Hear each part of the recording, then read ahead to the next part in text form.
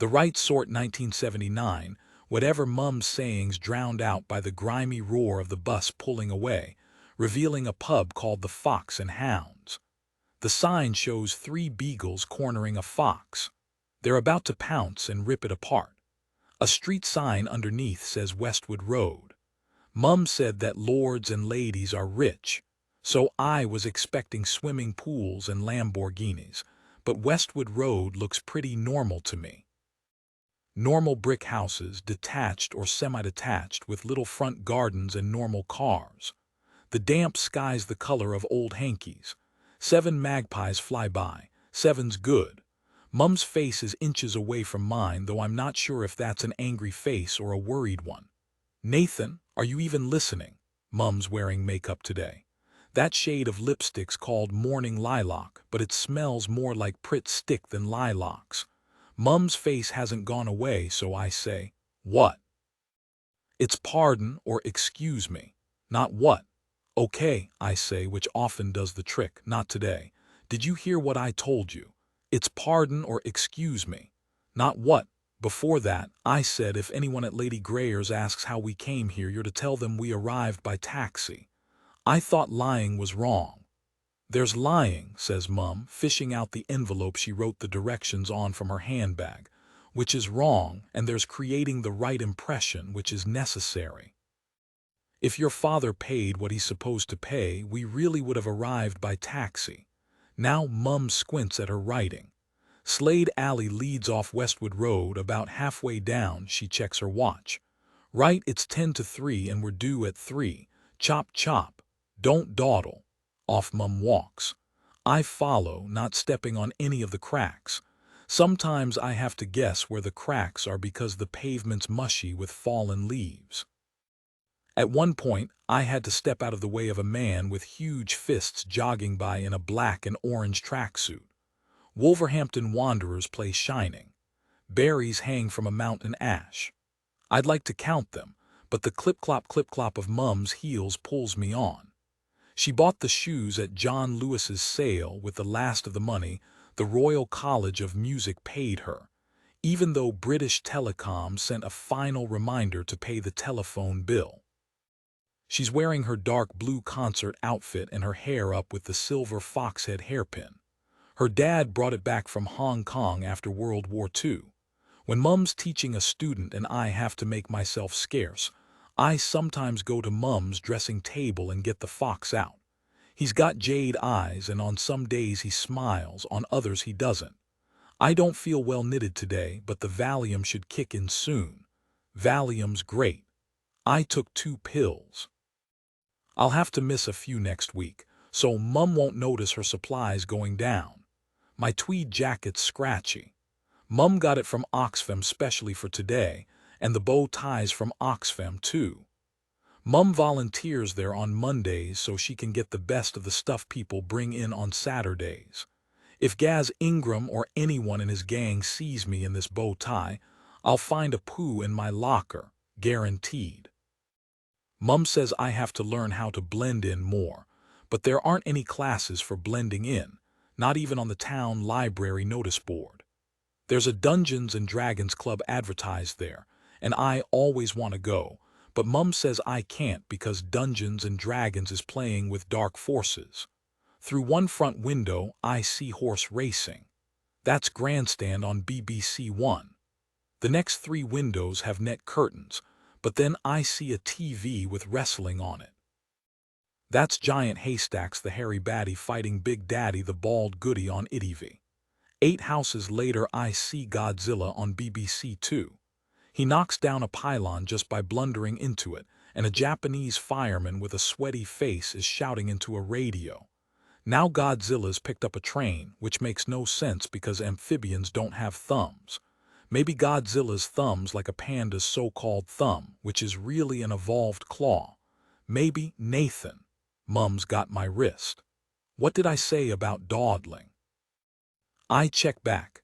Chop chop, don't dawdle. So what are you doing now? Thinking about Godzilla's thumbs. Mum shuts her eyes. Lady Grayer has invited us to a musical gathering, a soiree. There'll be people who care about music there. People from the Arts Council, people who award jobs, grants. Mum's eyes have tiny red veins like rivers photographed from very high up.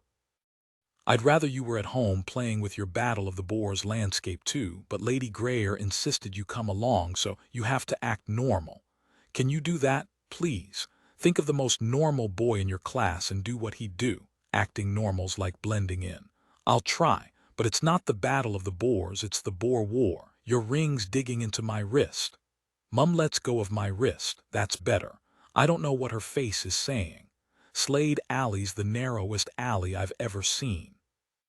It slices between two houses, then vanishes left after 30 paces or so.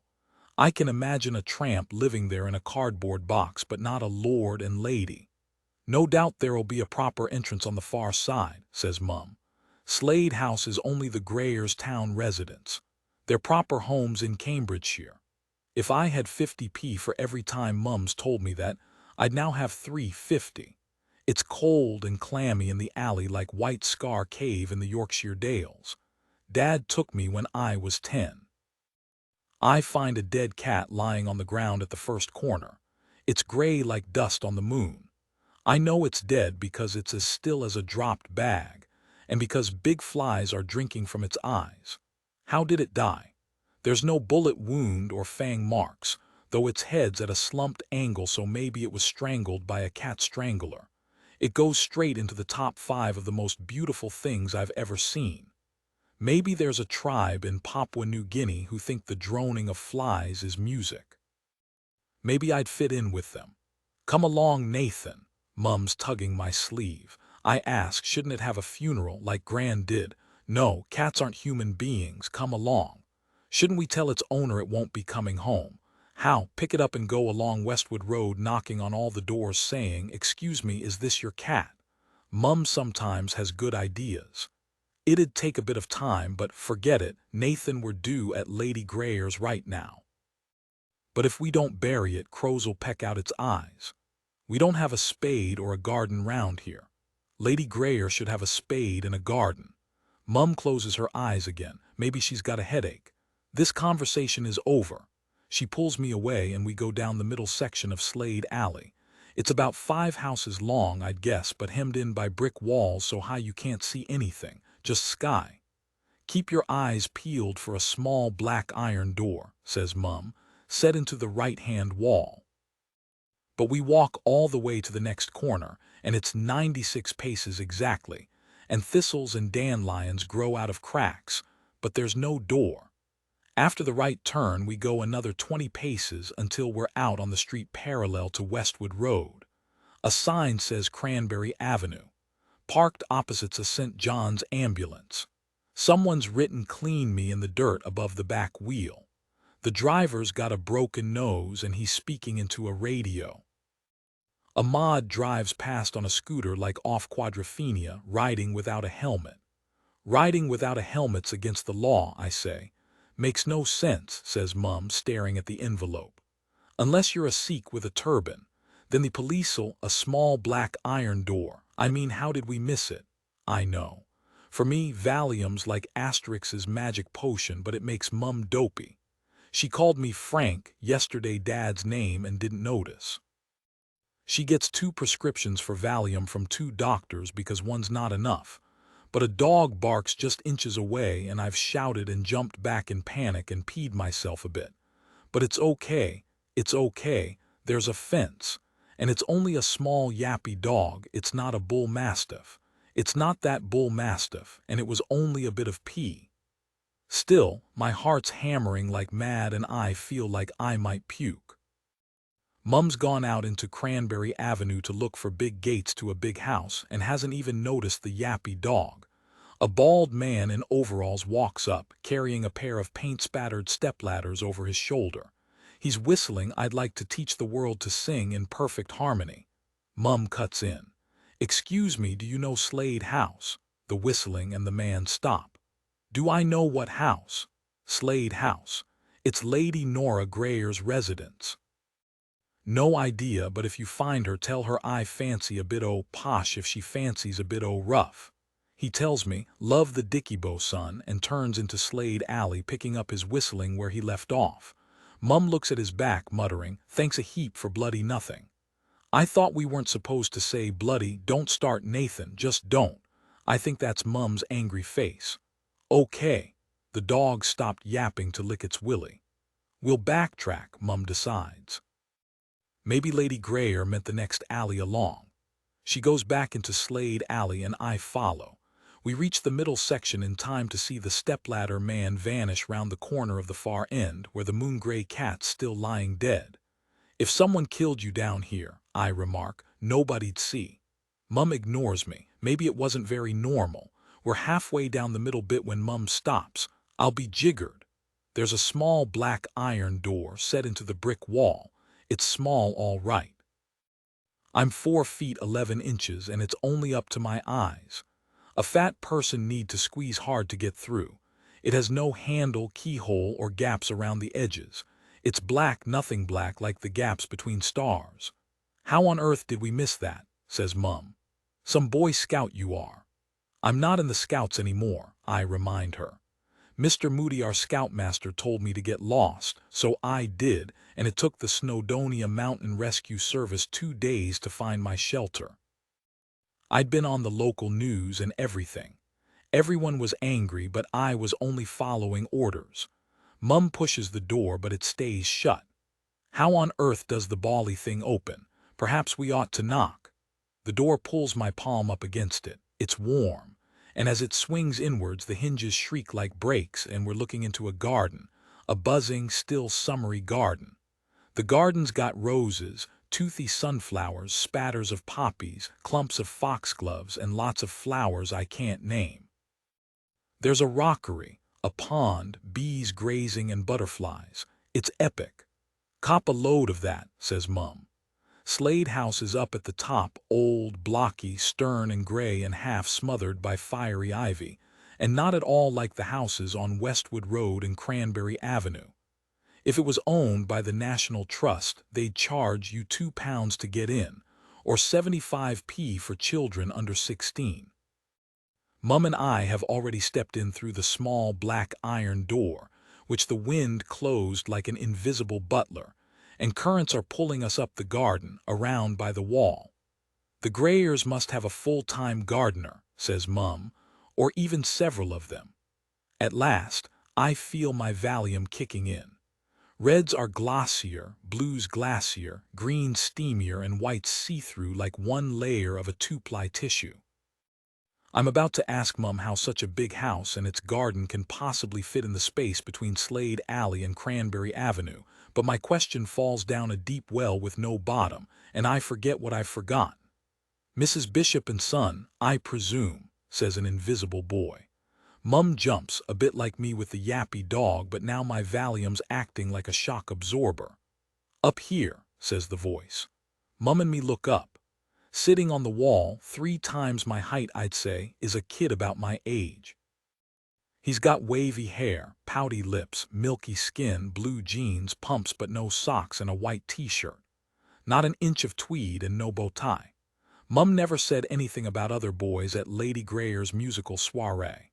Other boys' mean questions have to get settled. Who's coolest? Who's hardest? Who's brainiest? Normal boys care about this stuff, and kids like Gaz Ingram fight about it. Mum's saying, "Yes, hello, I'm Mrs. Bishop and this is Nathan. Look, that wall's jolly high, you know. Don't you think you ought to come down?" "Good to meet you, Nathan," says the boy. "Why?" I ask the soles of the boy's pumps. Mum's hissing something about manners, and the boy says, "Just because I'm Jonah, by the way, your welcoming committee." I don't know any Jonahs, it's a maroon-colored name. Mum asks, "And is Lady Nora your mother, Jonah?" Jonah considers this. "Let's say she is, yes." "Right," says Mum, "that's I see. Oh, splendid, Rita, you found us." A woman walks out from a lattice-frame tunnel thing. The tunnel's smothered with bunches of dangly white and purple flowers. The woman's around Mum's age, but she's slim and looks less worn down and dresses like her garden looks. After I hung up last night, I rather got the collywobbles that I'd horribly confused you by giving you directions to the Slade Alley door. Really, I should have sent you round the front.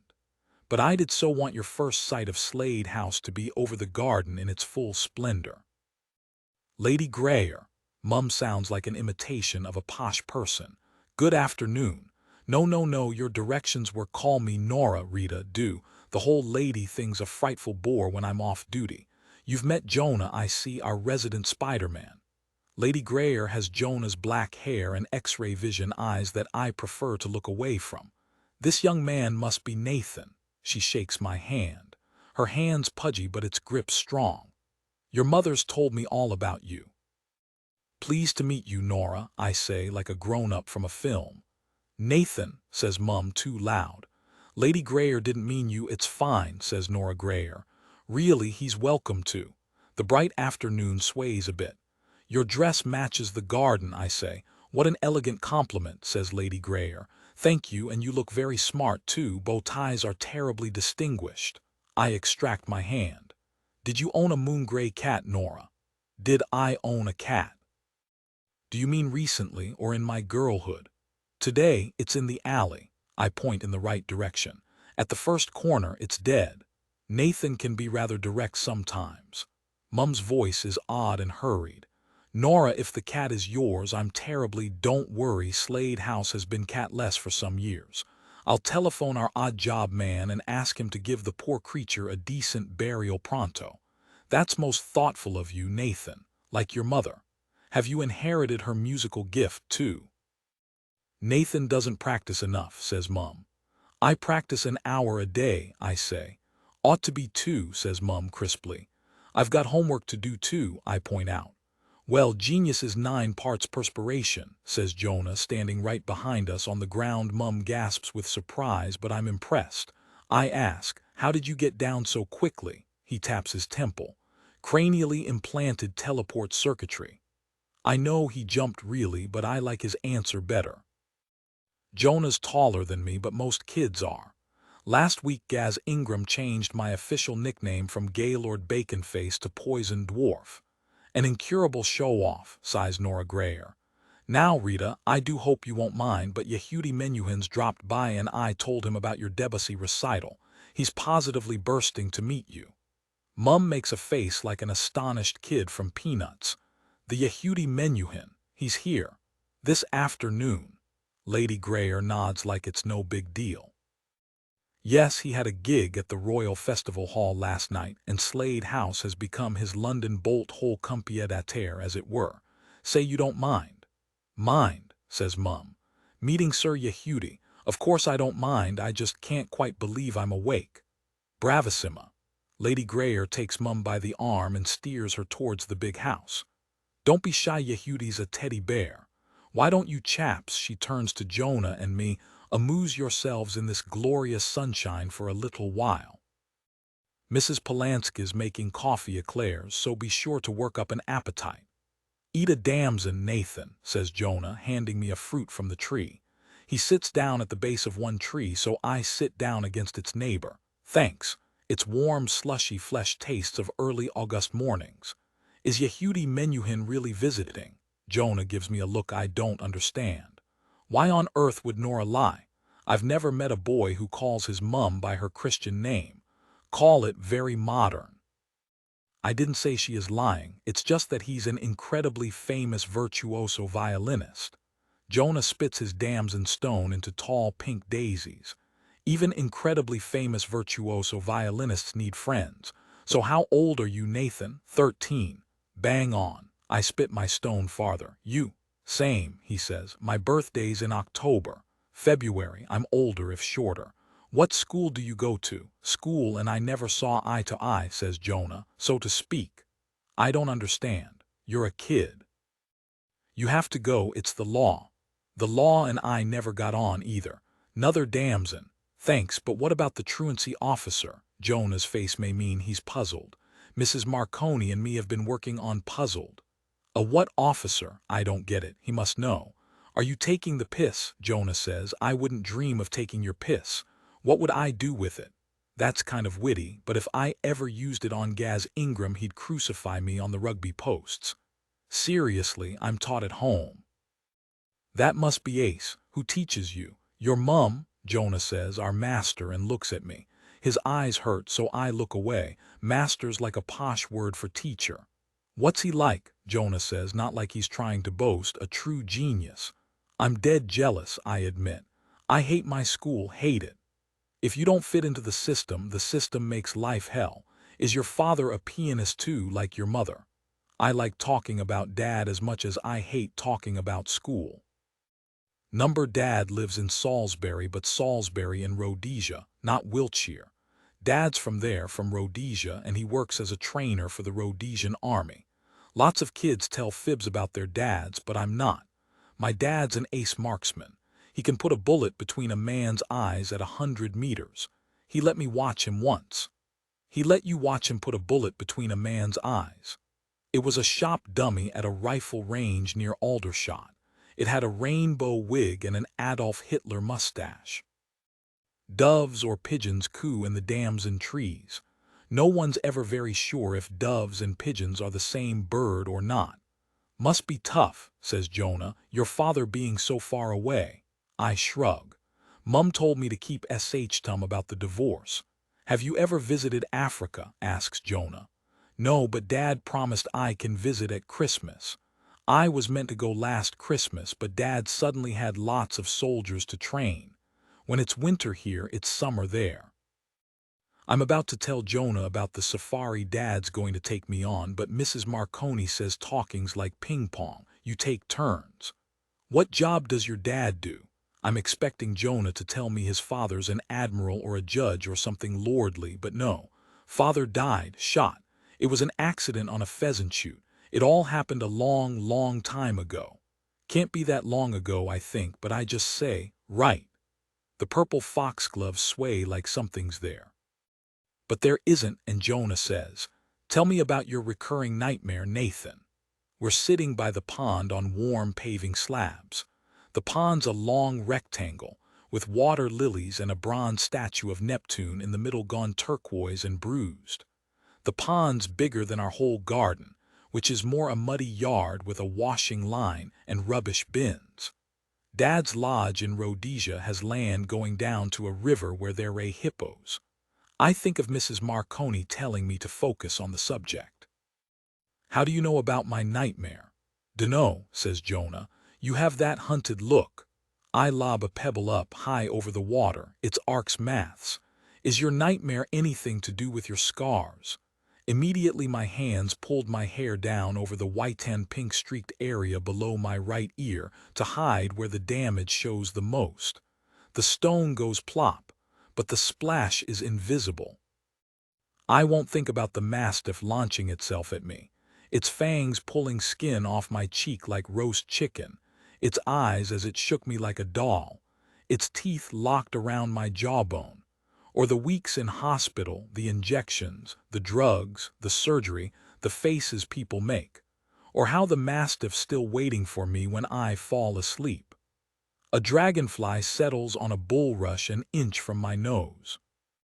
Its wings are like cellophane, and Jonah says, its wings are like cellophane, and I say, I was just thinking that, but Jonah says, just thinking what? So maybe I just thought he'd said it. Valium rubs out speech marks and pops thought bubbles. I've noticed it before. In the house, Mum's playing warm-up arpeggios. The dragonfly's gone. Do you have nightmares? I ask.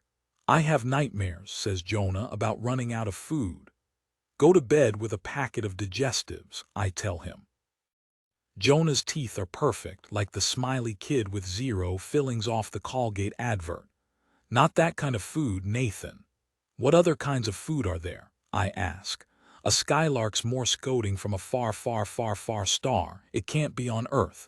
You don't get skylarks in October. Food that makes you hungrier the more of it you eat, he says. Shrubs tremble blurrily like they're being sketched in as we watch. No wonder you don't go to a normal school, I say. Jonah winds a stem of grass round his thumb and snaps it. The pond's gone and we're under a tree, so obviously it's another stem of grass. A later snap. The Valium's throbbing in my fingertips now, and the sunlight's a harpist. Fallen leaves on the shaved lawn are shaped like tiny fans. This tree's a ginkgo tree, says Jonah. Whoever lived at Slade House half a century ago planted it. I start arranging ginkgo leaves into a large Africa, about 1 foot from Cairo to Johannesburg. Jonah's lying on his back now, either asleep or just with his eyes closed. He hasn't asked me about football once, or said I'm gay for liking classical music. Maybe this is like having a friend. Time must have passed because my Africa's finished. I don't know the time exactly because last Sunday I took my watch apart to improve it, and when I put it back together again some pieces were missing. Not quite like Humpty Dumpty. Mum cried when she saw the watch's insides and shut herself in her room, so I had to eat corn flakes for tea again. I don't know why she got upset. The watch was old, dead old, made long before I was even born. The leaves I remove for Lake Victoria I use for Madagascar. Wow, says Jonah, leaning his head on an elbow. Do you say thanks when someone says wow? I don't know, so I play safe and ask. Do you ever think you might be a different species of human, knitted out of raw DNA in a laboratory like in the island of Dr. Moreau, and then turned loose to see if you can pass yourself off as normal or not? Gentle applause flutters down from an upstairs room. My sister and I are a different species, says Jonah, but the experiment part is redundant. We pass ourselves off as normal or anything we want to be. Do you want to play Fox and Hounds? We walked past a pub called the Fox and Hounds. It's been there since the 1930s, smells like the 1930s too if you ever go in. My sister and I borrowed its name for a game. Want to play? It's a race basically. I didn't know you had a sister. Don't worry, you'll meet her later. Fox and Hounds is a race. We start off at opposite corners of the house. We both shout, Fox and Hounds, 1, 2, 3. And on the 3 we start running anti-clockwise until one of us catches the other. The catcher is the hound and the one who's caught is the fox. Simple, up for it. If I say no to Jonah, he might call me a wuss or a spatzo. Okay, but shouldn't it be called Fox and Hound if there's only one hound? Jonah's face goes through 2 or 3 expressions I can't read. Henceforth, Nathan, it'll be known as Fox and Hound. Slade House looms up. The red ivy's redder than red ivy normally is. The ground floor windows are too high off the ground to see inside, and anyway they only reflect the sky and clouds. You stay here, Jonah tells me, at the front right corner. I'll go round the back. Once we start, run anti-clockwise up this way. Off Jonah trots down the side of the house, which is walled by a holly hedge. While I'm waiting, I notice someone moving in the window closest to me. I step closer, peering up. It's a woman. Another guest at Lady Nora Grayer's soiree, I suppose, or maybe a servant. She's got one of those beehive hairstyles that ladies on Dad's old LPS had. Her forehead's furrowed and her mouth slowly opening and closing like a goldfish. Like she's repeating the same word over and over and over. I can't hear what she's saying because the window's shut, so I tell her, I can't hear you. I take a step forwards, but she vanishes and there's only reflected sky. So I take a step back and she's there again. It's like one of those pictures you get in cereal boxes where it looks like the image is moving when you tilt it slightly. The beehive woman could be saying, no, no, no, or go, go, go, or it might be oh, oh, oh. Before I work it out, I hear Jonah's voice down the holly path saying, ready, Nathan. I shout, ready. And when I look back at the window, the beehive woman's gone and I can't get her back wherever I stand or however I tilt my head. I take up my starting position at the corner. Fox and Hound, calls Jonah and I call it too. 1, 2, 3. I shout back and leg it down the holly path, slap, slap, slap go my shoes, and the echoes whack, whack, whack. Jonah's taller than me and maybe he'd beat me over 100 meters. But I could still end up as the hound, and not the fox because it's stamina that counts over longer distances. And I'm at the end of the side path already, where I was expecting a view of Cranberry Avenue. But there's just a long brick wall and fir trees and a narrow strip of lawn that goes by in a blur. I pound along and swing round on a drain pipe. sprint down another chilly side path sliced with blades of light coming through a high fence with brambles poking through. Then I'm out front again where I smack a butterfly bush and butterflies blizzard up all orange and black and red and white. And one goes in my mouth, so I spit it out, and I leap over the rockery, and nearly trip up when I land, but I don't.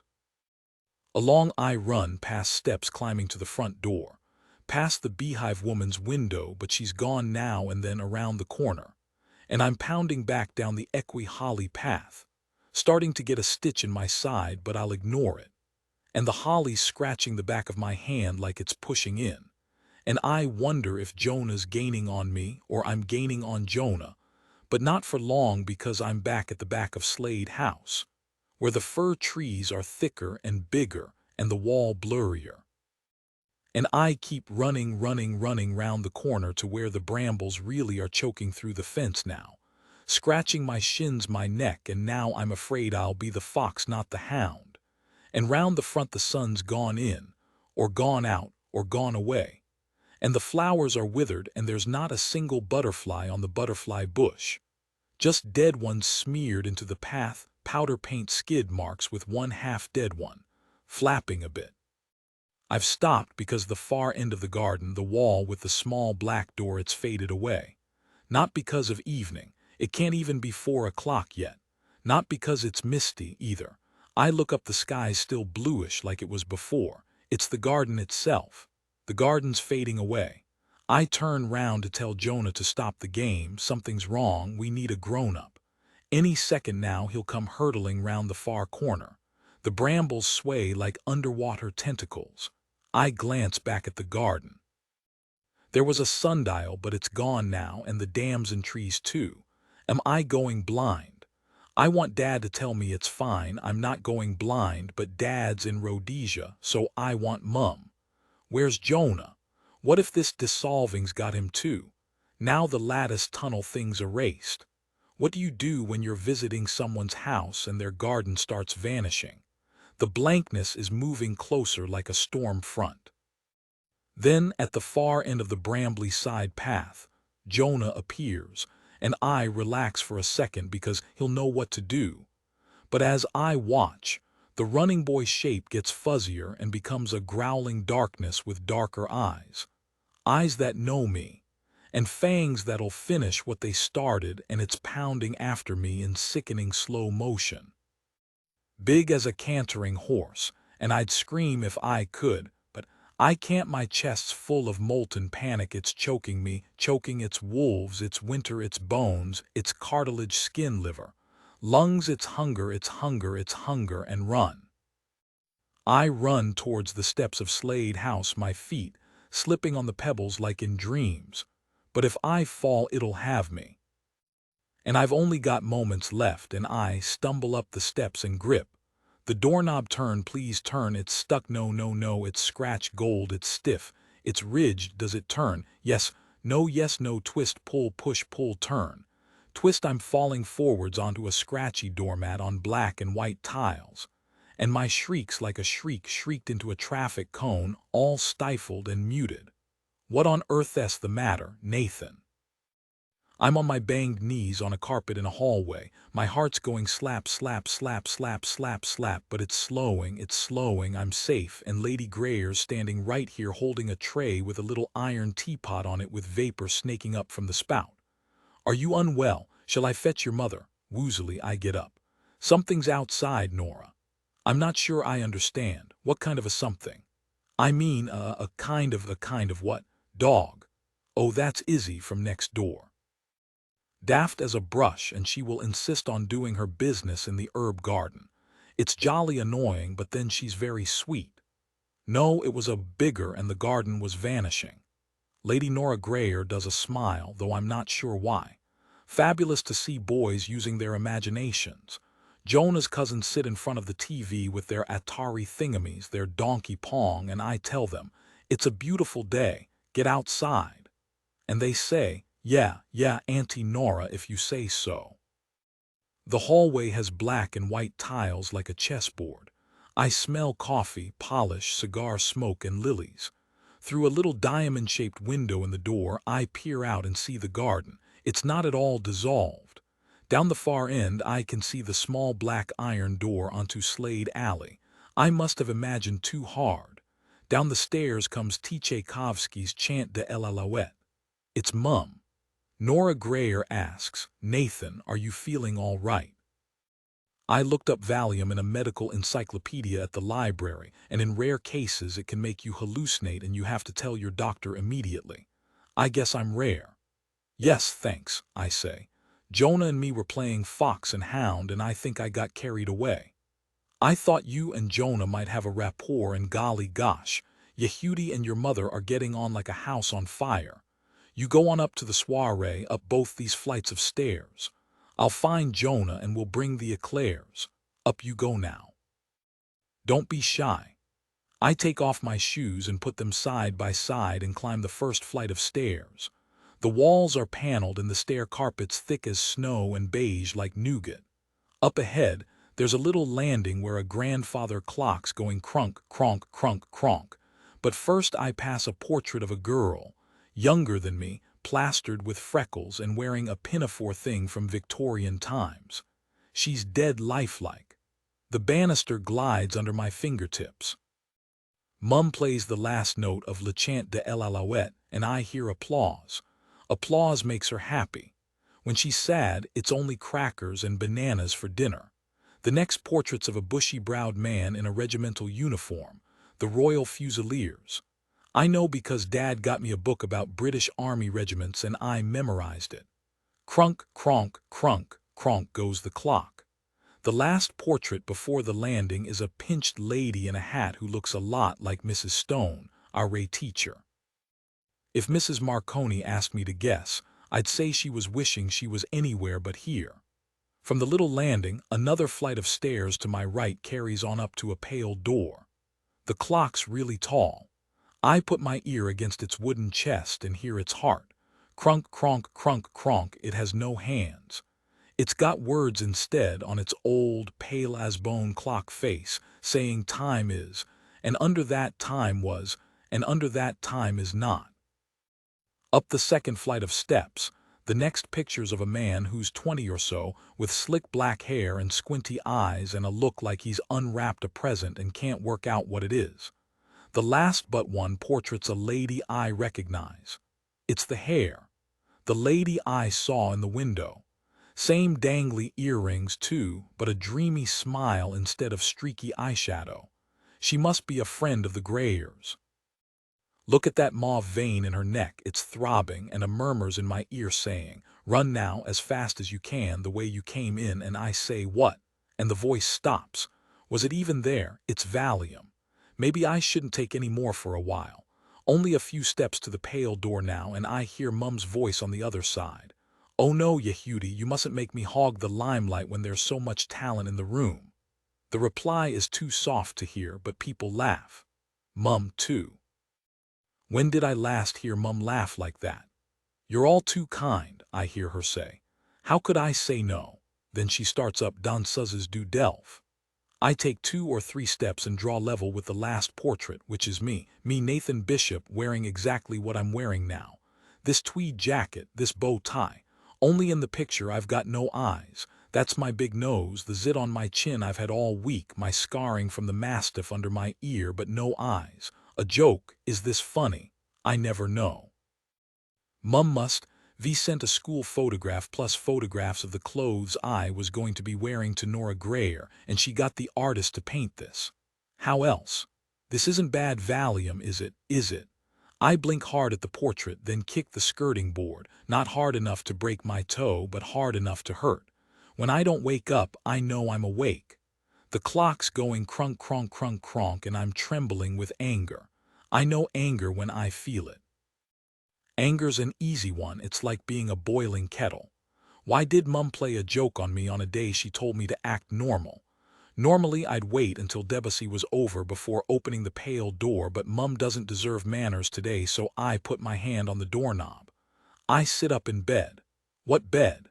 Not my bed in my titchy room in England, that's for sure. This is 3 times the size, with sunlight blasting through the curtains and Luke Skywalker on the sheet thing. My head's humming. My mouth's dry. There's a desk, a bookshelf full of National Geographics, strings of beads over the doorway, a million insects outside, a Zulu-style tribal shield and spear decorated with tinsel which brings the answer closer now, closer, closer, Dad's lodge in the Bushveld. I let out this bark of relief, and all my dream anger at Mum goes phfft. It's Christmas Eve and I'm in Rhodesia. Yesterday I flew here on a British Airways flight, all on my own, my very first time on a plane, and asked for the fish pie because I didn't know what buff bourguignon was. Dad and Joy met me at the airport in his Jeep. On the way here we saw zebras and giraffes. No spooky portraits, no Slade House, no Mastiff. Mrs. Todd's, my English teacher, gives an automatic F. If anyone ever writes, "I woke up and it was all a dream" at the end of a story. She says it violates the deal between reader and writer, that it's a cop-out, it's the boy who cried wolf. But every single morning we really do wake up and it really was all a dream. It's a shame Jonah's not real, though. I lift up the curtain by my bed and see slopes of woodland and grassland going on forever. Down below's the brown river where there are hippos. Dad sent me a Polaroid of this exact view. It's on my wall at home in England by my pillow, but here it's the actual view. African birds, African morning, African birdsong. I smell bacon and get up. I'm in my K's catalog pajamas. The pine floor's knotty, warm and grooved on the soles of my feet, and the strings of beads are like lots of fingertips on my face. Dad's at the table, reading his Rhodesian Reporter and dressed in his short-sleeved khaki shirt. The Kraken wakes. Dad always says that in the mornings. It's the title of a book by John Wyndham about a monster who melts the ice caps and floods the world. I sit down. "Morning, Dad." Dad folds his newspaper.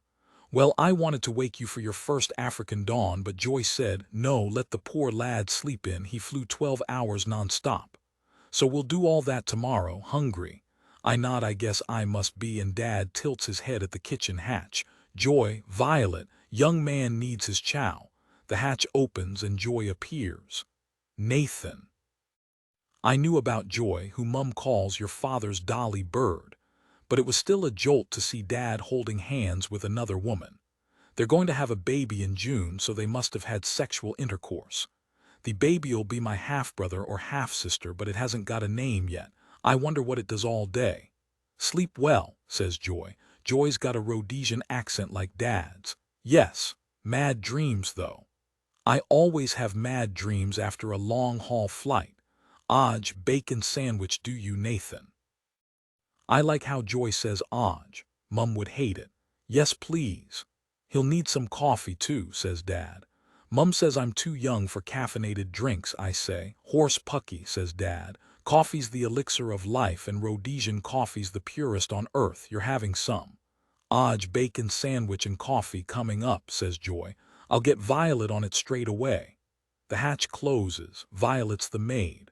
Mum often used to shout at Dad, "I'm not your bloody maid, you know, Frank." Dad lights his pipe, and the smell of his tobacco brings back memories of when he and Mum were married. He says from the corner of his mouth, "Tell me about this dream of yours, matey." The Gazelle's head's distracting, and so are Dad's grandfather's muskets from the Boer War and the ceiling fan. Mum took me to see a lady, like a Lord End lady type lady. The house was missing, so we asked a window cleaner, but he didn't know either. Then we found it. It was this big house like Into the Manor Born. There was a boy called Jonah, but he turned into a big dog. Yehudi Menuhin was there too, and Mum played with him upstairs. Dad snorts a laugh, and then I saw a portrait of me, but my eyes were missing, and I see a small black iron door in the corner. That door was there too. Dad looks round. Dreams do that, mix reality with moonshine. You were asking about my gun room door before you turned in last night. Don't you remember? I must have, if Dad says so. It all felt so real when I was in it. I know it felt real, but you can see it wasn't. Right. I look at Dad's brown eyes, crinkly lines, tanned skin, grayish streaks in his sandy hair, his nose like mine. A clock's going crunk, cronk, crunk, cronk, and there's a trumpeting noise outside not far away. I look at Dad, hoping it is what I think it is. Dead right, matey. A herd drifted across the river yesterday afternoon. We'll go see 'em later, but first line your stomach. Here we go, says Joy, placing a tray in front of me. Your first African breakfast. My bacon sandwich looks epic, with a treble layer of rashers and ketchup dribbling out. That's God's own bacon sarnie, I say. Someone said that line on a sitcom I saw once and lots of people laughed. Well, aren't you the charmer, says Joy. Wonder who you get that from. Dad puts his arm round Joy's waist. Try the coffee first. It'll make a man of you. I lift the mug and peer down. Inside's black as oil, as holes in space, as Bibles. Violet ground the beans just now, says Joy. God's own coffee, says Dad. Drink up now, matey. Some stupid part of me says, no, don't, you mustn't. Your mother'll never know, says Dad. Our little secret. The mug so wide it covers my nose like a gas mask. The mug so wide it covers my eyes, my whole head. Then whatever's in there starts gulping me down.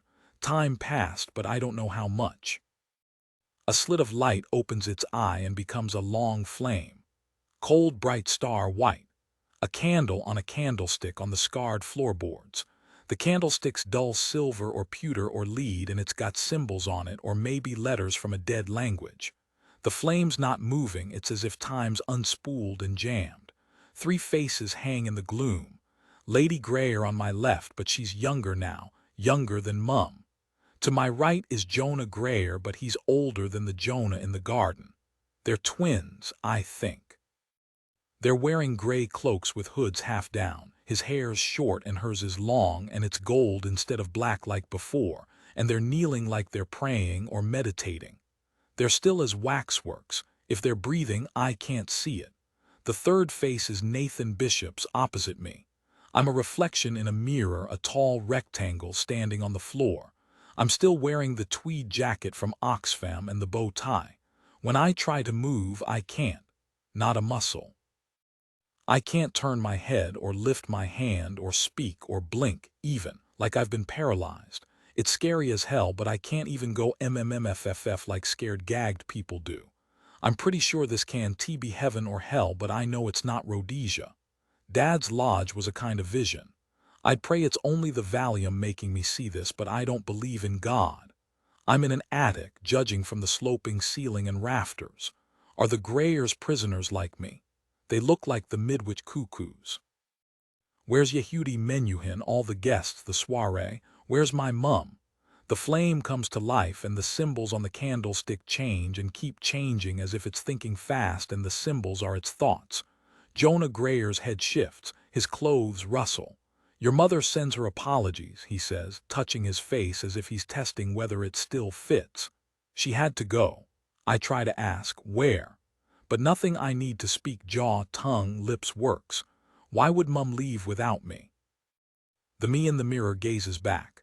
Neither of us can move. Nora Grayer's flexing her fingers like she's just waking up. Did they inject me with something? Every time I come back to my body, she says, it feels less of a homecoming and more entering an alien shell, a more enfeebled one. Do you know, I want to be free of it. Be careful what you wish for, says Jonah. If anything happened to your birth body, your soul would dissolve like a sugar cube, and I know perfectly well what would happen. Nora Grayer's voice is chillier and throatier now. The hairdresser paid an uninvited visit, I saw, Jonah asks. What hairdresser are you talking about? Our previous guest, your honey pie. She appeared in a window. Then on the stairs by her portrait she tried to give some sort of a warning to the boy. Her afterimage showed up in a window, you mean. It happens. The girl is gone as a smoke ring puffed out years ago in a gale off Rockall. It's harmless. A brownish moth fusses around the candle flame. They're getting bolder, says Nora Grayer. The time will come when a harmless afterimage will sabotage an open day. If our theater of the mind were ever sabotaged and a guest escaped, We'd simply call our friends the Blackwater men to bring them back again. That's why we pay them. Handsomely. You underestimate ordinary people, Jonah. You always did. Would it kill you, sister, to once, just once say, "Top job, a superb orison. You've landed us a juicy, tenderized soul to pay the power bills for the next 9 years bon appetit." Your African lodge could not have been a cornier ersatz mishmash, brother, if Tarzan had swung in on a vine. It wasn't supposed to be real. It only had to match the bushveld the guest imagined. Anyway, the boy's mentally abnormal. He hasn't even noticed his lungs have stopped working. Jonah now looks at me like Gaz Ingram does. It's true, I'm not breathing. My switched-off body hasn't raised the alarm. I don't want to die. I don't want to die. Oh, stop sniveling, for Christ's sake, groans Jonah. I cannot abide snivellers. Your father would be ashamed of you. Why, I never snivelled when I was your age. Never snivelled, snorts Nora. When mother died, let's reminisce later, sister. Dinner is served. It's warm, confused, afraid. It's imbibed banjacks and it's ready for filleting. The Greyer twins make letters in the air with their hands. There's a slow thickening in the dark above the candle at a little above head height. The thickening becomes a something. Something fleshy, lumpish, fist-sized, pulsing blood red, wine red, blood red, wine red, faster and brighter, the size of a human head, but more like a heart as big as a football, just suspended there. Veins grow out of it like jellyfish tentacles and twist like ivy through the air. They're coming for me. I can't turn my head or even shut my eyes. Some of the vein things finger their way into my mouth, others into my ears, two up my nostrils.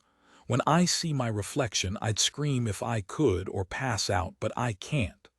Then a dot of pain opens up on my forehead. In the mirror, there's a black spot there. Something oozes out and hovers there inches from my eyes. Look, a clear cloud of stars, small enough to fit in your cupped palms. My soul, look, beautiful as beautiful. The Greyer twins lean in, their faces shining like Christmas, and I know what they're hungry for.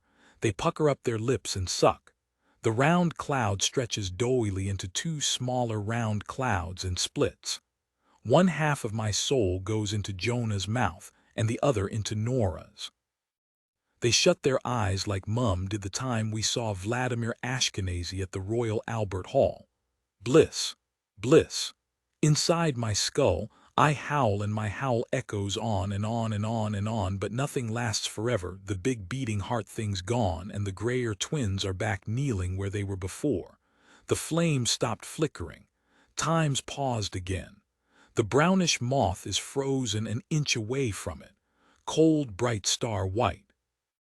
The Nathan in the mirror's gone, and if he's gone, I'm Shining Armor 1988. Good evening.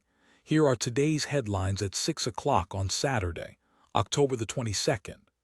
Speaking at a press conference in Downing Street today, the Home Secretary Douglas Hurd rejected criticism of the government's ban on broadcast interviews with members of the Irish Republican Party, Sinn Féin.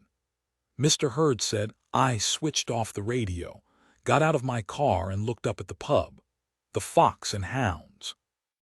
A memory came back to me, of me and Julie popping in for a drink here one time. We were house hunting, and we'd viewed a place on Cranley Road, one street up. It had sounded all right in the estate agents, but a right bloody shithole it turned out to be, damp, gloomy, with a garden too small to bury a corpse in. It was so depressing we needed a liquid pick-me-up just to face the drive home. 5 years ago, that was. 5 years, one wedding, one dismal honeymoon in Venice, 4 Christmases with Julie's god-awful C&D, tree-hugging relatives, 1,500 bowls of shredded wheat, 250 bottles of wine, 30 haircuts, 3 toasters, 3 cats, 2 promotion, 1 Vauxhall Astra, a few boxes of Durex, 2 emergency visits to the dentist, dozens of arguments of assorted sizes, and 1 beefed-up assault charge later. Julie's still living in a cottage with a view of woods and horses. And I'm in a flat behind the multi-story car park. Mr. Justice Jones said I was lucky I wasn't booted out of the force. Thank God me and Julie'd never had kids, otherwise she'd be shafting me for child support as well as compensation for her disfigurement. Grasping bitch. 5 years gone. Blink of a bloody eye. I set off down Westwood Road, eyes peeled. I asked a woman in a miniskirt and ratty fake fur coat on the game. I'd bet a tenner if she'd heard of Slade Alley, but she shook her head and strode by without stopping. 3 Asian kids went trundling past on skateboards, but I'd had enough of our curry-munching cousins for one day, so I didn't ask them. A jogger ran past in a blur of orange and black, but joggers are tossers. The multiculti brigade bleat on about racism in the force, but I'd like to see them keep order in a town full of everywhere Stonnies whose only 2 words of English are police and harassment, and whose alleged women walk about in tall black tents. It takes more than holding hands and singing, ebony and ivory. The streetlights came on, and it was looking like it might rain, the sort of weather that used to give Julie her mysterious headaches. I was tired after a long and stressful day, and at the sod, this for a game of soldiers stage. And if our chief super was anyone but Trevor Doolan, I'd have buggered off home to the remains of last night's tandoori takeaway, had a laugh at the Sharons and Waynes on blind date, then seen if Gonzo and a few of the lads were up for a pint.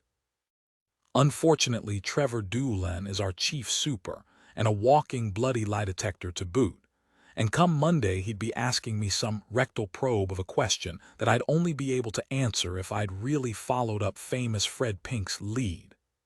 It'd be describe this alley to me then, Edmonds, or some such.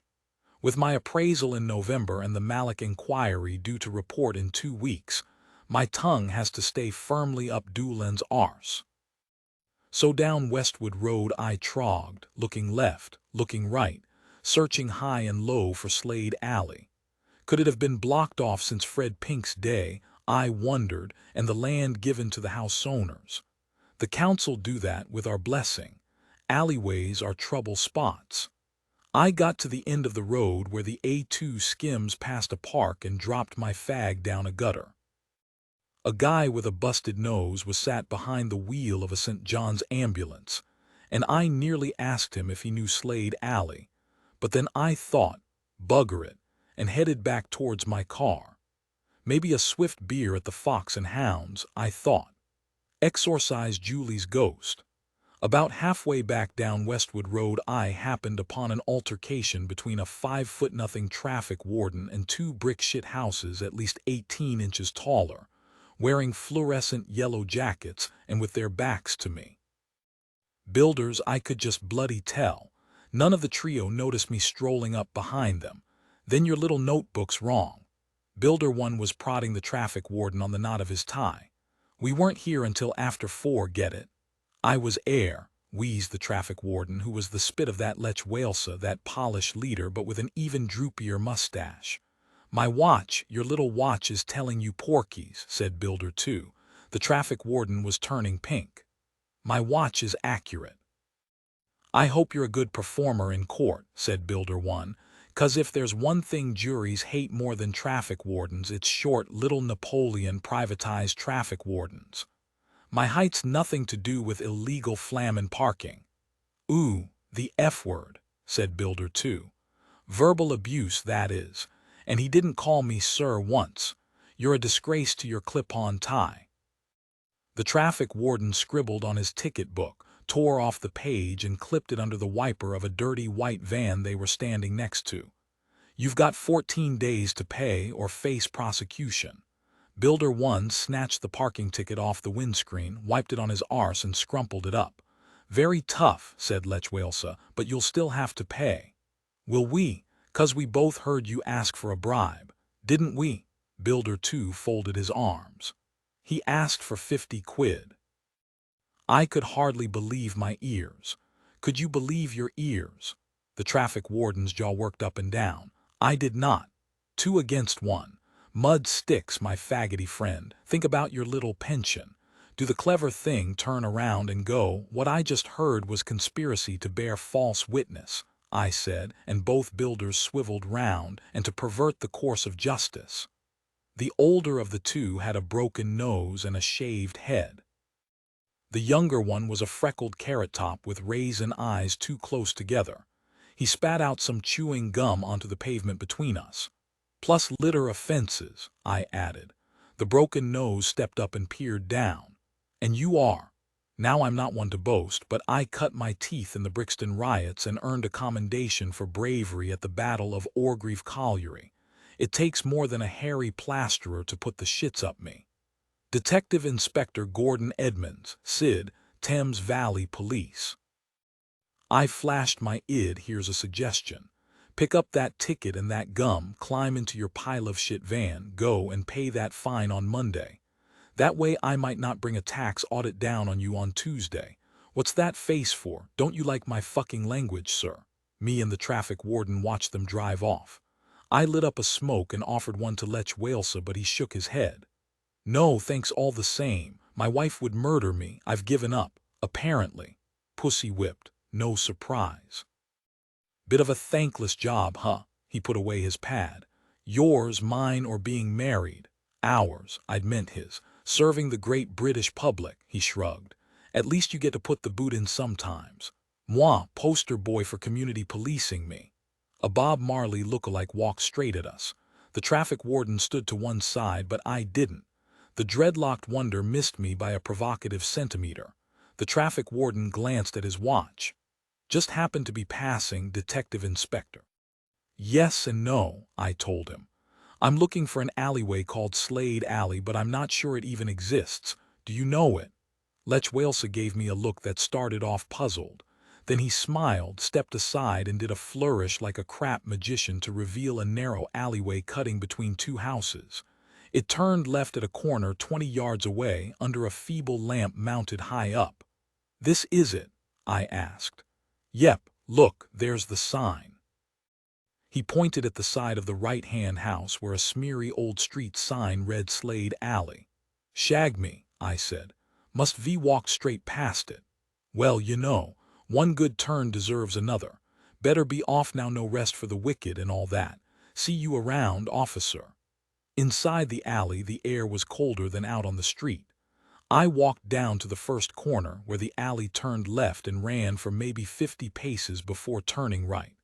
From up above, Slade Alley looked like half a swastika. High walls ran along the entire length, with no overlooking windows. Talk about a mugger's paradise. I walked down the middle section, just so I'd be able to look Chief Super Doolin in his beady eye and tell him I inspected every foot of Slade Alley and found doodly bloody squat, sir. Which is why I came across the small black iron door, about halfway down the middle section on the right. It was invisible till you were on top of it. It only came up to my throat and was about 2 feet wide. Now, like most people, I'm many things. A West Ham supporter, a swampie from the Isle of Sheppey, a freshly divorced single man, a credit card debtor owing my flexible friend over £2,000 and counting. But I'm also a copper, and as a copper I can't see a door opening onto a public thoroughfare without checking if it's locked. Especially when it's getting dark. The door had no handle, but when my palm pressed the metal, lo and behold, the bloody thing just swung open easy as you please. So I stooped down a bit to peer through, and where I'd expected a shitty little yard, I found this long garden with terraces and steps and trees, all the way up to a big house. Sure, the garden gone to seed a bit with weeds and brambles and stuff, and the pond and shrubbery'd seen better days, but it was still pretty breathtaking. There were roses still blooming, and the big high wall around the garden must be sheltered the fruit trees because they still had most of their leaves. And Jesus Christ, the house. A real mansion it was, grander than all the other houses around, half covered with red ivy stuff. Big tall windows, steps going up to the front door. The curtains were drawn, but the house sort of glowed like vanilla fudge in the last of the evening light. Just beautiful. Must be worth a bloody mint, especially with the housing market going through the roof right now. So why had the owners left the garden door open for any Tom, Dick, or Harry to amble in whenever they felt like it? They must be bloody mental, I thought. No burglar alarm either, so far as I could see. That really got my goat, 'cause guess who gets the job of picking up the pieces when the houses of the rich get broken into? The boys in blue. So I found myself walking up the stony path to give the owner a talking to about domestic security. My hand was on the knocker when a soft, quiet voice said, "Can I help you?" And I turned round to find this woman at the foot of the steps. She was about my age, blonde with bumps in all the right places under a man's baggy granddad shirt and gardening trousers. Quite a looker, even in her wellies. "Detective Inspector Edmonds, Thames Valley Police." I walked down the steps. "Good evening. Are you the owner of this property, madam?" "Yes, I'm Chloe Chetwynd." She held out her hand, fingers together and knuckles upwards like a woman, so it's hard to shake properly. I noticed her wedding ring. "How can I help you, detective?" "Oh God, forgive me, your name." It came and went. "Edmonds, Mrs. Chetwynd, Detective Inspector." Of course Chloe Chetwynd's hand fluttered near her head. Then she asked the expected question, "Has anything happened?" "Not yet, Mrs. Chetwynd, no, but unless you get a lock on that garden gate something will happen. I could have been anyone, think about it." "Oh gosh, the gate." Chloe Chetwynd pushed a strand of waxy gold hair off her face. "It had a sort of wire clasp thing, but it rusted away, and I meant to do something about it, but my husband died in June, and everything's been a bit messy." "That explains a lot." "Right. Well, I'm sorry to hear about your loss, but a burglar'd leave your life one hell of a lot messier. Who else lives here with you, Mrs. Chetwynd?" "Just me, detective.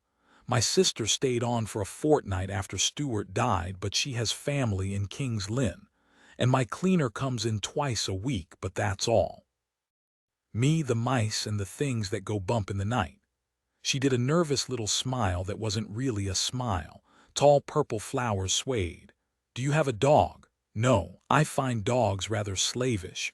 "Slavish or not, they're better security than a wire clasp thing. I'd get a triple mortise lock fitted top, middle, and bottom with a steel frame. People forget a door's only as tough as its frame. It'll cost you a bit, but a burglary'll cost you more." "A triple mortar lock." Chloe Chetwynd chewed her lip. "Jesus Christ, the rich are bloody hopeless. Look, down at the station we use a contractor.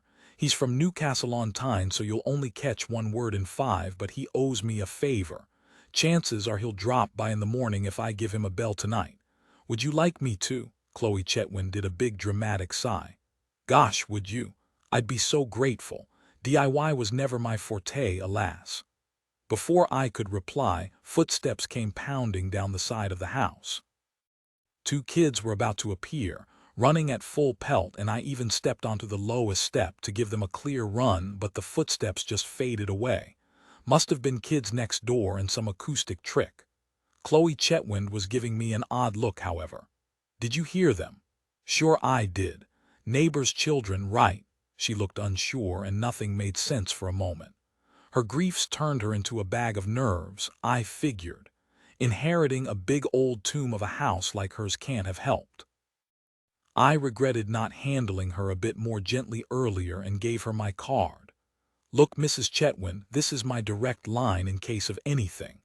She gave my card the once-over, then slipped it into her gardening trousers, against her thigh. "That's extremely kind. I feel safer already." The red ivy stuff shivered.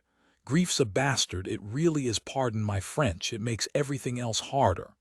I couldn't decide what color Chloe Chetwynd's eyes were. Are blue, gray, lonely as hell. The woman asked, "Who did you lose, detective?" My mum, leukemia, a long time ago." "There's no such thing as a long time ago." I felt all examined. "Did your husband die in an accident? Pancreatic cancer?" "Stuart lived longer than the doctors predicted, but in the end, you know," the evening sun lit the softest fuzz on her upper lip. She swallowed hard and looked at her wrist as if there was a watch there, though there wasn't. "Gosh, look at the time. I've detained you long enough, detective. May I walk you back to the offending door?"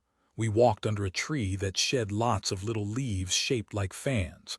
I plucked a waist-high weed from the side of the lawn. "Golly gosh," sighed Mrs. Chetwynd. "I've let this poor garden go to rack and ruin, haven't I? Nothing a little elbow grease couldn't put right. I'll need industrial quantities of the stuff to tame this jungle, alas." "I'm surprised you don't employ a gardener," I said. "We did, a polished chap, but after Stewart died he left to pursue other career opportunities, with a brand new flymo." I asked, "Did you report the theft?" She looked at her nails. "I just couldn't face the kerfuffle. There was so much else to see to. Pathetic of me, really, but I only wish I'd known, so I could have helped." "That's very sweet." We passed under a trellisy thing with purple and white flowers hanging down. "If it's not nosy of me," she asks, "were you in Slade Alley on police business when you found the door? Or were you just passing through by chance?" Famous Fred Pink slipped my mind the moment I set foot in the garden. Police business, as it happens. Gosh, nothing majorly unpleasant, I hope.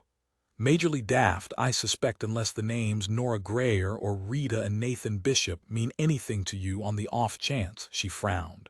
Nora Grayer, no. Odd name.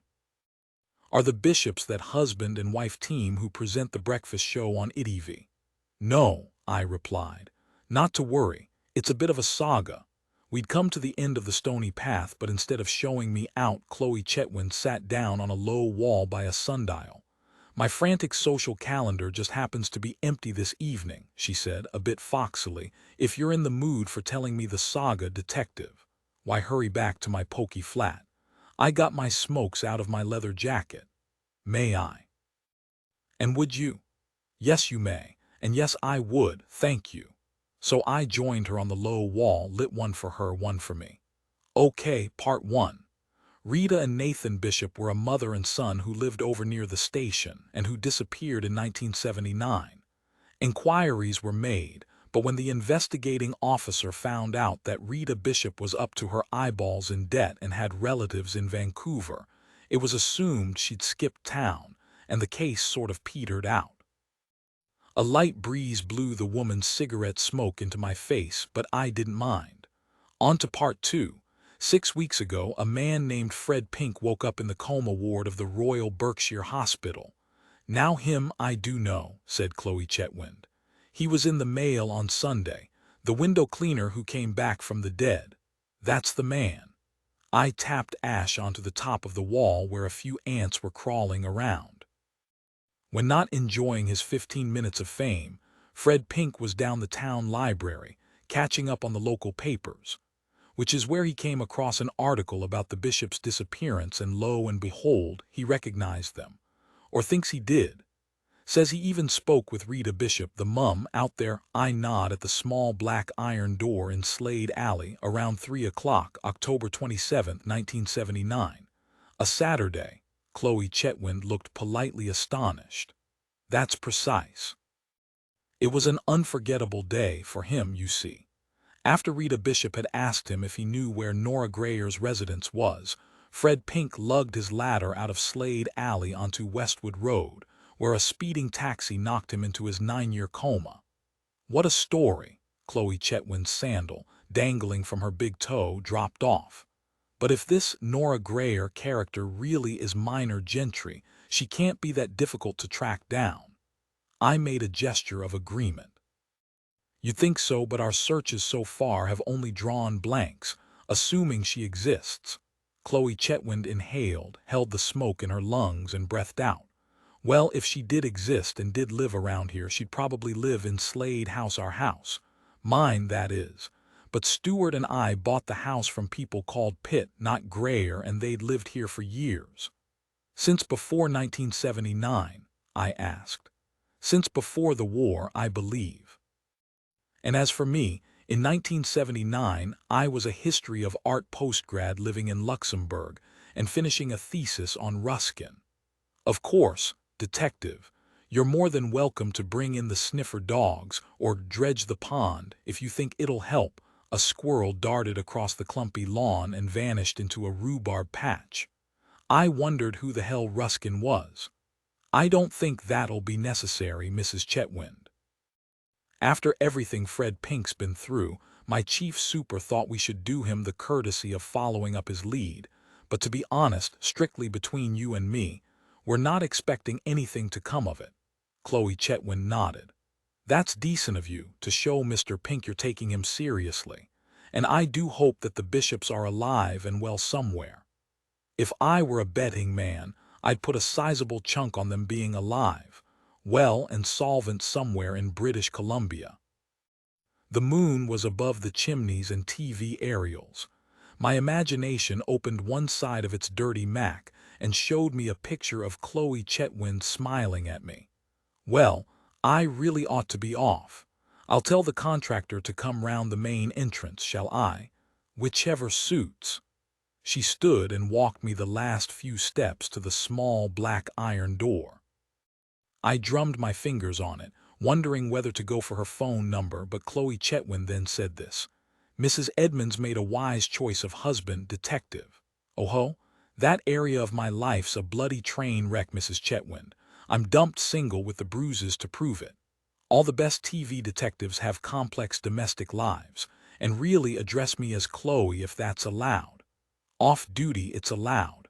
Off-duty, I'm Gordon. Chloe toyed with a button on the cuff of her granddad's shirt. That's settled then, Gordon. Au revoir.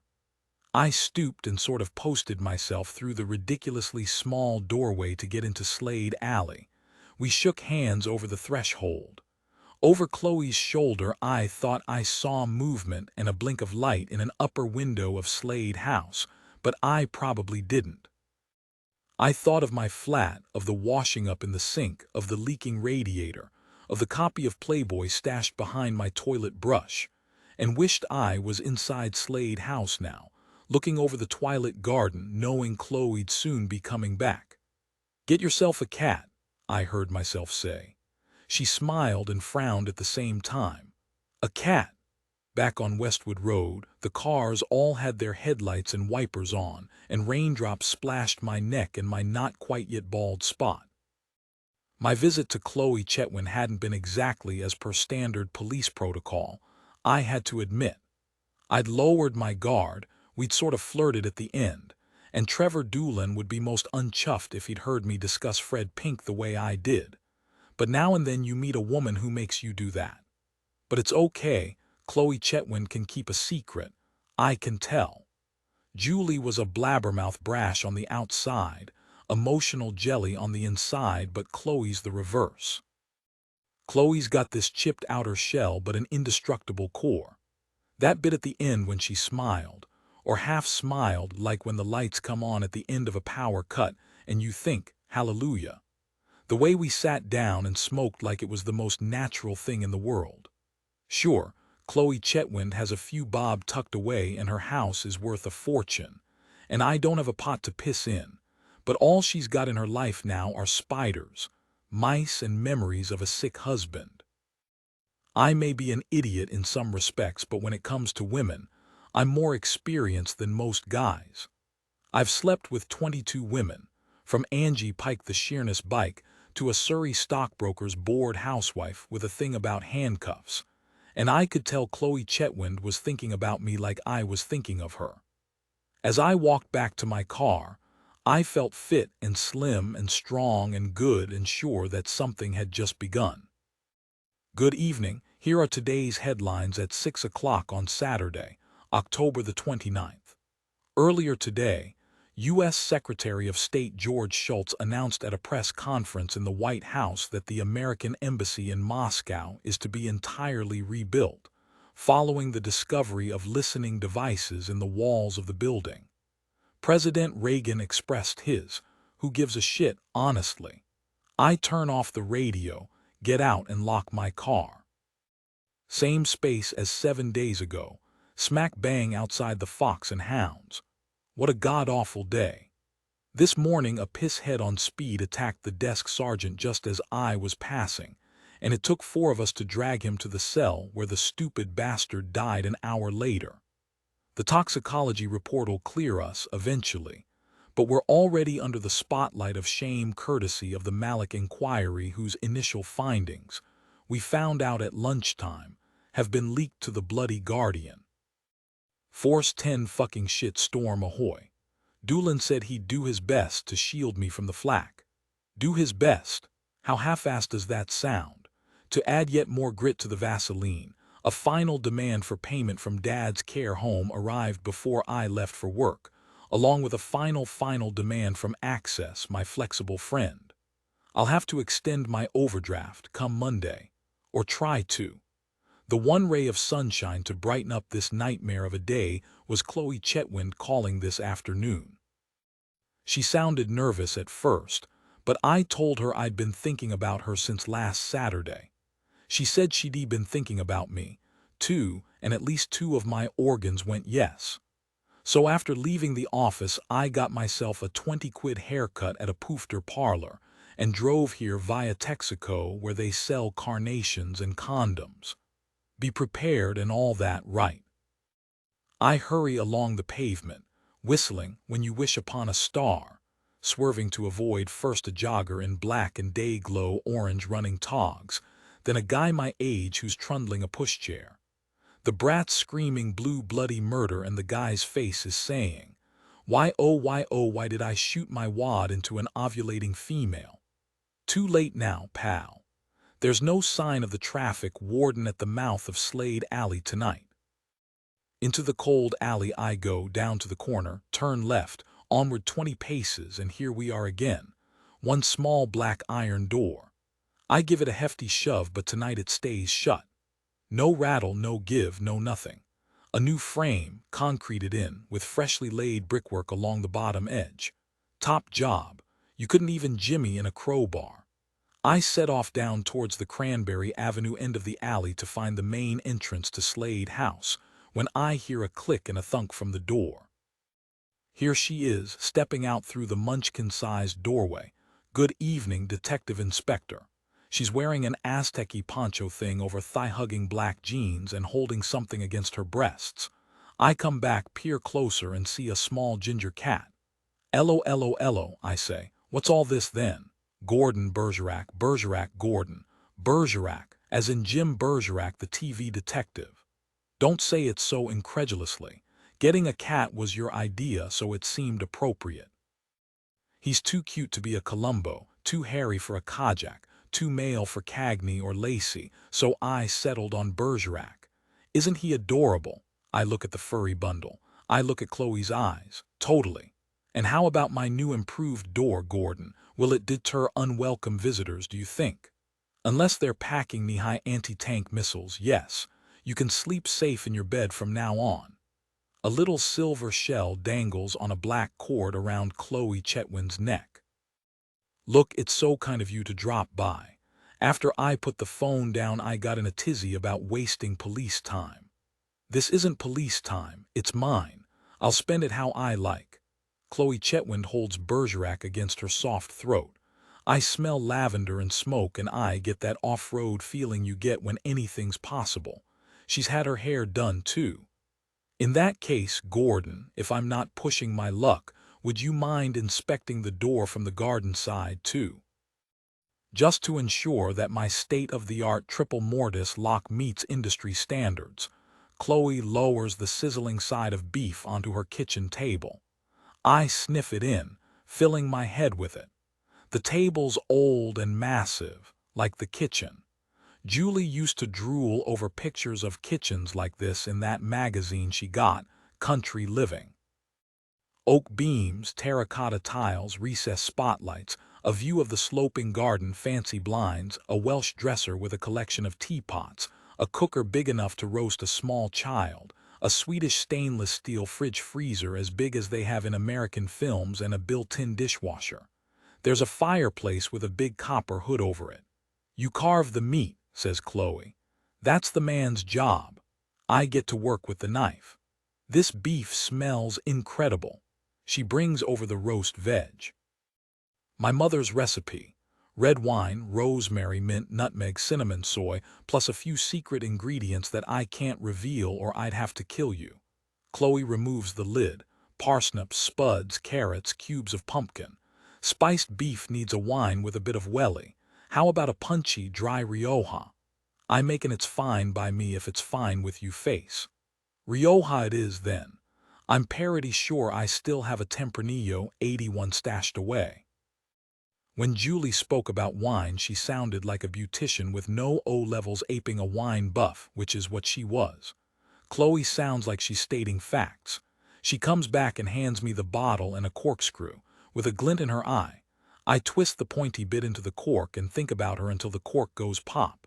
I love that sound, says Chloe. Don't you? Wine Nazis say that you let these heavy reds breathe for a quarter of an hour, but I say life's too short. Here, use these glasses. Their crystal bases trundle over the wood. Pour away, Jeeves. I obey. The wine goes glug, glug, glug, glug, glug, glug, glug. The tiramisu is a stunner, and I say so. Chloe dabs at a fleck of cream on her lip with her napkin. Not too cloying, not too sweet. Like everything else you fed me, it was perfection. When did you find time to train as a chef? Looking pleased, she sips her wine and dabs away the red stain with her napkin. Flatterer. Flattery, me. What motive could I possibly have for flattering you? None. There, case dismissed. Chloe pours coffee from a pot shaped like a dragon. Next time, well, I mean, if you ever want to help me out with my overcatering again, I'll do you my vodka sorbet. Tonight I didn't write here, right next to us a girl calls out, Jonah, clear as a bell. But there's no girl here, but I heard her, right here, a girl. She said, Jonah. There's a clattery noise from the door. I jump, my chair scrapes, tips and falls over, the cat flaps swinging. The cat runs out. Then I hear her again, Jonah, I didn't imagine that. Again, Jonah. I'm standing in a fight or flight crouch, but Chloe's not looking shocked and not looking like I'm a nutcase either. She's watching me calm and cool, my shins are trembling. I ask her, did you hear that? My voice is a bit manic. Yes. If anything, she looks relieved. Yes, I did. A girl, I check, right here in the kitchen. Chloe shuts her eyes and nods slowly. But you said you didn't have children. Chloe breathes in, breathes out. They're not mine. Which is clear as mud, adopted, invisible. Who are they? Her name's Nora, she's Jonah's sister, they live here. The hairs on my arms are standing up. You what? Chloe takes one of my cigarettes. You hear a voice, there's no one here, it's a very old house. Any thoughts, detective? I can't say the word ghost, but I just heard what I just heard. A girl saying Jonah when there's no girl here. Those footsteps you heard last Saturday, Chloe goes on, round the house. You thought they were kids next door, remember? I'm cold, I nod once. There are no kids living next door, Gordon, that was Nora and Jonah. I think they're twins. Here, smoke, sit down. I do as she says, but my mind's reeling and my fingers are clumsy as I light my cigarette. I first noticed them back in January this year. In the garden at first, like you did. And like you, I assumed it was neighbors. Then one afternoon when Stuart was flat out and asleep after chemo Valentine's Day, as it happens I was on the stairs when I heard a girl humming on the little landing by the grandfather clock. But there was nobody there. Then a boy's voice called up from the doorway, Nora, your boiled eggs ready. And the girl said, I'll be down as soon as I've wound up the clock. I thought or hoped, perhaps they were kids who'd got in somehow for a lark, for a dare, but I was there on the stairs, for heaven's sake, by the clock. Did your husband hear them? Chloe shakes her head. Never. Around Easter, Jonah and Nora, the ghosts, walked right through the kitchen, chattering away about a pony called Blackjack, and Stuart was sitting right where you are. He didn't even look up from his crossword. I asked, did you hear that? And he replied, hear what? Those voices, I said. Stuart gave me a weird and worried look, so I pretended I might have left a radio on upstairs. Chloe lights her own cigarette and gazes at the glowing tip. Stuart was a biochemist, an atheist, and he just didn't do ghosts. A few weeks later, we had a dinner party here, and as I served up the starters, I heard Jonah and Nora walk right by, singing, Here Comes the Bride, a million miles wide and giggling like drains. Loud as real children. We had 8 guests sitting around the table, but not one of them heard. In the fireplace, the flames snap. My Sid brain telexes in the word schizophrenia, but I heard the voice too, and I sure as heck never heard of shared schizophrenia. Chloe empties the last of the wine into our glasses.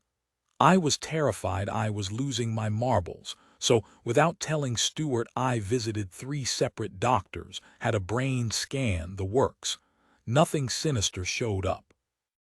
I was Stuart's round-the-clock carer. He was going downhill fast, so 2 of the 3 consultants put it down to stress. One told me the voices were caused by my unmet desire for children. I didn't go back to him. I drink the wine. I puff on the cigarette. So apart from me, nobody else has heard them. That's right. I can't tell you how relieved I was last Saturday when I saw you'd heard them too. How less lonely I felt. God, just to be able to discuss them like this, without being afraid you'll think I'm a nut. You've got no idea, Gordon. Blue eyes, gray eyes. Hence my invitation, a shy little smile. Not the only reason, don't feel exploited. I don't. Hey, Bergerac sensed them too, he just legged it. I pour myself coffee from the silver pot. Why do you stay here, Chloe? Why don't you sell up and move somewhere less haunted? Chloe grimaces the way I've noticed she does when faced with a thorny question. Slade House is home. I feel safe here, and it's not as if Nora and Jonah go woo-woo or drip ectoplasm or write scary messages in mirrors. I'm not even sure they know I'm here. Yes, I hear them once or twice, every 1 or 2 days, but they're just going about their business. Chloe balances a teaspoon on a dish. There's one other voice I call Eeyore because he's always so negative, but I've only heard him a handful of times. He mumbles things like they're liars or run away or stuff that makes no sense, and I suppose he's a bit disconcerting, but he wouldn't qualify as a poltergeist. I'm not leaving Slade House just because of him. Bergerac rubs his back against my shins. I hadn't noticed him come back in. I still think you're made of pretty stern stuff, Chloe. I mean, well, ghosts. Chloe sighs. Some people keep boa constrictors or tarantulas. Surely that's weirder and scarier and riskier than my innocuous housemates. I'm not even convinced they're real ghosts at all. Innocuous means harmless, if I'm not wrong. If they're not ghosts, what are they? They're children living in their own time, doing their thing, who I overhear. Like the telephone lines of our times have crossed. The wall between our now and their now is thin. That's all. The big window shows a reflected kitchen with a ghostly Chloe and me superimposed onto a dark garden.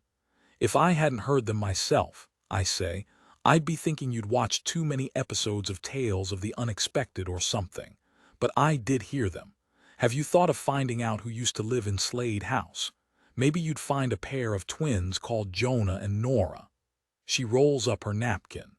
I've thought about it, but since Stuart died, I just haven't had the get-up and go. Chloe makes an apologetic face. I realize I want to kiss it. Bergerac nestles into my crotch. May his claws stay retracted. The property records at the town archives go back to the 1860s, I tell Chloe. I mean consult them now and then. I've got a tame archivist called Leon who looks into certain matters for me without asking the whys and wherefores. A big old house like this leaves footprints, I'm sure. Shall I have a quiet word? First a door fixer, now an archivist. Chloe looks impressed. You're a one-man Yellow Pages. Yes, please, I'd be jolly grateful. Leave it with me. I stroke Bergerac. He purrs. My host reties her hair. Honestly, Gordon, most men would be dashing for the door by now. I breathe out a cloud of smoke. I'm not most men. Me and Chloe look at each other longer than you're normally allowed. She reaches over and puts my dessert plate onto hers. I knew that telephoning you earlier was a smart move. I wish I had a snappier line than more coffee. Golly, no, I shan't be able to sleep for hours. Exactly, I think. Then let me do the washing up. That's why God made dishwashers, my friend. I notice her wedding ring is off. Then I'm jobless. Blue eyes, gray eyes, not necessarily.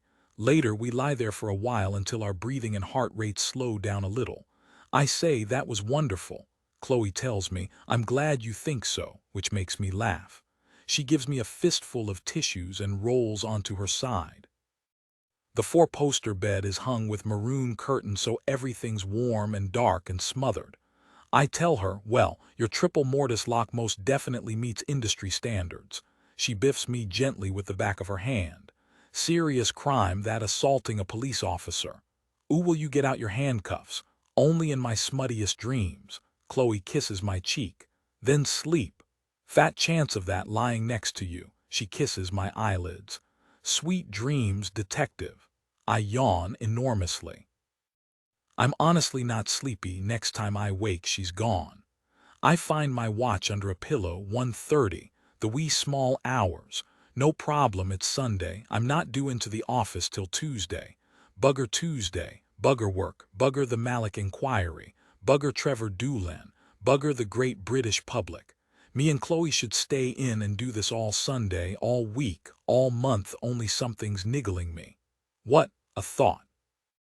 This one, why is this classy, clever, sexy as hell female falling into bed with a guy she hardly knows?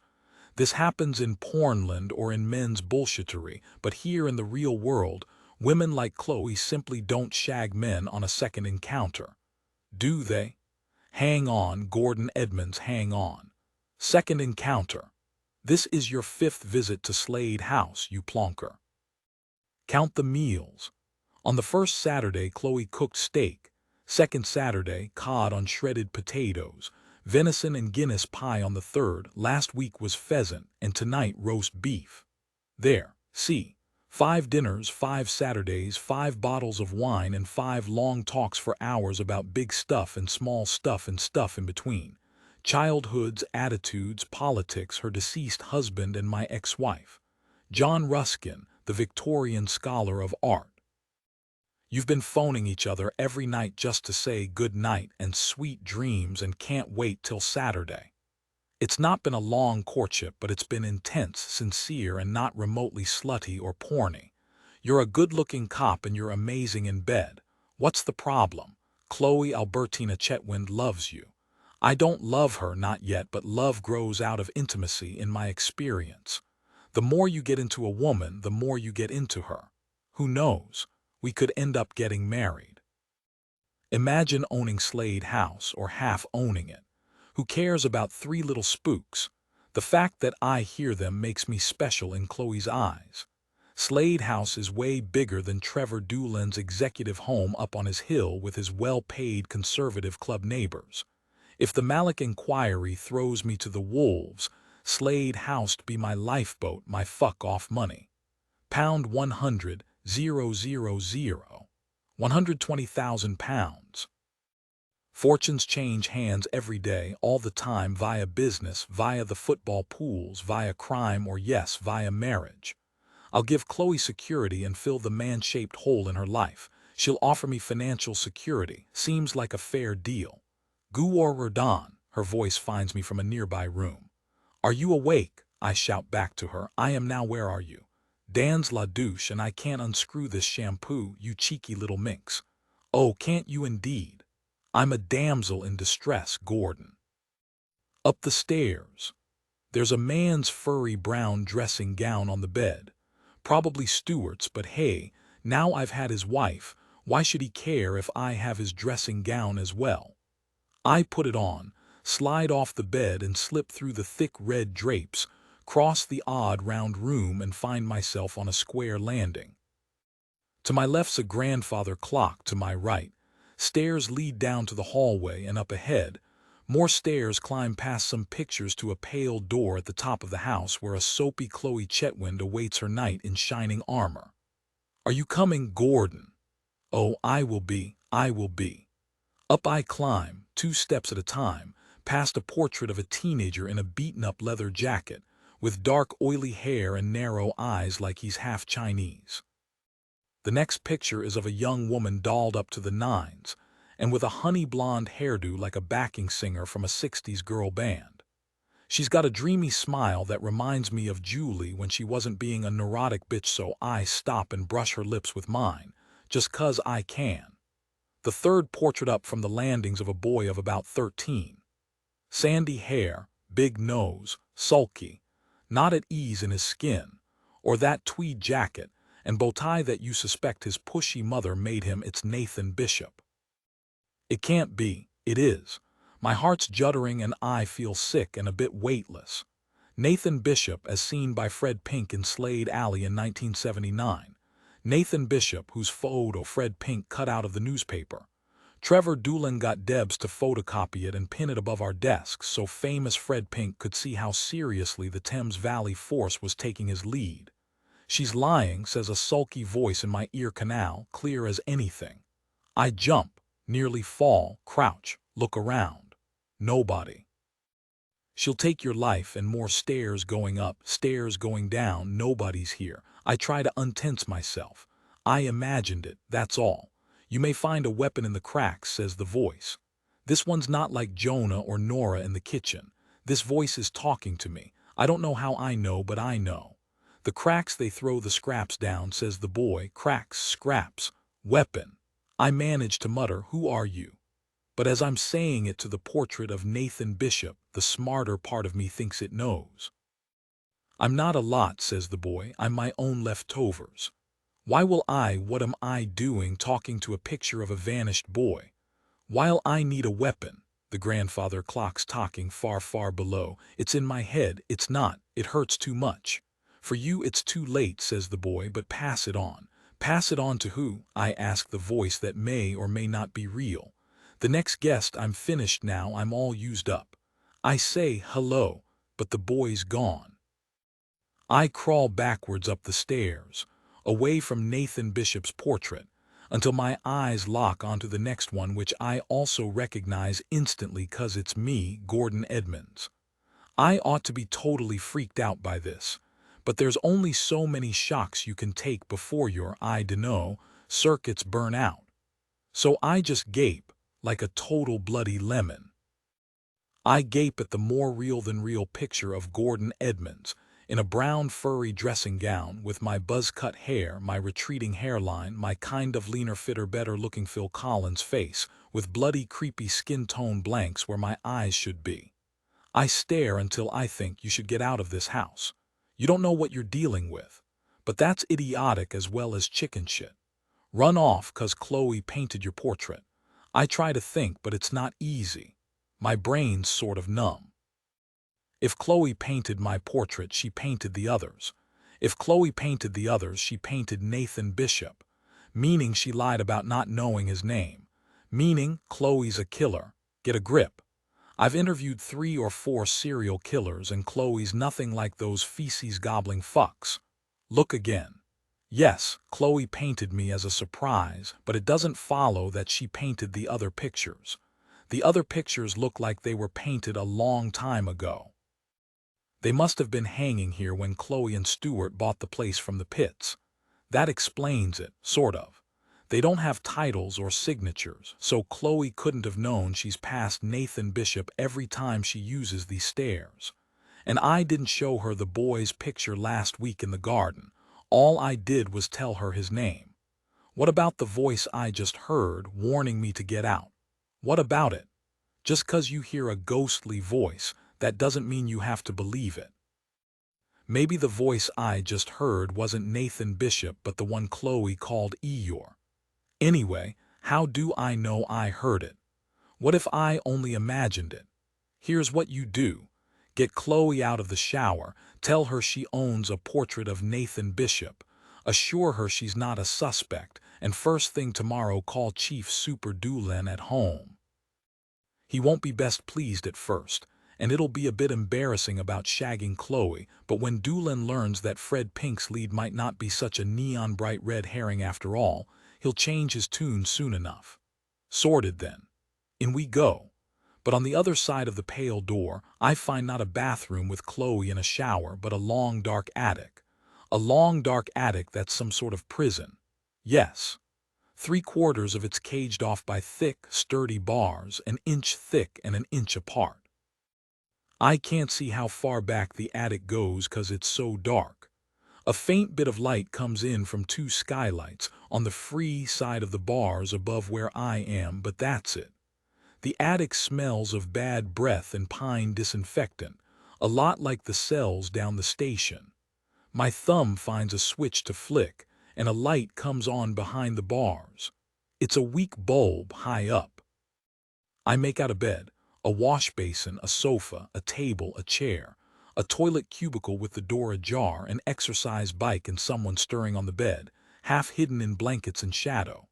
The attic's only about 5 meters wide, but it goes back a long way, maybe the full width of Slade House. I press my face against the bars to peer in the best I can, and I say, "Hello." He or she I can't see which doesn't reply. A mad relative.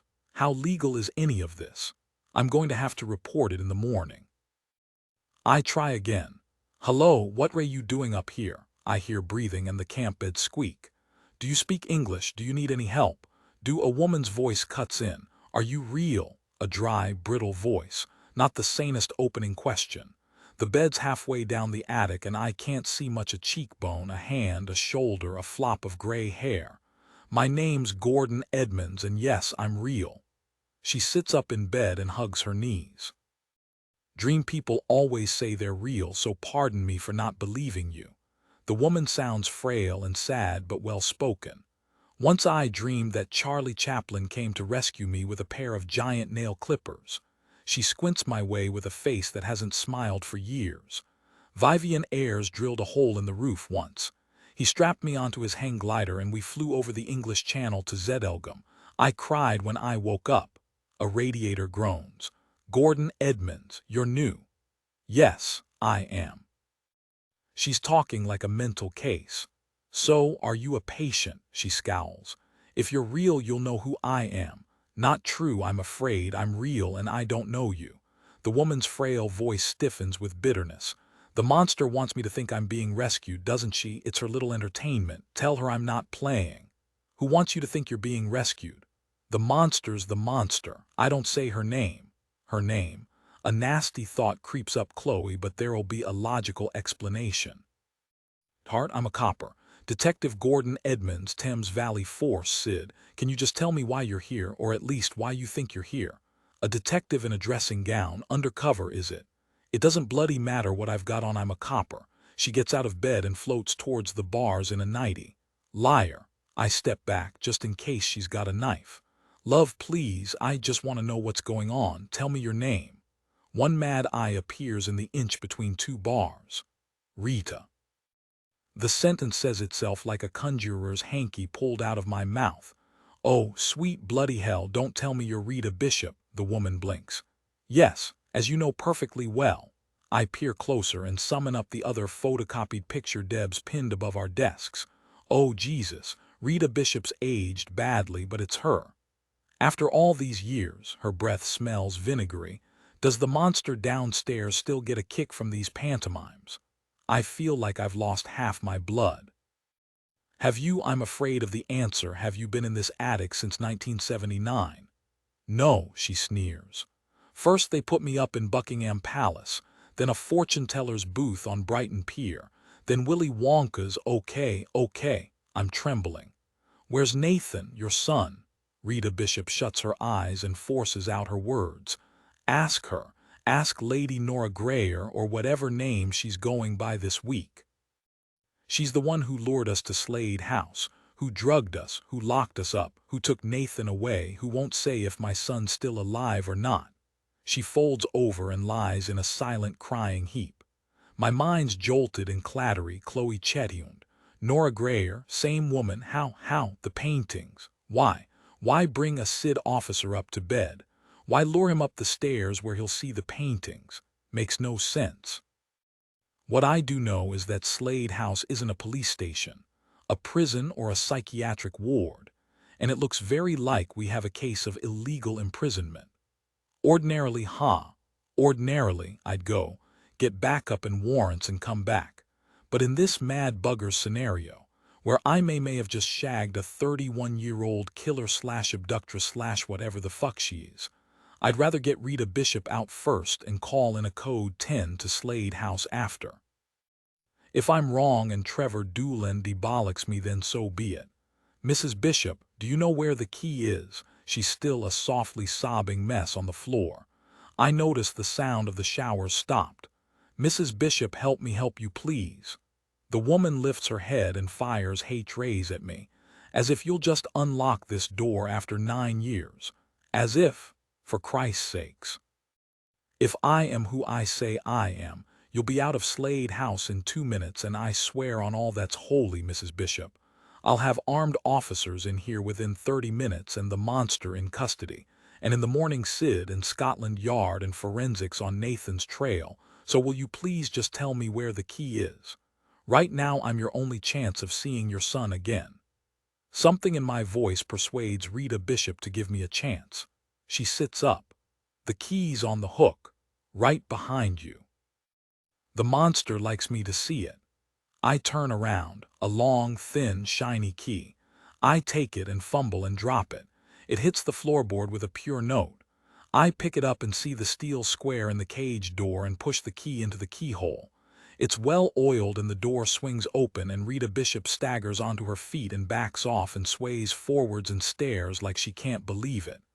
"Come on, Mrs. Bishop," I whisper. "Out you come. We're leaving." The prisoner takes uncertain steps to the cage door, where she grips my hand and steps out. Her breathing's all raspy. "Easy does it," I tell her. "It's okay. Do you know if they've got weapons?" She can't answer. She's gripping my dressing gown, quivering. Promise me I'm not dreaming you." "I promise, let's go." Her fingers dig into my wrist. "And you're not dreaming me." I stay patient. If I'd been locked up for 9 years, I'd be off my rocker too. "I guarantee it. Now let's get out of here." She releases me. "Look at this, detective." "Mrs. Bishop, we need to leave." Ignoring me, she holds up a lighter. Her thumb flicks and a thin flame grows longer, paler, and still as a freeze frame.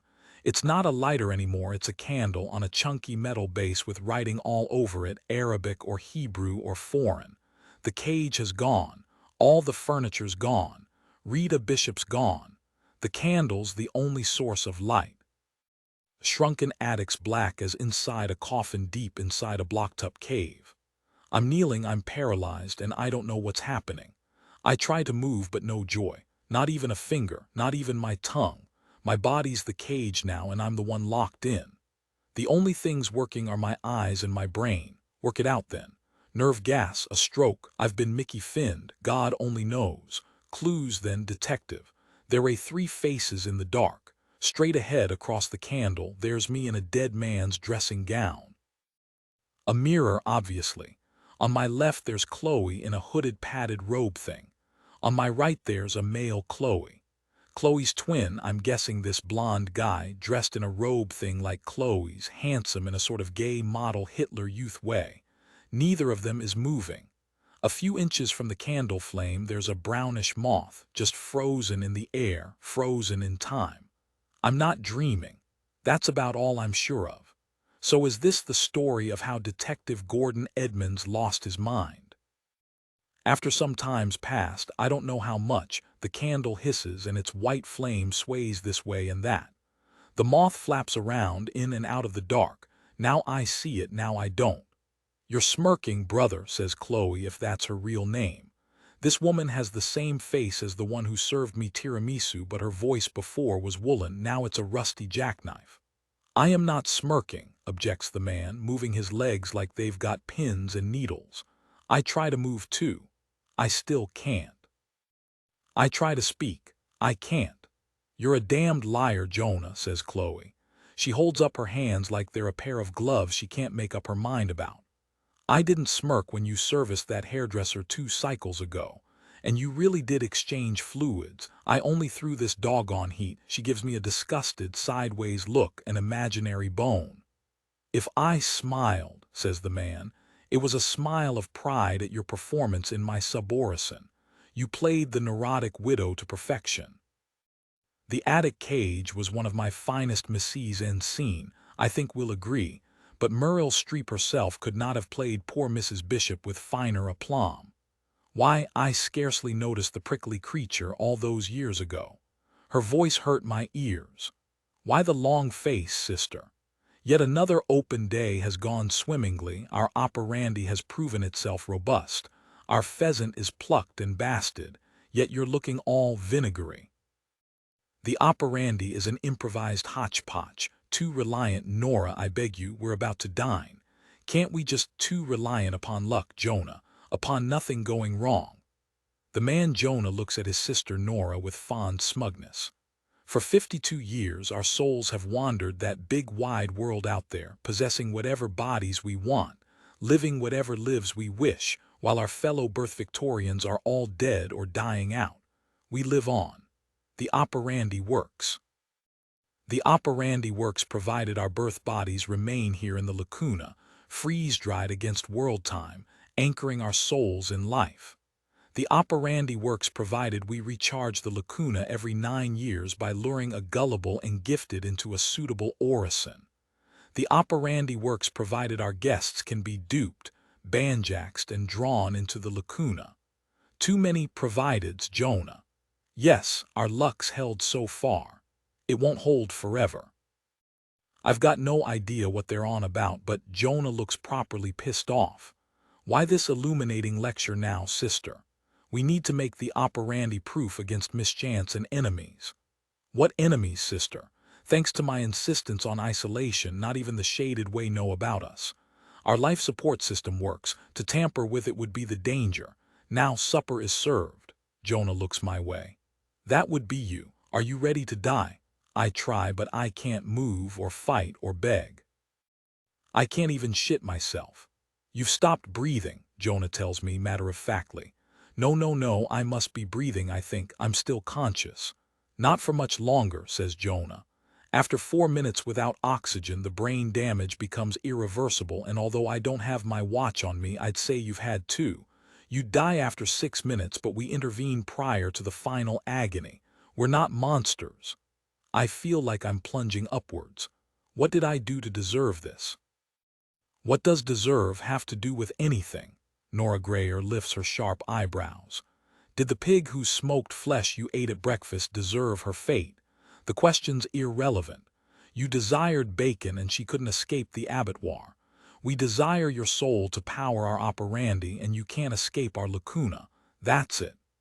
Men who scare easily don't last long in the force, but now I'm scared as hell.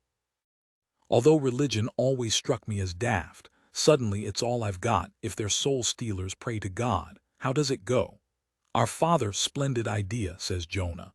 I'll do you a deal, detective. If you recite the Lord's Prayer from start to finish, Book of Common Prayer version, you win a get-out-of-jail-free card. Go on, see how far you get. This is juvenile, brother, sighs Nora.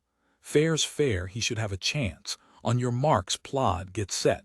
Our Father, which art in heaven, go on. This Jonah's a skunk and a snake, but I've got no choice. Our Father, which art in heaven, hallowed be thy name. Was that a thou or a thy you quoth? Asks Jonah. I have to play this bastard's game. I think thy. Bravo, onwards, onwards. Hallowed be thy name. What's next? Thy kingdom come, thy will be done in earth as it is in heaven. Give us this day our daily bread, and lead us not into temptation, and forgive us our trespassers as we, trespassers as in get orf my land. Or trespasses as in transgressions, former or latter, person or act. Jesus, I want to glass his sodding face. I think the act. Plods on a roll, forgive us our trespasses as we forgive those who, what's this? A thought stutter or an owl impression? Who trespass against us. For thine is the kingdom, the power, and the glory, forever and ever. Amen. I've done it. I look at him. You botched it, plod. Alas, it's forgive them that trespass against us. Temptation comes after trespasses, and you forgot the deliver us from evil bit. Ironically, I'm going to die. I don't want to die, but I'm going to die. The point of that little interlude being, asks Nora. A sprinkle of last-minute despair gives a soul an agreeably earthy aftertaste. Ready when you are, sister. Nora mutters, I'm always ready, and the Grayer twins begin tracing symbols in the air. They're chanting, too, a chant in a language I don't know, and something appears above the candle flame, a bit above eye level. A bruise in the air, a glowing lump lit reddish from inside, beating like a heart, big as a brain. Worms or roots or veins snake out from it. Some grow towards the twins, and several come my way and I try to pull my head back or swat them away or even shriek or shut my eyes, but I can't.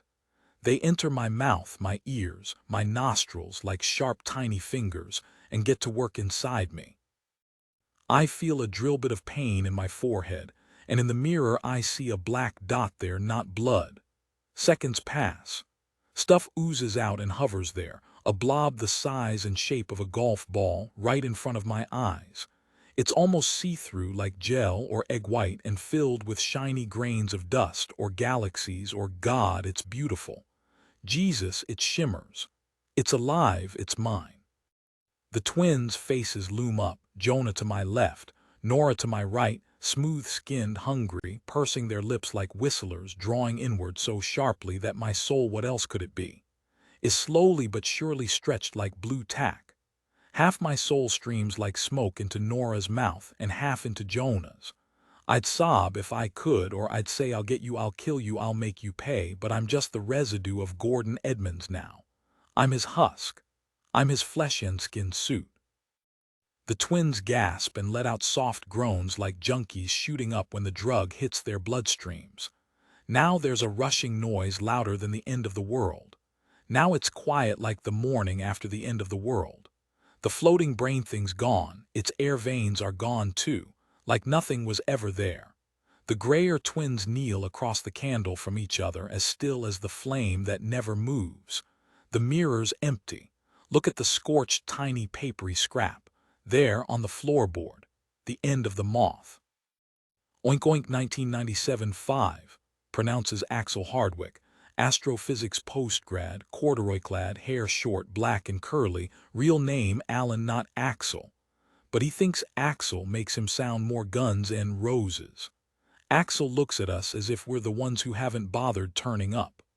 Some shrinkage is inevitable as the dead wood drops out, but a head count of 5 at this point in the term is frankly dismal. There's a beery racket booming up the stairs from the main bar below, and my mind sort of floats off. And I wonder if I'd have met more people if I'd joined the Photography Society in Freshers Week instead of the Paranormal Society, like I meant to. But then I wouldn't have met Todd.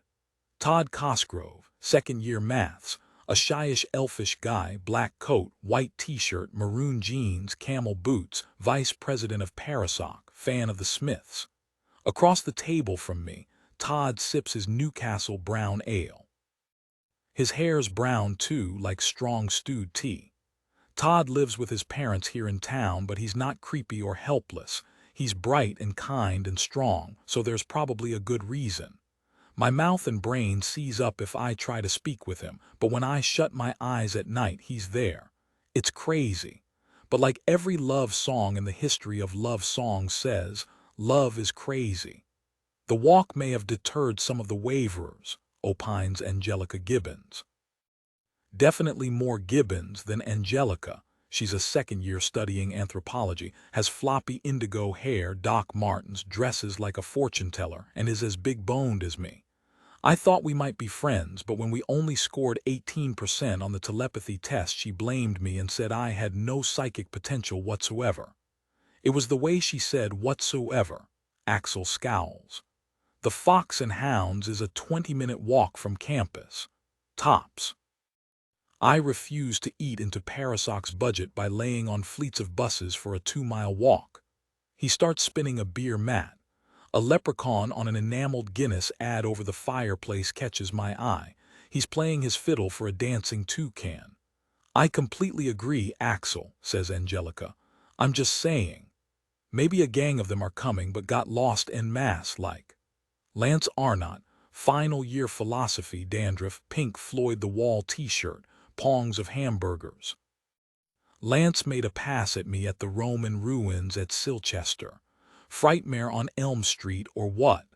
I lied about a boyfriend in Malvern, but he thinks I'm just playing hard to get. He turns to Fern. Where's that mate of yours this week, Fernie? Fern Penhaligon, first year like me but doing drama, Rapunzel hair, model slim, Cornish-born, Chelsea-bred, Alexander McQueen jeans, Union Jack parka, and here to research the supernatural for a stage version of Ghost that she's starring in, curls her lip. It's Fern. And which mate do you mean? She sips the Cointreau she let Lance buy her, but he's a bigger dick than he acts if he thinks he's in with a chance. The one who came to St. Alfred's. The one with the huge gazonking. Lance mimes a pair of breasts personality, the Welsh one. Fern swirls ice cubes round her glass. Yasmin, you mean? Yasmin get a better offer tonight, did she? Boyo, Lance gurns at Todd. I send Todd a telepathic message saying, ignore Lance, he's a plonker. And lo and behold, Todd ignores Lance, so maybe it's actually Angelica who has no psychic potential whatsoever. I try again. Look at my fingernails, Todd. I painted them peacock blue. But Todd's got his apple-pip brown eyes on Fern, who's explaining that her absent friend Yasmin was underwhelmed by the last field trip. Underwhelmed? Axel stops spinning his beer mat. By any standard metric, St. Alfred's is England's most haunted church. Fern shrugs. She was hoping to catch a glimpse of an actual ghost instead of catching a head cold. Paranormal entities don't come when you whistle, Angelica tells her. They're not like livin' Filipino maids. I'd be stung by that, but for Fern it's water off a duck's back. It's Filipina, for females, you'll find, and I'd know, of course, being so awfully, frightfully posh. Fern places one of her Gaulies cigarettes between her lips and lights it. Angelica's squished like a bug and I think direct hit. And Fern gives me a knowing look. Well, I'm not hanging about any longer for any latecomers, says Axel, passing around a thin wad of printouts headed Paranormal Society Field Trip Briefing, 25 October 1997, and subtitled The Slade Alley Vanishings. Underneath are two photographs. The top picture's actually split into two.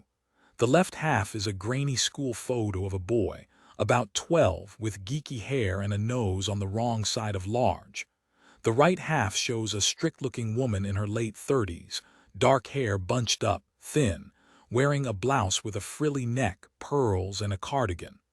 Mother and son, you can tell at a glance. Neither was comfortable looking into a camera. The caption reads, Nathan and Rita Bishop. Last seen in Slade Alley, Saturday, 27 October 1979. The bottom picture shows a man of 30 or so, grinning at the camera, sinking a beer and dressed like a cop from Miami Vice, though he's going bald and he isn't thin. His caption reads, Detective Gordon Edmonds. Last seen in Slade Alley, Saturday, 29 October 1988. So I was right. He is a cop. At the foot of the page is copyright Axel Hardwick 1997. That's it. The Slade Alley Vanishings, reads Lance. Cool. I think we can all read the title, says Angelica. The case study would have taken an age to write down in all its detail, says Axel, so I'm going to brief you all verbally. It was a dark and stormy night, says Lance in a comedy Somerset accent. If you're not serious about this, Angelica tells him, you just cranking up the atmosphere a bit. Go on, Axel. Axel stares at Lance to tell him, grow up. It begins 18 years ago in early November 1979. A pissed-off landlord was banging on the door of a property he was renting to Rita Bishop, divorced mother of Nathan, pictured here. The rent check had bounced. Again. A neighbor told the landlord that he hadn't seen either Rita Bishop or her son for at least 10 days. Hearing this, the landlord notified the police, who found out that Nathan hadn't been at school since the last Friday in October. A half-arsed search ensued. Why half-arsed? Because Rita Bishop had dual British-Canadian citizenship, an ex-husband living in Zimbabwe/Rhodesia and mounting debts. The police assumed she'd done a runner to a new credit rating and filed the case in the WGT file. Fern flicks her mane of hair. WGT. It stands for Who Gives a Toss. Axel sips his bitter while Angelica acts all amused. Next, fast forward to September 1988.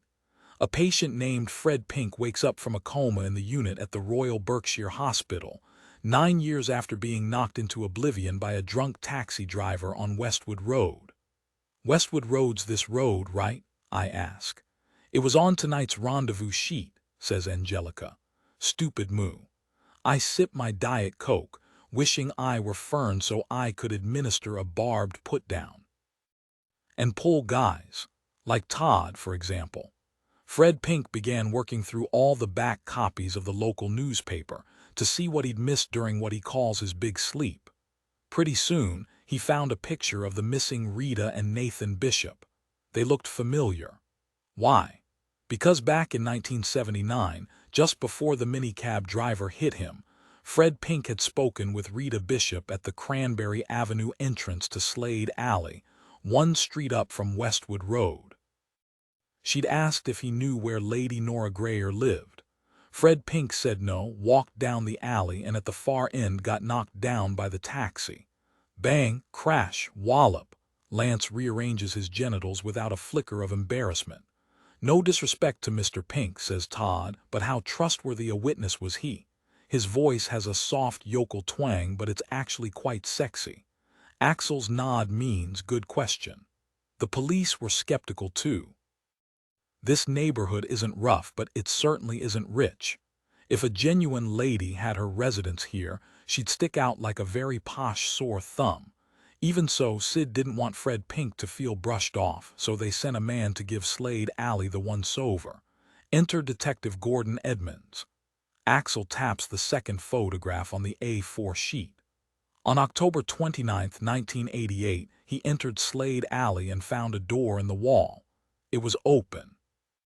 He went in and found a garden and a substantial property called Slade House. And living in Slade House was Lady Grayer, asks Angelica, looping her finger through her indigo hair. No. By 1988, the owner was a young widow called Chloe Chetwynd. Edmonds' brief report, my primary source for tonight's field trip, makes it clear that Chloe Chetwynd knew nothing about a Lady Grayer or the missing bishops. Ah, but she would say that, wouldn't she? Fern stubs out her cigarette. In racy Victorian novels, beware of young widows. Pity no one told Gordon Edmonds that, says Axel. The following Saturday he went back to Slade House. Apparently he'd recommended a security contractor to Chloe Chetwynd to fix that garden door, and she asked him to check the workmanship. A witness saw him park his car on Westwood Road at 6 p.m. Axel can't resist a dramatic pause, but Detective Edmonds was never seen again. When a cop goes missing, says Angelica, the fuzz don't rest until they've found their man. The media join in too. True, replies Axel, and Gordon Edmonds did make the front pages for a few days. Theories about an EERIE kidnapping or a suicide pact kept the story on the boil for a while. But when Edmonds refused to show up either dead or alive, pictures of Lady des Arts or the poll tax riots or the divorce of the day began to reclaim their rightful place on the front page of the News of the Screws. Angelica asks, what was Chloe Chetwynd's version of events? In a curious twist to the tale, says Axel, Chloe Chetwynd was never tracked down by the investigators. We look at each other, wondering what we've missed. Hang on a mo, says Lance. So who answered the door at Slade House when the cops went looking for Gordon Edmonds? In yet another curious twist, Axel sips his beer. Slade House turned out to be just as elusive as Chloe Chetwynd. Whoa, whoa, whoa, says Lance. The house disappeared. Big stone houses, says Fern, don't normally melt into the fog. Axel sniffs. Last time I looked, we're the Paranormal Society. Down in the bar, a fruit machine vomits out a slug of coins. Proper X-File this is, says Lance, teetering on his chair. What if, proposes Fern, Gordon Edmonds made Slade House up in his notes and invented Chloe Chetwynd too? Why would he risk telling such a flimsy lie, asks Angelica.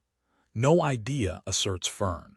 Nervous breakdown, serial fantasist, who knows?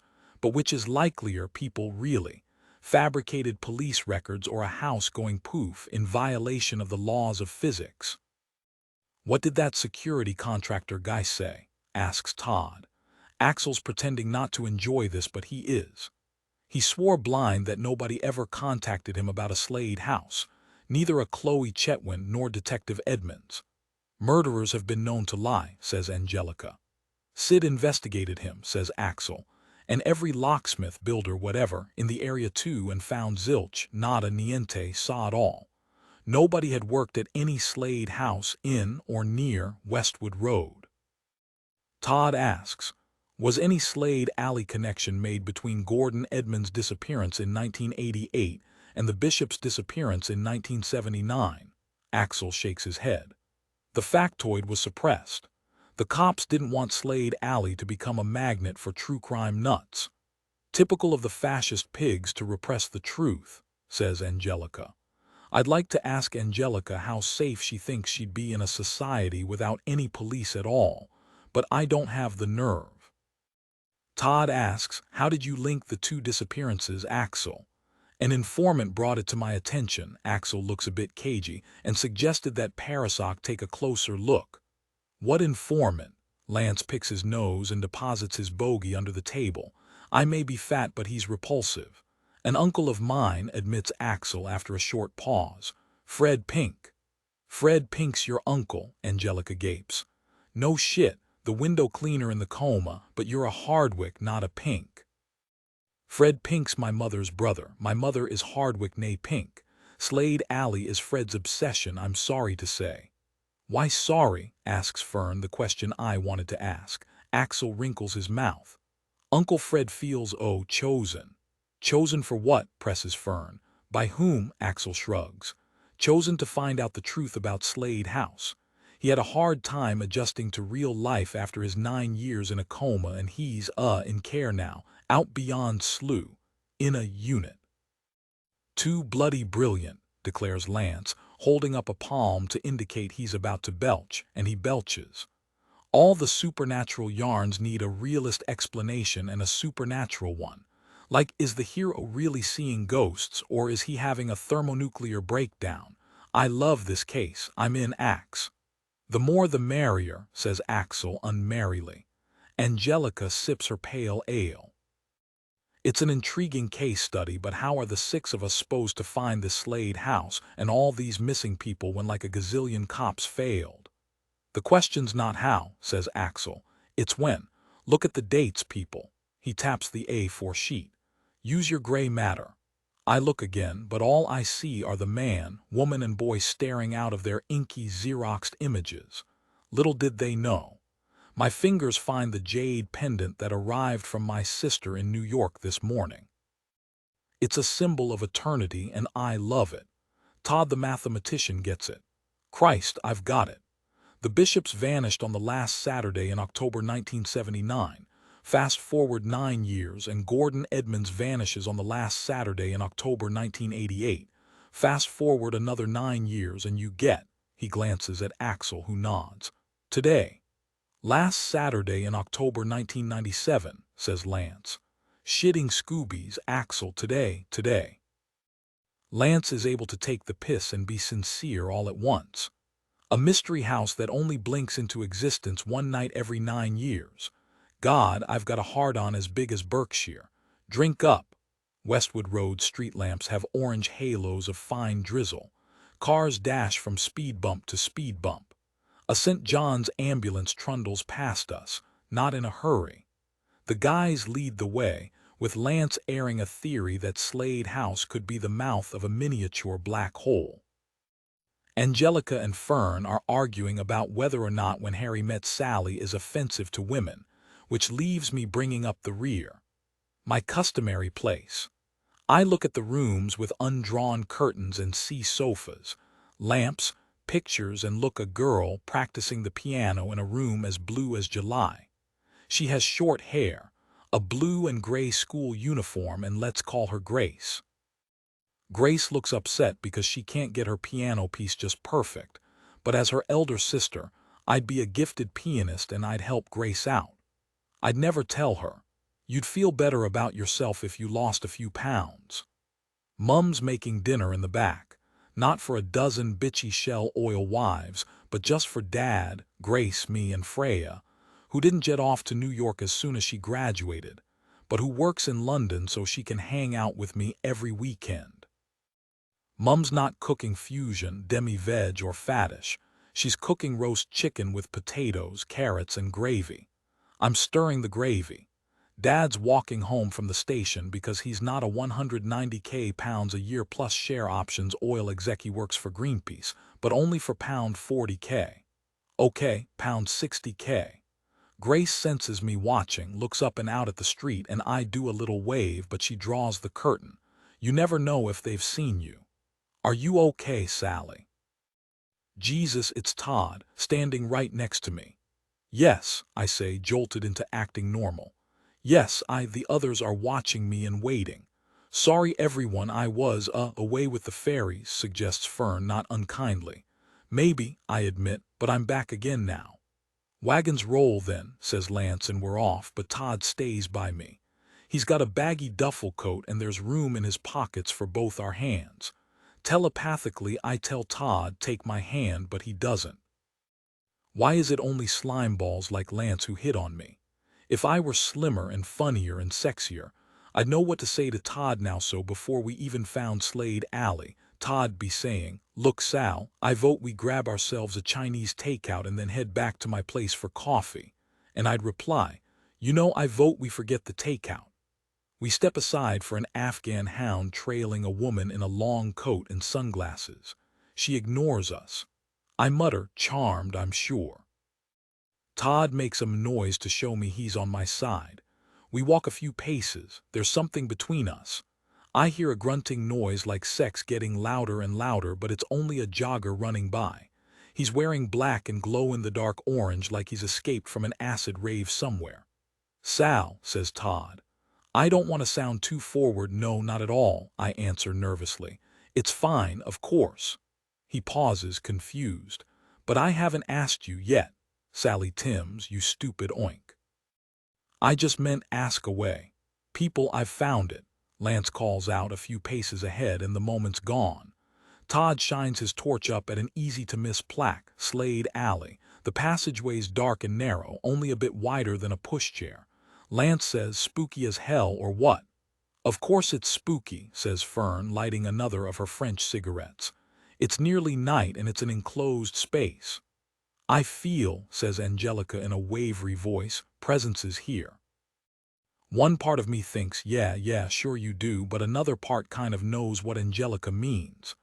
Slade Alley cuts through black shadow before turning sharp left under a feeble lamp that pulses dim beige. If I was a presence, this is the kind of place I'd be drawn to. Who'll disturb the presences first? Asks Lance deadpan. You'd be less cocky, says Angelica, if you had the sight. Fred's my uncle, says Axel, so I'll lead the way. Ready. Lance, Angelica, Fern, me, and Todd follow Axel in that order.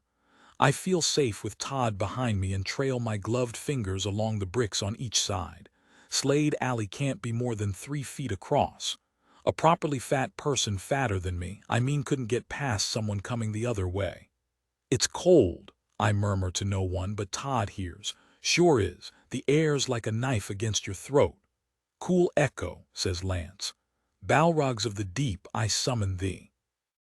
Mind who you're invoking, says Angelica schoolmarmishly. Lance bursts into an equi-recital of Bohemian Rhapsody before Axel tells him, put a cork in it, Lance. He's reached the corner under the lamp, and seconds later the 6 of us are huddled there. After the left turn, Slade Alley runs on for 40 or 50 paces. It's hard to see until it turns right under another high-up, flickery lamp. Always a bad sign, says Lance. Those buzzing bulbs. Anyone seen Candyman? I actually have, but I don't say so. Slade Alley's just an alley in an ordinary town, but its brick walls are as high as 2 men and block any view of anything. The sky's just a long strip of dusk over our heads. My back's pressed against Todd, who smells of damp wool, warmth, and mint. First chance I get, I'll ask him what he was about to ask me back on the street. Then he'll pluck up the courage to ask me out. No sign of a gate, says Lance. It's just one long wall. 2 long walls you'll find, says Angelica annoyingly. Okay, says Axel, this alley may be a pose. What's a pose when it's at home? Asks Lance. Paranormal occurrence site, which explains why Angelica's picking up presences. God, Angelica looks so pleased with herself. Lance, Fern, Todd, I need you to scan the right-hand wall every square inch, all the way to the far end. Angelica, Sally, and I'll take the left. We're looking for pies, which is an abbreviation of anyone. Todd clears his throat. Psychic anomaly indicators. Excellent, says Axel, and I kind of feel pleased too. Remind me what a pie looks like exactly, says Fern. Items, signs, writing, says Axel. They manifest themselves in many different forms. Anything that's out of place could be a pie. I'll search for rips in the membrane, says Angelica. What membrane? Asks Fern, just as Angelica hoped. The membrane between worlds. You can't see it, though. It's only visible to those of us who are empaths with suitably developed chakra vision. Ah, of course, says Fern, as if she's profoundly impressed. That membrane. Open-mindedness is a wonderful thing, says Angelica. Try it sometime. Fern lights another cigarette. If you're too open-minded, your brain falls out. I can't see Angelica's face in the shadows, but I'm pretty sure she'll be firing death rays at Fern. Not sure if this is a pie, Lance calls out a few yards ahead. But it is a gate. Everyone joins Lance, who crouches next to a small black iron door. At least I think it's a door. It's low and very narrow, like it was built for skinny hobbits, but it's got no handle or latch or sign or anything. Pies are often camouflaged as normal objects, says Axel. Looks solid. Fern wraps her knuckles on it. Feels solid. Don't knock, Angelica tells Fern. You may wake a hostile entity. She presses her palm against it. Emanations, definitely. Odd that none of us noticed it from the corner, I say. It's a narrow door, says Fern, from an obtuse angle. No keyhole, says Lance. The lock must be inside. He presses the doorframe at various points. What's that in aid of? Asks Angelica. Release latches, but the door stays shut. If I stood on your shoulders, Lance says to Axel, I might just be able, not before my skeleton collapsed. Axel turns to Fern, not to lardy-arsed Sally Timms, obviously. Fern, could you climb? Forget it, says Fern. If Slade House is on the other side of this wall, this titchy door can't be the only way in. Why don't we just follow the alley out to the street and walk round the other side until we reach the main gates? This makes a lot of sense, but Lance isn't having it. Ah, but if it was that simple, the police would have found it, yeah. Interdimensional wormholes don't have other sides or main gates. This is the door, all right. There's something mocking about how Lance says this, and a voice in my head says, don't trust him, he's toying with all of you. Then something strange happens. My hand decides to press itself hard against the door, and a zap of heat goes through my palm. I let out a yelp of surprise like a trodden-on puppy, and the small black iron door opens, like it was only waiting to be asked. It waits, ajar. Bugger me, says Lance. Not literally, Axel. Looks like Sal's got the magic touch, says Todd. It was probably open the whole time, says Angelica, but I'm so spooked I don't even care. We emerge from a shrubbery and stare up a long lawn at a big old stone house. A Virginia creeper, dark crimson in the twilight, grows up one side. Faint stars shine through the gaps in the cloud. The sky's a little lighter and the air's a little warmer than it was in the alley. Viewed through my non-psychic eyeballs, says Fern, Slade House looks more Rocky Horror Picture Show than a membrane between worlds. Angelica can't rise to the bait because Fern's right. We are looking at a student house mid-Halloween party. Novocaine for the Soul by Eels thumps out. Bill Clinton and a nun are canoodling on a bench, and a gorilla, a grim reaper, and a wicked witch of the West are sitting around a sundial thing smoking. My, you're a crafty one, Axel, says Lance. Huh, asks Axel vaguely. Then sharply, crafty. You've lured your poor followers to a piss-up. I'm not luring anyone anywhere, snaps Axel. Hang on, says Fern. Is this the same Slade House that the collective brain of the Thames Valley Police failed to locate? Axel mumbles. Apparently so, but fizzles out. Good, says Fern. And while this fit of sanity lasts, could we rule out the theory that we just passed through a black hole? Fern, it's the Wicked Witch of the West walking over. Fern, I thought it was you. The witch is American and her face mask is green. We met at Professor Marvin's seminar on Jacobean drama. Kate Childs, Blythewood College exchange student, though right now, she gives a twirl, I'm moonlighting for the forces of evil. Gotta say, Fern, your performance in The Monkey's Paw blew me away. Kate, Fern the future A-lister forgets us, her embarrassing taggers-alongers. So glad you gave a monkeys about monkeys. You kidding? Kate Childs takes a long drag on her spliff and releases a plume of dope smoke. I literally died of envy. Lance asks, are you smoking what I think you're smoking, you wicked, wicked worstest witch? That depends, the American girl gives Lance a dubious look, on what exactly it is you think I'm smoking. Shut it a sec, Lance, says Angelica. Excuse me, Kate, we just like you to settle something. Is that building Slade House? Kate Childs smiles like it might be a trick question. Unless they've renamed it in like the last half hour, yes. Thank you, Angelica continues. And who lives here? Me and about 15 other Erasmus Exchange scholars.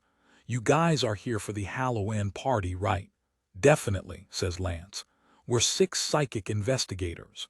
So just to be clear, says Angelica, the university owns Slade House, this building where you live. Technically, the Erasmus Institute owns it, though a university groundsman mows the grounds on his chiton mower. There's a sign round the front that Christ, did I just say, chiton mower? I did, didn't I? Kate Childs bends over with silent laughter which vanishes as quickly as it came. Sorry, what were we saying? The sign, says Axel, the sign round the front. Slade House, Erasmus Scholarship Center, sponsoring cross-cultural understanding and education since 1982. Walk past it every day. It's by this she jabs a finger over the roof of Slade House big gates. So if that's all settled, Kate Childs points to the big house. Eat, drink, be merry, tomorrow we. She waves her hand to shake out the last verb but gives up and offers Lance her spliff. Lance turns to us. I'll see you guys later. I'll lodge a formal apology on Parasoc's records, says Axel as he, Angelica, Fern, Todd, and me approach the house. My uncle swore that Slade House had never been found. Axel slaps the stone wall of the building. Either he's a liar or delusional, who cares? My first error was to believe him. I feel bad for Axel. He's your uncle, don't feel guilty. Sal's right, says Todd. No harm's been done. Axel ignores us. My second error was a failure to reconnoiter the locale. A short stroll down Cranberry Avenue would have done the job. It was unforgivable. Axel's near tears. Cavalier, amateurish. Who cares, says Fern. Looks like a slinky humdinger of a party. Axel adjusts his scarf. Parasoc is suspended until further notice. Good night. With that, he walks down the passage around the side of Slade House. Axel, Angelica rushes after him. Hold your horses. Todd watches them disappear. Poor guy. Poor Angelica, says Fern, which I don't understand. I thought Fern hated her. Well, when in Rome, she trots up the steps and slips inside. Todd turns to me and makes a what a night face. I make a tell me about it face. He readjusts his glasses. If I were his girlfriend, I'd make him get frameless ones to let his doomed poet good looks shine. Todd, you wanted to ask me something. Todd looks all hunted. Did I? Earlier, on the street, before Lance found the alley, Todd scratches his neck. Did I deflate. Todd's pretending to have forgotten because he's got cold feet. It's all these waif-thin girls gyrating their skinny bodies around. Maybe if we go inside and chat, Sal, Todd's saying, it'll come back to me. I mean if you've got no other plans tonight. A quick drink and a chat, that's all. Just the one sister, I tell Todd a second time louder because Caught by the Fuzz by Supergrass is pumping on the stereo. We're huddled in a corner by an oven with a noisy fan. The kitchen's crammed, misty with cigarette smoke and smells of bins. Todd's drinking a Tiger beer from a bottle and I'm drinking shit red wine from a plastic cup. Your sister's older than you, I'm guessing, says Todd. Was it a 50-50 guess or can you really tell? An 80-20 hunch. What's her name? Freya. She lives in New York these days. Laughter explodes nearby. Todd cups his ear. Wasat, Freya, as in the kick-ass Norse goddess of love, sex, beauty, fertility, gold, war, and death. That's the one, I say, as opposed to Sally, a doomed pit pony, or a tart in the East End docks in a Dickens novel. Not true, Todd looks hurt. Sally's a sunny name, it's kind. All the research suggests that Freya's go way farther in life than Sally's. Name me one famous Sally, go on. You can't, can you? My sister won every medal going at school, picked up good Mandarin in Singapore, fluent French in Geneva, graduated in journalism from Imperial College this June, moved in with her boyfriend in Brooklyn, who is of course a hotshot Chinese, American documentary maker, and got a job with a photo agency on Bleecker Street. Not an internship, an actual paid job, all within a fortnight of touching down at JFK. That's so Freya. If I sound jealous, I am. God, Todd, did you spike my wine with truth serum? No, but don't stop, Sal. I love hearing you talk. I actually heard him perfectly well, but I love hearing Todd saying the words I love and you in close quarters, so I ask him, say that again. I said I love hearing you talk. Maybe Freya's jealous of you too. As if, here's my potted beug since you asked. Sally Timms, born Canterbury in 1979. Todd's paying close attention, like he really wants to hear this. Dad was a Shell oil man and Mum was a Shell oil wife. They still are Shells like Hotel California. You can check out but never leave. Dad got promoted to the Singapore office when I was 8, and we all moved out. Singapore's all rules, every square yard's hemmed in. When I was 12, I had a kind of a breakdown, and I hesitate, wondering if Todd's admiring my honesty or thinking, head case, pull back, pull back. But his beautiful brown eyes encourage me to carry on. My parents decided I wasn't culturally adaptable, so I ended up at a girls' school in Great Malvern in Worcestershire. 6 years of English weather, of crap English food, of Singaporean girls, ironically, lots of internationally rich people's problem daughters too, like me, but slimmer, prettier, and bitchier. I should be fitted right in, but I loathed it. Todd's unfazed. Did your parents know you were so unhappy? I shrug. It was a matter of making my bed and lying in it. Dad got promoted to Brunei. Mum stayed in Singapore. Freya left for Sydney. This was all pre-email, of course. So we all had to build our own lives, pretty much independently. We reconvened for summers and Christmases, but while Mum and Freya were like long-lost sisters, I was the, well, I'd like to say black sheep of the family.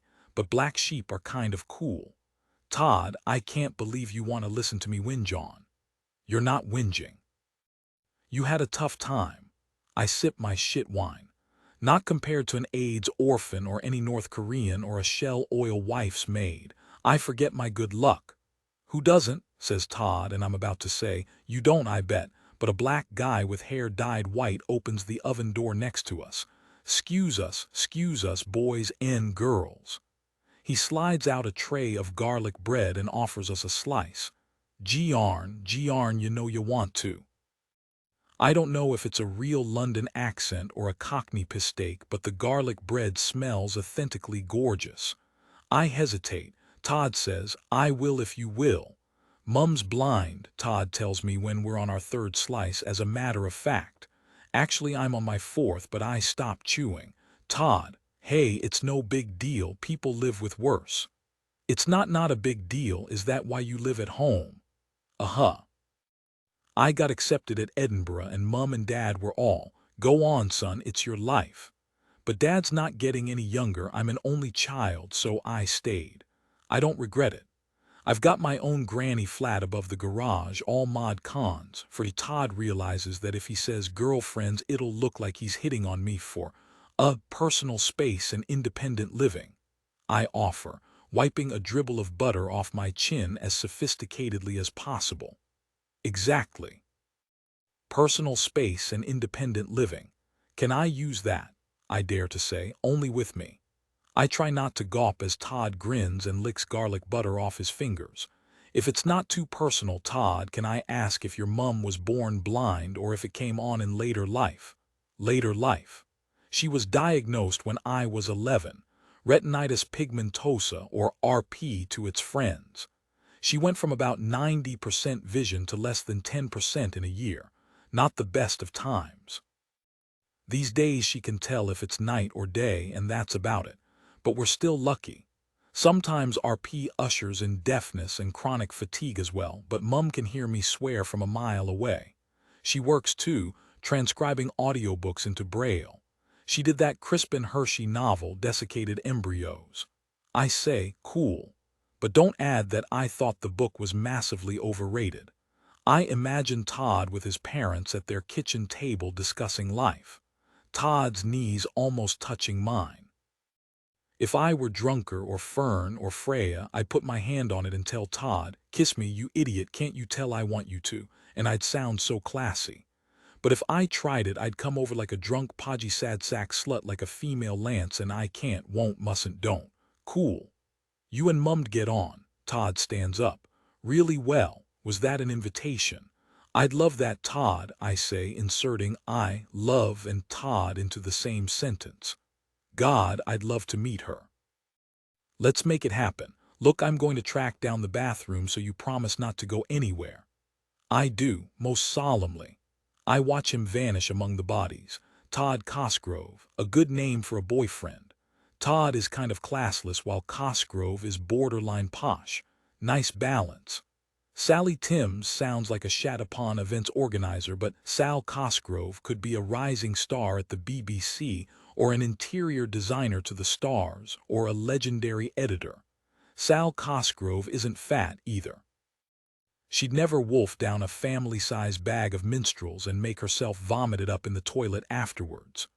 True, I only properly started talking with Todd half an hour ago, but every undying love was only half an hour young once. Behind me, Darth Vader's slagging off his sociology lecturer to a thin-as-a-rake Incredible Hulk, while in front me, the Grim Reaper's scythe slides to the floor as he, or she, flirts with a black angel with crumpled wings. I open my handbag and get out my Tiffany compact mirror, a sorry present from Freya for being too busy for me to stay with her in New York in August. The girl in the mirror fixes her lipstick. With Todd as my official boyfriend, I'll stick to my diet. I'll only eat fruit for breakfast. I'll only eat half my present portions. Mum and Freya's jaws will drop when they see me. God, that'll feel good. So now that's decided, I walk over to the food counter. Popcorn, more garlic bread, and 2 Wedgwood cake stands piled high with brownies. One cake stand has a little flag stuck into the topmost brownie, saying, "Hash brownies," while the flag on the other one reads, "No hash brownies."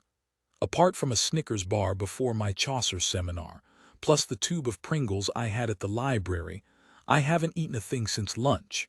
If we gloss over the garlic bread. Plus, I burned scads of calories walking to the Fox and Hounds.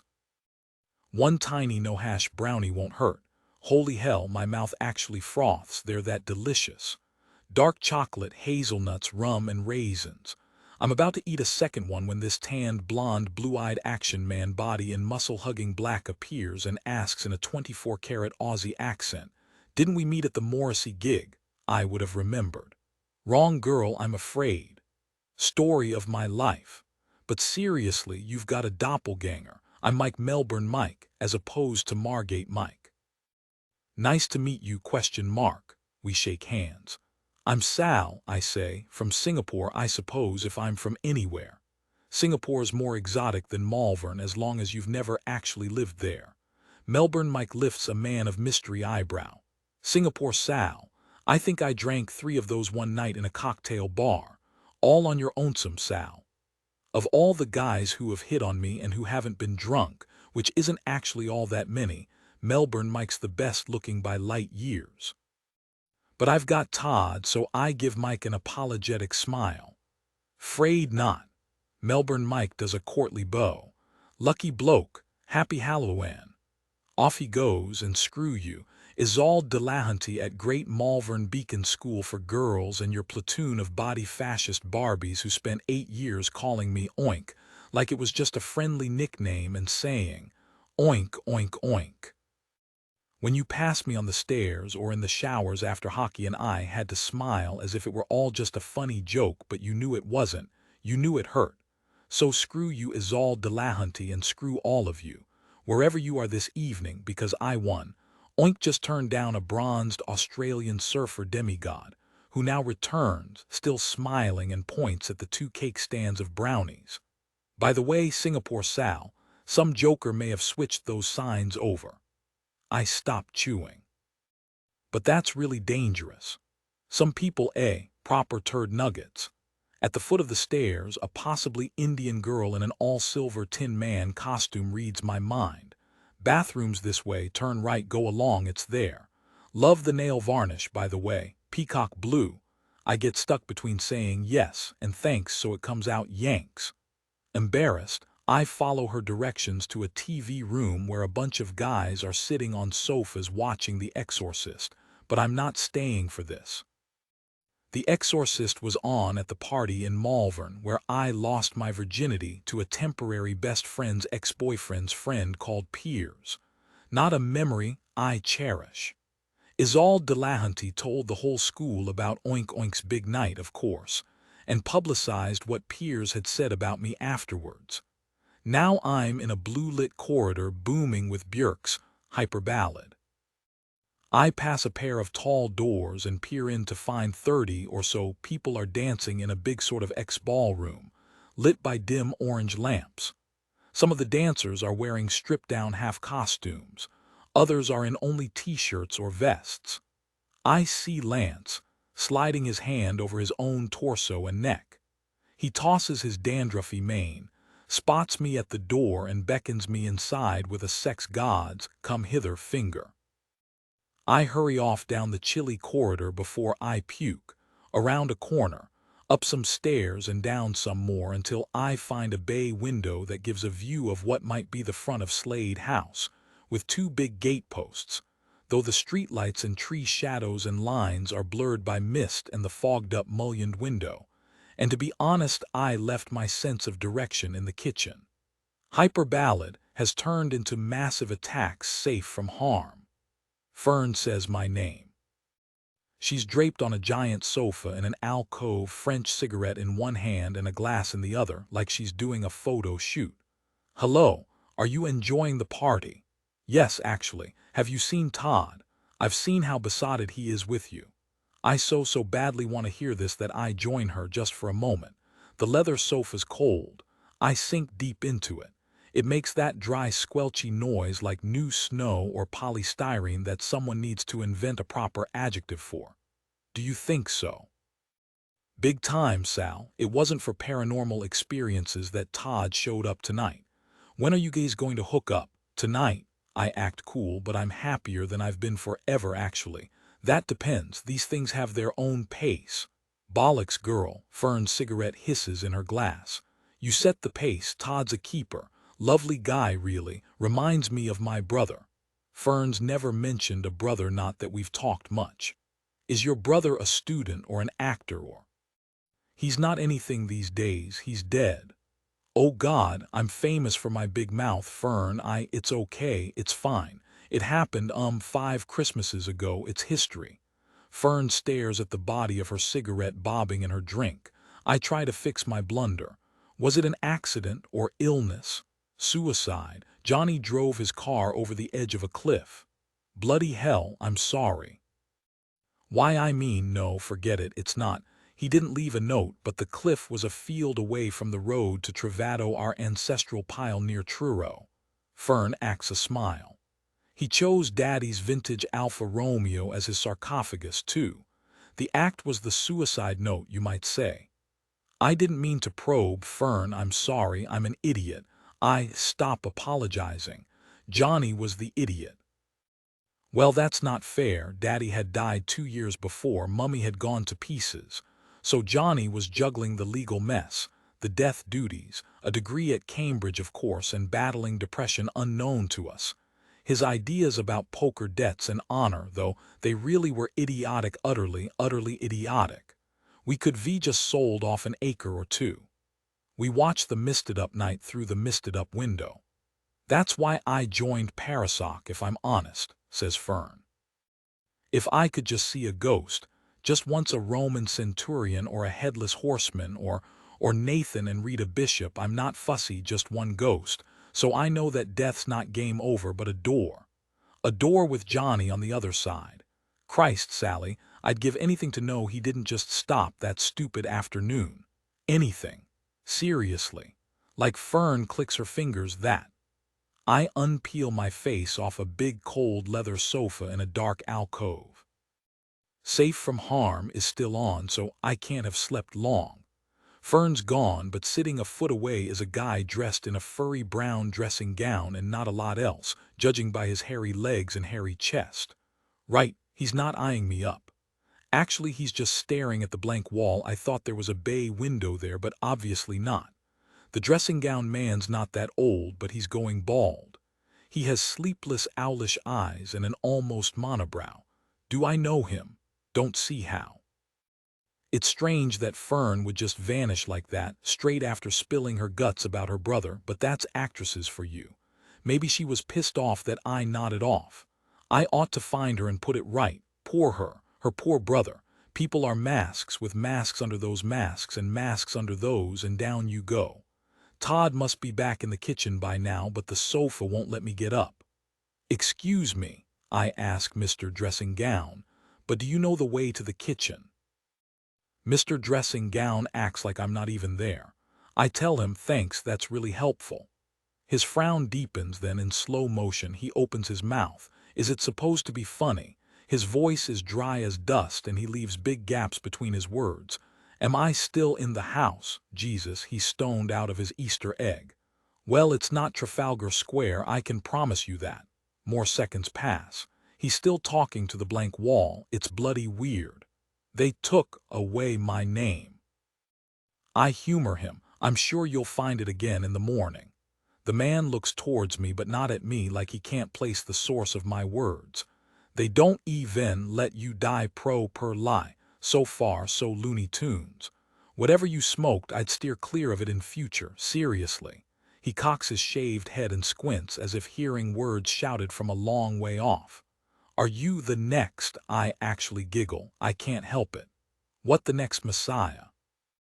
The sofa vibrates to the giant bass in Safe from Harm. Get a big strong black coffee, I tell Mr. Dressing Gown.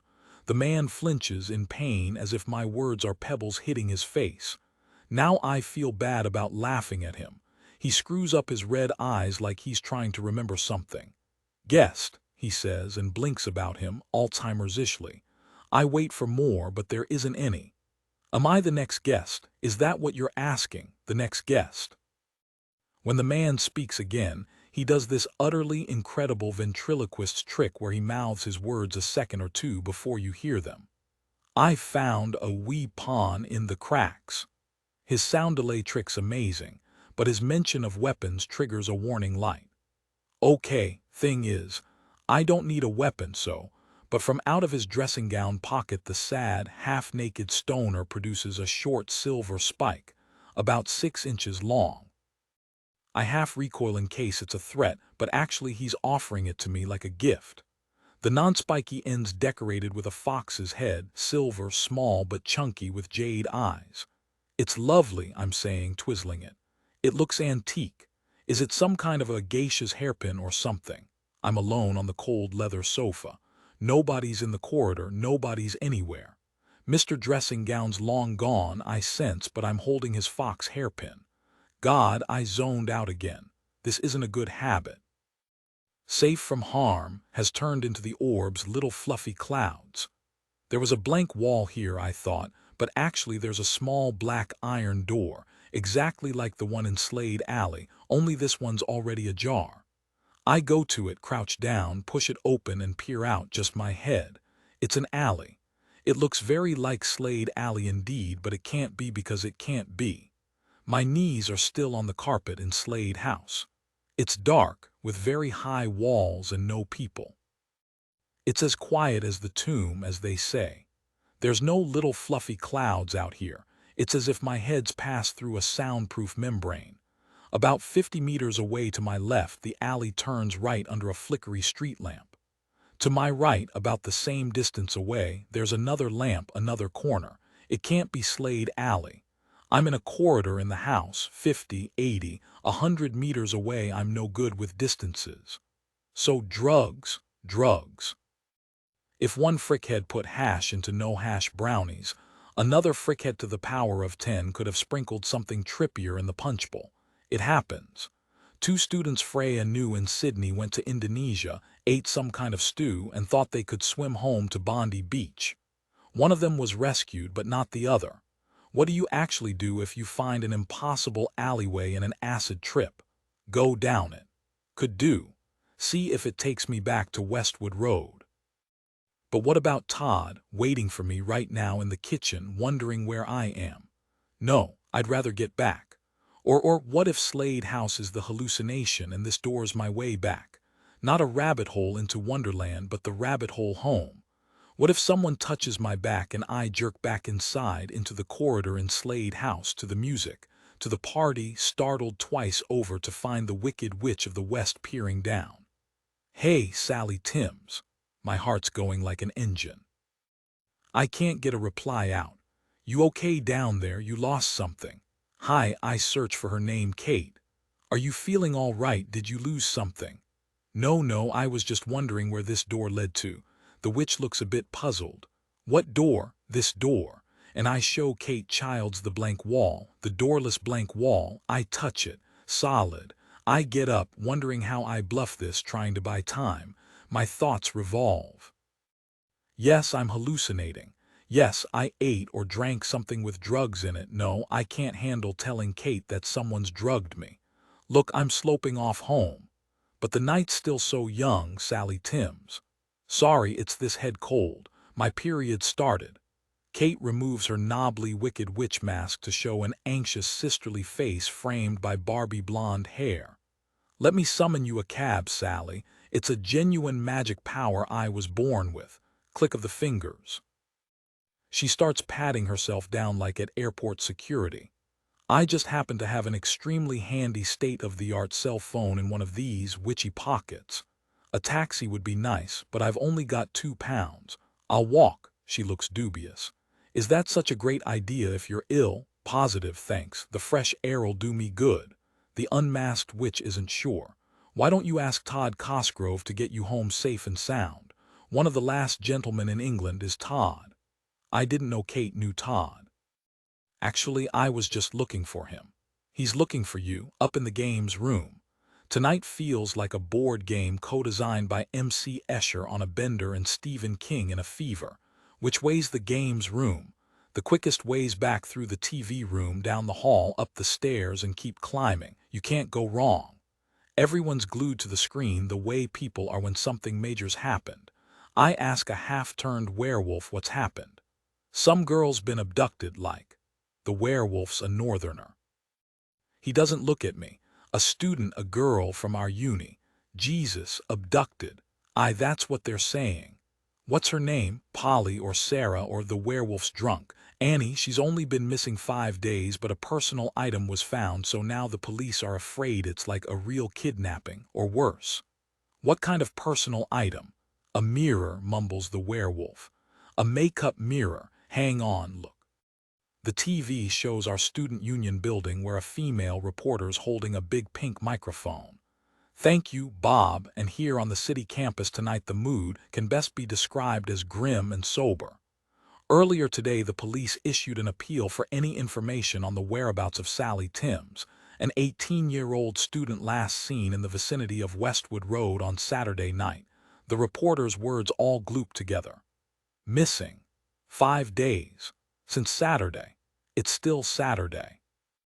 I've only been in Slade House for an hour. It must be another Sally Timms. But a photo of my face fills the screen and it's me. And the Sally Timms on the screen is wearing exactly what I'm wearing now.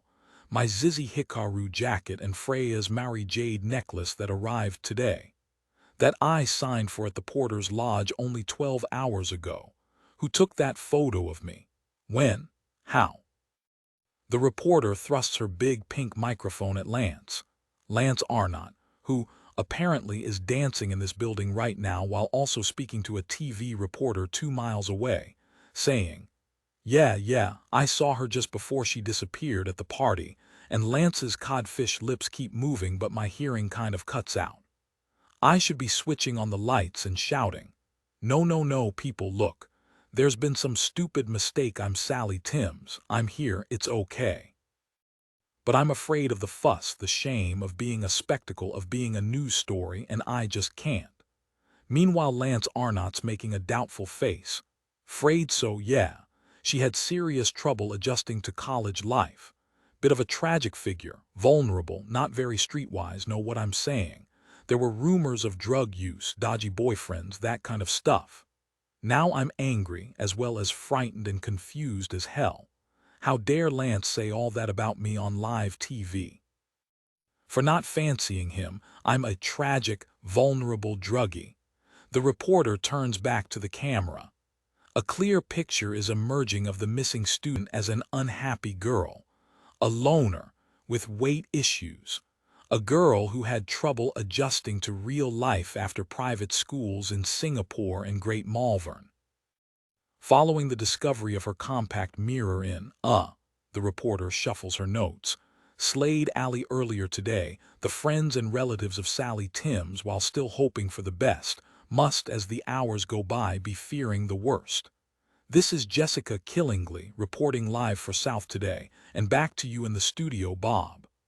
God knows what Freya, Mum, and Dad must be thinking. Actually, I know what they're thinking. They're thinking I've been murdered. They urgently need to know I'm fine. The police need to call off the search, but I can't just announce it here. I pull back from the werewolf and bang into a sideboard. My hand touches something rubbery, a Miss Piggy mask. Thanks to Isolde Delahanty et al. I've got bad associations with pigs, but if I don't put it on, any second now someone'll see me, point and shriek, so I just loop its cord round my head and cover my face. Cool. A bit of breathing space. What was the reporter saying about my compact mirror? I used it in the kitchen after Todd left. Didn't I? I check in my handbag, gone. Normally I'd retrace my steps and hunt it down, but I want to get out of Slade House even more than I want Freya's gift back. She'll understand. She'll have to. Todd'll know what to do. Todd's unflappable. We'll slip away and sort out what needs to be sorted. Him and me. At the foot of the stairs, a possibly Indian girl in an all-silver Tin Man costume says, "Did you hear about Sally Timms, the missing girl?" Yes, I did. I try to get by, but she's blocking my path. Did you know Sally Timms well? Asks the Tin Man girl. Not very, I answer and slip by up the stairs. The banister glides under my fingertips and the hubbub of the hallway fades away, like I'm climbing into a fog of silence. The carpet on the stairs is white like snow.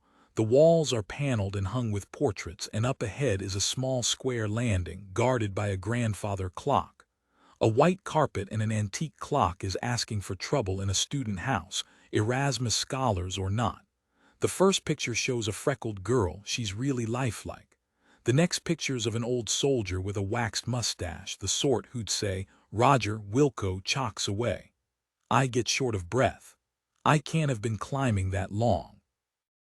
I need to join a gym. Finally, I've reached the grandfather clock.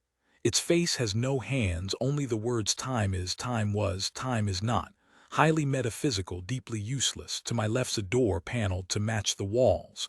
To my right, more stairs climb past more portraits to a pale door, which is the game's room. I knock on the paneled door. I hear only the clock's rusty, oiled heart. I knock again, but louder. Nothing but the rhythmic grunt of cogs. Turn the doorknob then. Open the door. Just an inch, peer in. This room's igloo-shaped, lit by a bedside lamp, windowless, carpetless, and contains a large four-poster bed and not a lot else. The bed's maroon drapes are drawn. The mechanical grinding noise has stopped, but I call out softly, "Todd," in case he's in the bed. "Todd, it's Sal." No reply, but if Todd ate a hash brownie, or actually a no-hash brownie, he might be asleep, snoring softly maybe in that bed like Goldilocks. I'll just peep through the drape. That can't hurt. Anyway, I'm unrecognizable in my Miss Piggy mask. So I shuffle over the grainy floorboards and lift a flap of the velvet. Just an inch, Miss Piggy. Booms a man Axel. Sweat glazed in the blood-dim cocoon, and I only half block a shriek. The bed's taken up by a grotesque tangle of limbs and distorted figures. An undrawable bone cage, a flesh loom, a game of twister with several Siamese bodies, pulled apart and smooshed together. Up here's Angelica's head with her matted indigo hair and a tongue stud showing. Down there's Axel's head. In the core, I see their distorted forms, swollen huge and crimson raw like a Francis Bacon nightmare. The stink of bad fish is nauseous, and the Axel head grins at me through the slit in the drape, through my Miss Piggy eye-hole, and he speaks, but his words are jolted out of him in Angelica's voice. Is oink oink hun gry for a ba con sand witch? And the Angelica head, melded onto a flabby thigh with wrists where its ears should be, grunts back. Don't be mean, Sal Lie hates it when we call her that.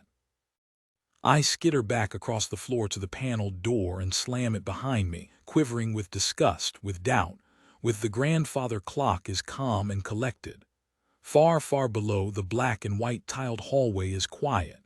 Up above, the pale door's waiting. It's a bad acid trip. I've heard about them. Piers, my first non-boyfriend, had one once, and it sounded like this. Axel and Angelica were there, but I saw it through kaleidoscopic drug-tinted spectacles. I need to get Todd so he can keep an eye on me. I walk up the stairs past two portraits, one of a young rockabilly type with brill-creamed hair and half-open shirt, the next, a woman with eyeliner like Cleopatra and a beehive Martha and the Vandellas hairdo. The next portrait, however, stops me dead. It's of a boy in school uniform, and I've seen him once already tonight. I get out Axel's A4 sheet from my jacket and compare them. It's Nathan Bishop. My feet take me up to the next portrait, which shows Mr. Dressing Gown from earlier. Now Axel's case study is in front of me. I can name him, Gordon Edmonds, who I spoke to on the cold sofa a little while ago, or who I dreamed I spoke to. I don't know which. I don't even know if I'm that shocked to find Sally Timms staring out of the final picture, standing in her Zizi Hikaru jacket with Freya's Maori pendant round her neck. The same image as they used on TV. Except my eyes are now two freakish blanks, and she's frowning, as if I can't understand why I can't see anymore. And as I watch, one of her index fingers rises to tap the inside face of the canvas. I half huff, half shriek, half slip, half fall onto the ledge at the very top of the stairs, and my hand steadies me by shooting up and grasping the shiny doorknob on the pale door, which swings open, and suddenly Todd's there looking at me, bloodless and thunderstruck. I say, "Todd." And he jumps back, and I realize it's my mask, so I yank it off and say his name, and Todd says, Sal, thank Christ I found you," and now we're hugging. Todd's bony and skinny, but his muscles are iron, though he's cold like he's just walked in from a frosty night. Behind him is the sloping ceiling of a dark attic. Todd uncouples himself from our hug and shuts the pale door. "Something bad's happening in this house, Sal. We need to get out." We're both whispering. Yes, I know, someone spiked our drinks. I'm seeing impossible things, like where do I begin? Todd, the TV said I've been missing for 5 days. Missing I can't be, and look, I point at my eyeless portrait which has stopped moving now. It's me, that pictures me wearing this. I hold up the real necklace for Todd to see, which I only got today. It's insane. Todd swallows. I'm afraid it's worse than an acid trip, Sal. I see he's serious. I fumble at what it means. What then? We join Parasoc for paranormal experiences. We found them, and they're not benign. They'll try to stop us getting out. My skin goes icy and burnt. Who'll try to stop us? Todd glances behind us at the pale door. Our hosts, the twins. I put them to sleep, but they'll wake up soon, angry and hungry. Twins? What twins? What do they want? Todd says it low and level. To consume your soul. I wait for him to tell me he's joking. I wait. Todd's holding my elbows. Slade House is their life support machine, Sal, but it's powered by souls and not just any old souls. It's like blood groups. The type they need is very rare, and your soul is that very rare type. We have to get you out. Now, we'll go down the stairs, out via the kitchen, across the garden, and once we're in Slade Alley, I think we'll be safe. Safer anyway. I feel Todd's breath on my forehead. I saw some big gates onto Cranberry Avenue and another black iron door in the hall. Todd shakes his head. That's wallpaper to fool you. The one way out is the one way in, the aperture. What about Fern, Lance, Axel, Angelica? A muscle in Todd's cheek twitches. They're beyond my help. What do you mean, what'll happen to them? Todd hesitates. You're the fruit, they're the pith, stone and skin, they've been discarded. But I point down the stairs. Are there more stairs now? To the square landing, but the door into the igloo room has gone. I saw Axel and Angelica down there, sort of. You saw fleshy 3D Polaroids of Axel and Angelica which wouldn't stand much scrutiny, close up. Listen. Todd grips my hand, carefully. On our way out, speak to nobody, respond to nobody, meet nobody's eye, accept nothing, eat nothing, drink nothing.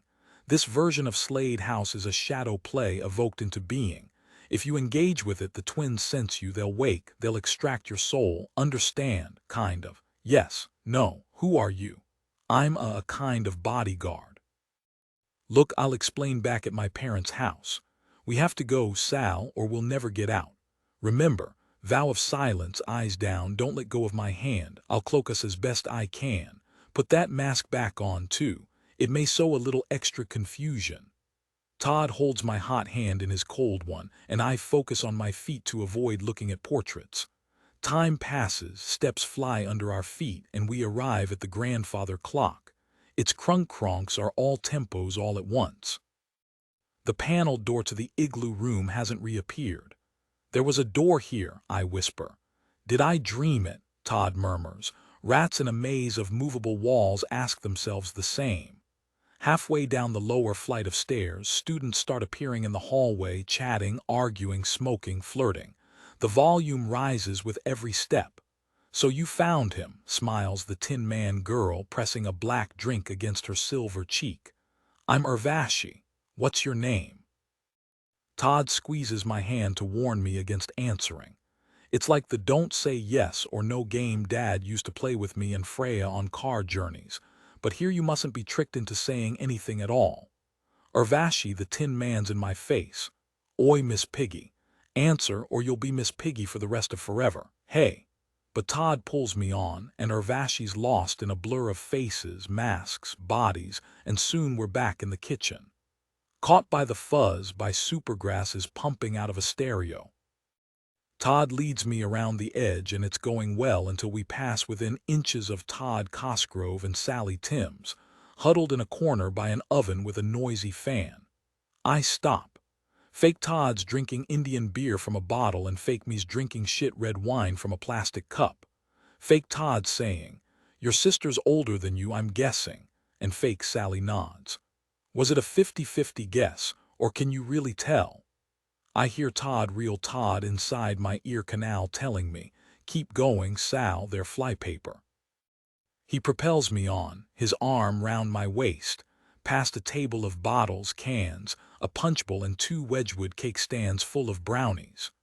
We go under an archway into a utility room with a dozen people between us and the door, including a dug-up corpse, an unraveling mummy, a tube of Colgate toothpaste with a red bucket for a cap, and Lance Arnott, who blocks my way, looking like a lost soul in an old painting of hell. There's something evil in here. It's not him, says Todd in my inner ear, but Lance is gripping my lapels. It is him, I smell his yeasty bow. Please, Sal, I know I was an arsehole, but please don't leave me, please. Okay, I whisper, we'll take you with us. Instantly, Lance's face dribbles off, revealing something bonier, hungrier, and toothier beneath. I try to scream, but my throat's locked. Todd steps between us and traces signs onto the air. I half see the living black lines for a split second before they vanish, and then the real being who wears the Lance Arnott disguise flickers off and on and off, and is gone. I gasp. What the F? I unplugged the modem, Todd tells me. Telepathically, I notice a moment later and instantly accept. But the twins are waking. The kitchen's silent. My heart's drumming and a vein in my neck's twitching in time. Some of the partygoers are turning our way, sensing that we don't belong. Act normally, says Todd's voice, don't show fear, and he leads me to the back door. Locked. Not showing fear's one thing, but I feel it. It's slithering around my body just under my skin. Todd makes a threading motion with his fingers and the door opens. He bundles us through. I'll lock them in behind us, Todd tells me, and turns to trace a symbol at the door. It's dark out. Down the garden, I make out the Slade alley wall behind the shrubbery just. Fern Penhaligon appears, looking delighted. Sal, you left this on the sofa, catch. She tosses me my Tiffany compact, the gift from Freya, and I catch it. Black fireworks zigzagged over marbled skies. The zigzags plucked harpsichords, and I floated on the Dead Sea, and could have stayed there forever, but a wave of pain lifted me up, high as spires, then hurled me down hard onto the pebbles at the foot of Slade House. Todd's scared face appears up close. Sal, can you hear me? Sal. My skin pops like bubble wrap and I grunt a yes. The Orison's imploding, can you walk? Before I can answer, Todd hauls me upright and my legs are heavy and bendy, and I step on something snappable, my Tiffany mirror, and we stagger across the upper lawn. We reach a wisteria trellis where a creeping shockwave catches us and bowls us over a cropped lawn covered with tiny fan-shaped leaves. I want to lie there forever, but Todd drags me up again, and Slade House by night's shimmering fat and thin, reflected or refracted. Then figures come strolling through the shimmer. Rows and clusters of figures ambling like they know they don't have to hurry. Their bodies are blurs, but there's Axel's face. There's Angelica, everyone in my Chaucer seminar, my teachers from Great Malvern, Isolde Delahanty and her Barbies, Mum, Dad, Freya. Todd pulls me. Run, Sal. And we try, God we try, but it's like running through water. Rose thorns scratch my eyes, a bucking path trips us, dams and trees claw us, and a shrubbery billows up and its roots try to hook our ankles, but here's the small black iron door. Stupidly, I look back like you never should in stories. The figures flicker nearer. There's Piers, who said his night with Oinkt been like shagging a dead blubber whale on a beach, only smellier. Todd's saying to me, you have to open the aperture, Sal. He means the black iron door. How? What do I do? Open it like you did before. I can't do it. The faceless walkers are closing in. I'm shaking. What did I do before? You pressed it with your palm. So I press the small black iron door and it presses back just as hard.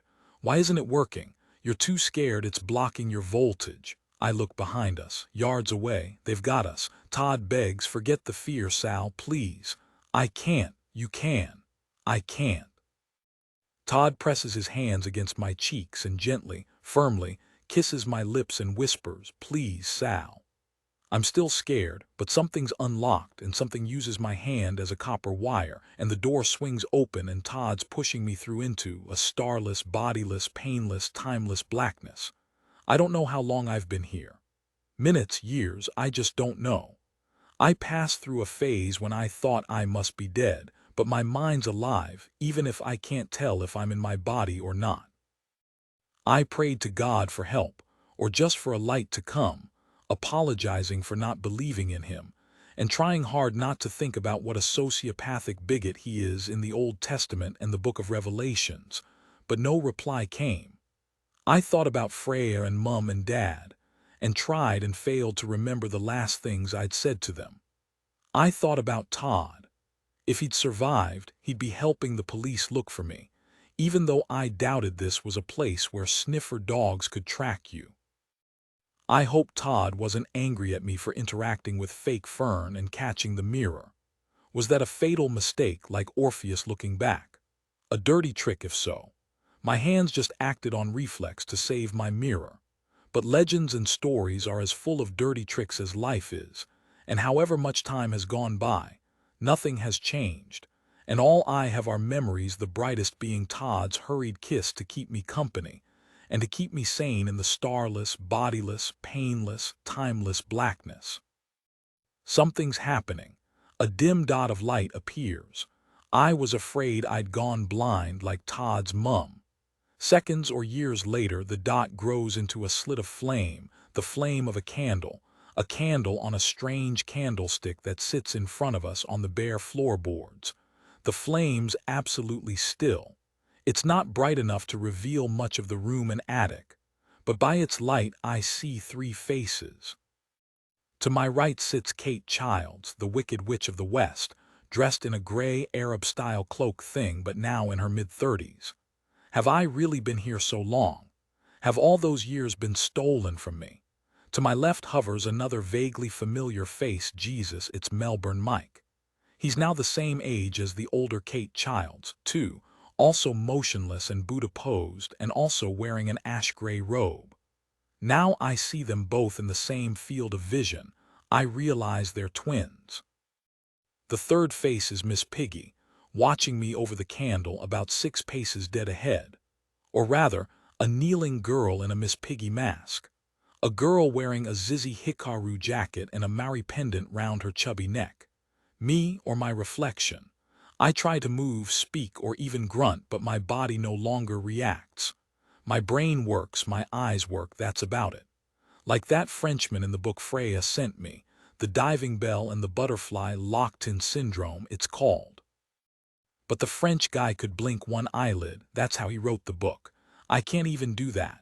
Left of the mirror is a pale door with a gold doorknob. A memory of that door from before drags itself into focus, the room at the top of Slade House. The games room. Have the three of us been drugged and brought here? By who? And where's Todd? The Cosgrove boy's been let go, with the other waifs and strays you dragged in with you, Kate Childs says. The candle flame quivers. Her American accent's gone, replaced by crisp, upper-class English not unlike my mother's. You're here in Slade House at my and my brother's behest. I'm Nora and this is Jonah. I try to ask, what do you mean, the Cosgrove boy's been let go? But my mouth isn't working, not even a little bit. Dead. He didn't suffer, don't mourn, he never loved you. Over the last few weeks, culminating in tonight's show, he was my brother's ventriloquist's dummy, mouthing all those lovey-dovey lies you yearned so badly to hear. I try to tell this Nora she's insane, that I know Todd loves me. You tell the girl, Nora tells Melbourne Mike or Jonah irritably, or she'll taste all saccharine and powdery. Jonah, if that's his name, sneers my way. It's all true, sweetie, every word. His Australian accent's gone. He has a plummy public school voice. I was inside Todd Cosgrove's head, and I promise you, he found Sally Timms as erotic as a tub of lard forgotten at the back of the fridge. He detested you. You're lying. Todd kissed me. Todd tried to help me escape. Let me translate it into stupidest oink oink. Everything from the pub to the aperture in Slade Alley was real. This attic is real too, and these are our real bodies. Between the iron door and waking up here, however, was what we call an orison. A live 3D stage set projected from this lacuna in time. Jonah drums on the floorboards. By my outrageously gifted sister. A scripted vision. I was in it too, or strictly speaking my soul was there moving Todd's body, saying Todd's lines, but everything else, the people you met, the rooms you passed through, the tastes you tasted, was a local reality brought into being by my sister. You and Todd's thrilling bid for freedom was another part of the rat's maze we had you run through, an orison inside an orison. We call it a suborison. We need a better name. I'd ask you to think of one, but you're dying. My stubborn me insists you're lying. This is all a bad acid trip. No, Jonah sounds disappointed. You're really dying. Your respiratory system. No muscles. Think about it. Is that the bad acid trip too? To my horror, I realize he's right. My lungs aren't working. I can't gasp or fall over or do anything but kneel here and slowly suffocate. The twins now appear to lose interest in me. I am speechless with admiration, sister, Joan is saying. You haven't been speechless for 100 years, says Nora. If the Academy awarded Oscars for Best Orison, you'd be a shoo-in. Truly, it was a masterpiece. Cubist postmodern superlatives fail me. Yes, yes, yes, we're geniuses, but what about the policeman? His residue was substantial enough to speak with the guest. And the aperture appearing of its own accord like that and open. The girl nearly bolted. Ah, but she didn't bolt, and why? Cupid's noose was firmly around her neck is why. Todd Cosgrove was a trickier role to pull off than Chloe Chetwynd, you'll concede. Plod would have mounted a gashed slab of raw liver, while this little piggy needed proper wooing. These words would normally draw blood, but right now I'm worrying about how long you can survive without oxygen. 3 minutes. Nora Grayer twists her head as if screwing it into a socket. As per usual, you're missing the point. With each open day, these aberrations grow worse. Jonah flexes his spidery fingers. As per usual, sister, you're spouting paranoid nonsense. Once again, dinner is served without hitch or hiccup. Once again, our operandi is charged for a full cycle. Personally, I blame your sojourn in Hollywood for these histrionics. Too many actors' hairy buttocks and too many mirrored ceilings. She half whispers, half growls. It really isn't in your best interests to speak to me like that, brother. Oh, will you take another unannounced sabbatical to the Chilean Andes to divine the meaning of meta-life? Go, by all means, do you good, possess some fucking peasant or an alpaca. I'll drive you to the airport after dinner. You'll be back, just as I will. Neither of us will last as a solo act. The operandi's bigger than both of us, baby. The operandi's 60 years old. To cut ourselves off from the shaded way avoids unwanted attention from the only beings on earth who could cause us trouble. We're demigods in thrall to no one. Can we please keep it that way? We're in thrall to this risible pantomime every 9 years, replies Nora acidly. We're in thrall to these. She indicates her body with disgust, birth bodies to anchor our souls in the world of day. We're in thrall to luck ensuring that nothing goes wrong. I'm still not breathing and I feel my skulls beginning to cave in. Desperately, fiercely, I think the word help. Can we please dine? Unless you plan to kill the operandi in a fit of pique. My skull throbs as my body groans for air. Please. I can't breathe. Nora exhales like a moody adolescent and grudgingly nods. The Grayer twins' hands then begin to weave through the air like Todd Cosgrove's did earlier, leaving short-lived traces on the dark air. Their lips move and a quiet murmur grows as something solidifies above the candle, cell by cell, a kind of fleshy jellyfish pulsing with reds and purples. It would be pretty if it weren't something from a nightmare. Tendrils grow out of it, tendrils with subtendrils. Some twist through the air towards me, and one pauses for a moment an inch from my eye. I see a tiny orifice at its tip, opening and closing like a carp, before it plunges up my left nostril. Luckily, I barely feel it or the others as they worm into my mouth, up my right nostril and into my ears. I feel a drill bit of pain in my forehead and see, in the mirror opposite, a shimmering something oozing through one of my mask's eye holes. It gathers in a small clear sphere in front of my eyes. Tiny luminous plankton hover inside it. So souls are real. My soul's the most beautiful thing I've ever seen. But now the Grayer twins close in on both sides. No, you can't. It's mine. Please. No, they purse their lips like they're about to whistle. Help, help, help, Freya, Freya, anyone help, help, I need. The twins inhale, stretching my soul into an oval. Someone stop yaonde you'll suffer yope, my soul splits in two. Nora inhales one half, Jonah the other. Their faces look like peers, did that night in Malvern, and now it's over. They're sitting back where they were. The tendril things have gone. The glowing lump has gone. The Grayers are as still as sculptures, as is the candle flame. In the mirror, a Miss Piggy mask slaps the floor. You dark horse, you 2006. I nodded off for long enough to slip into a stressful dream. I dreamed I got cold feet about meeting Fred Pink here this evening.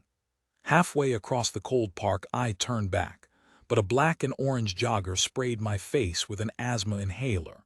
Then I saw a woman in a wheelchair being pushed by Tom Cruise. Her face was hidden by a raincoat hood, and Tom Cruise said, "Go right ahead, take a look." So I lifted the hood and it was me. Then we were going down an alley, and someone said, "You pay an army for 1,000 days to use it on one." Last of all was a black slab like the black slabs in 2001, A Space Odyssey, and as it opened I heard Sally saying, "You have to wake up." So I did, and here I am, alone in the upstairs room at the Fox and Hounds. As arranged. It's seedier than how I remember it from 1997. The tables are scarred, the chairs are rickety, the wallpaper's scraggy, and the carpet's the color of dried vomit. My tomato juice sits in a smeary glass, as appetizing as liquidized roadkill. The Fox and Hounds is on its last legs, clearly. Downstairs there are only 6 drinkers at the bar, and one of them was a dog for the blind, and on a Saturday evening. The one gesture to jollity is an old-time enameled Guinness ad, screwed to the wall over the blocktop fireplace, with a leprechaun playing a fiddle for a dancing toucan. I wonder if that leprechaun noticed Sally 9 years ago, and if she noticed him. They sat up here, the X-Files 6. Several witnesses saw them, but nobody agreed at which table. I press my forehead against the window. In the street below, Fred Pink still having his quick catch-up with Misters Benson and Hedges. The streetlights are coming on. The sun sinks into tarmac-gray clouds over one-way mazes of brick houses, gasworks, muddy canals, old factories, unloved blocks of flats from the 60s, multi-story car parks from the 70s, tatty-looking housing from the 80s, a neon-edged multiplex from the 90s, cul-de-sacs, ring roads, bus lanes, flyovers. I wish Sally's last known place of abode could have been prettier. For the millionth time I wonder if she's still alive, locked in a madman's attic, praying that we'll never give up, never stop looking. Always I wonder. Sometimes I envy the weeping parents of the definitely dead you see on TV. Grief's an amputation, but hope's incurable hemophilia. You bleed and bleed and bleed. Like Schrodinger's cat, but with a box you can never get open. For the millionth time, I flinch about wriggling out of inviting my sister to New York the summer before she started uni here. Sally wanted to visit, I knew, but I had a job at a photo agency, fashionista friends, invitations to private views, and I was just starting to date women. It was an odd time. Discovering my real me and babysitting my tubby, dorky, nervy sister just felt all too much. So I told Sal some bullshit about finding my feet. She pretended to believe me, and I'll never forgive myself. Avril says that not even God can change the past. True, but I still can't forgive myself. I get out my mobile and text Avril, at pub, real dive. FP no nutter so far, but we'll see. Interview begins in a mo. Home when I can. XXX send. Avril will be heating up yesterday's lasagna, opening a bottle of wine, settling down to an episode or 3 of The Wire. Wish I was with her. I've known livelier morgues than the Fox and Hounds. The whiskery landlady tried to crack a funny when we came in. "Evening, dearie, you must be our Fred's latest girlfriend then. Fred, you dark horse, you what magazine you order this one out of, eh?" I should have said, "Hot Ukrainian Dykes Weekly." When the landlady learned I'm a journalist with an interest in Slade Alley, she turned frosty and her dearie grew thorns. That's the media for you, innit? Why let a sleeping dog lie when you can flog a dead horse, eh, dearie? Footsteps clomp up the stairs. I get out my Sony digital recorder, a gift from Dad and Sook, aka Mrs. John Tim's Roman 3, and put it on the table. In walks Fred Pink, a withered gray man in a tatty brown coat and a schoolboy's leather satchel that looks half a century old. "Sorry to keep you, Miss Timms. I do need my little fix." He's got a gruff, friendly voice you want to trust. "No problem," I say. "Will this table do?" "Best seat in the house, I'd say." He puts his beer on the table, sits down like the old man he is, and rubs his skin and bone hands. His face is pocked, saggy, and spiky with bristles. His glasses are fixed with duct tape. Bloomin' parky out. This smoking ban'll be the death of us, I tell you. If cancer don't get us, the double pneumonia will. Still can't get my head round not smoking in a pub. Political correctness gone mad and brought in by a Labor government. Ever interview Tony Blair or Gordon Brown or that lot, do you, in your line of work? Only in press packs. You have to be at the top of the food chain for a private audience. Mr. Pink, could I record our interview? That way I can concentrate on what you're saying without taking notes. Record away. He doesn't add and call me Fred, so I won't. I press record and speak into the microphone. Interview with Fred Pink at the Fox and Hounds pub, Saturday 27th October 2006, 7:20 p.m. I swivel the recorder so the mic's facing him. Ready when you are. The old man takes a deep breath.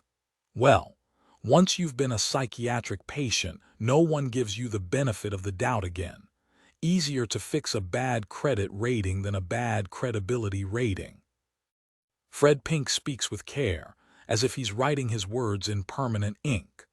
But whether you believe me or not, Miss Timms, I'm guilty. Guilty. See, I'm the one who told my nephew Alan about Slade Alley, about Gordon Edmonds, about Nathan and Rita Bishop, about the 9-year cycle. It was me who whetted Alan's appetite. Alan told me there was 20 or 30 of them in his club, so I reckoned. Safety in numbers. Atemporal's fear exposure, see. 6 kids vanishing was big news, but 20 or 30. They'd never dare. All sorts have come running. Me 7. FBI if any Americans were involved, my friend David Icke. The whole bloomin' shebengled be all over Slade House like a dose of the clap. If I'd known Alan's group was down to 6, I'd have told him, too risky, just forget it.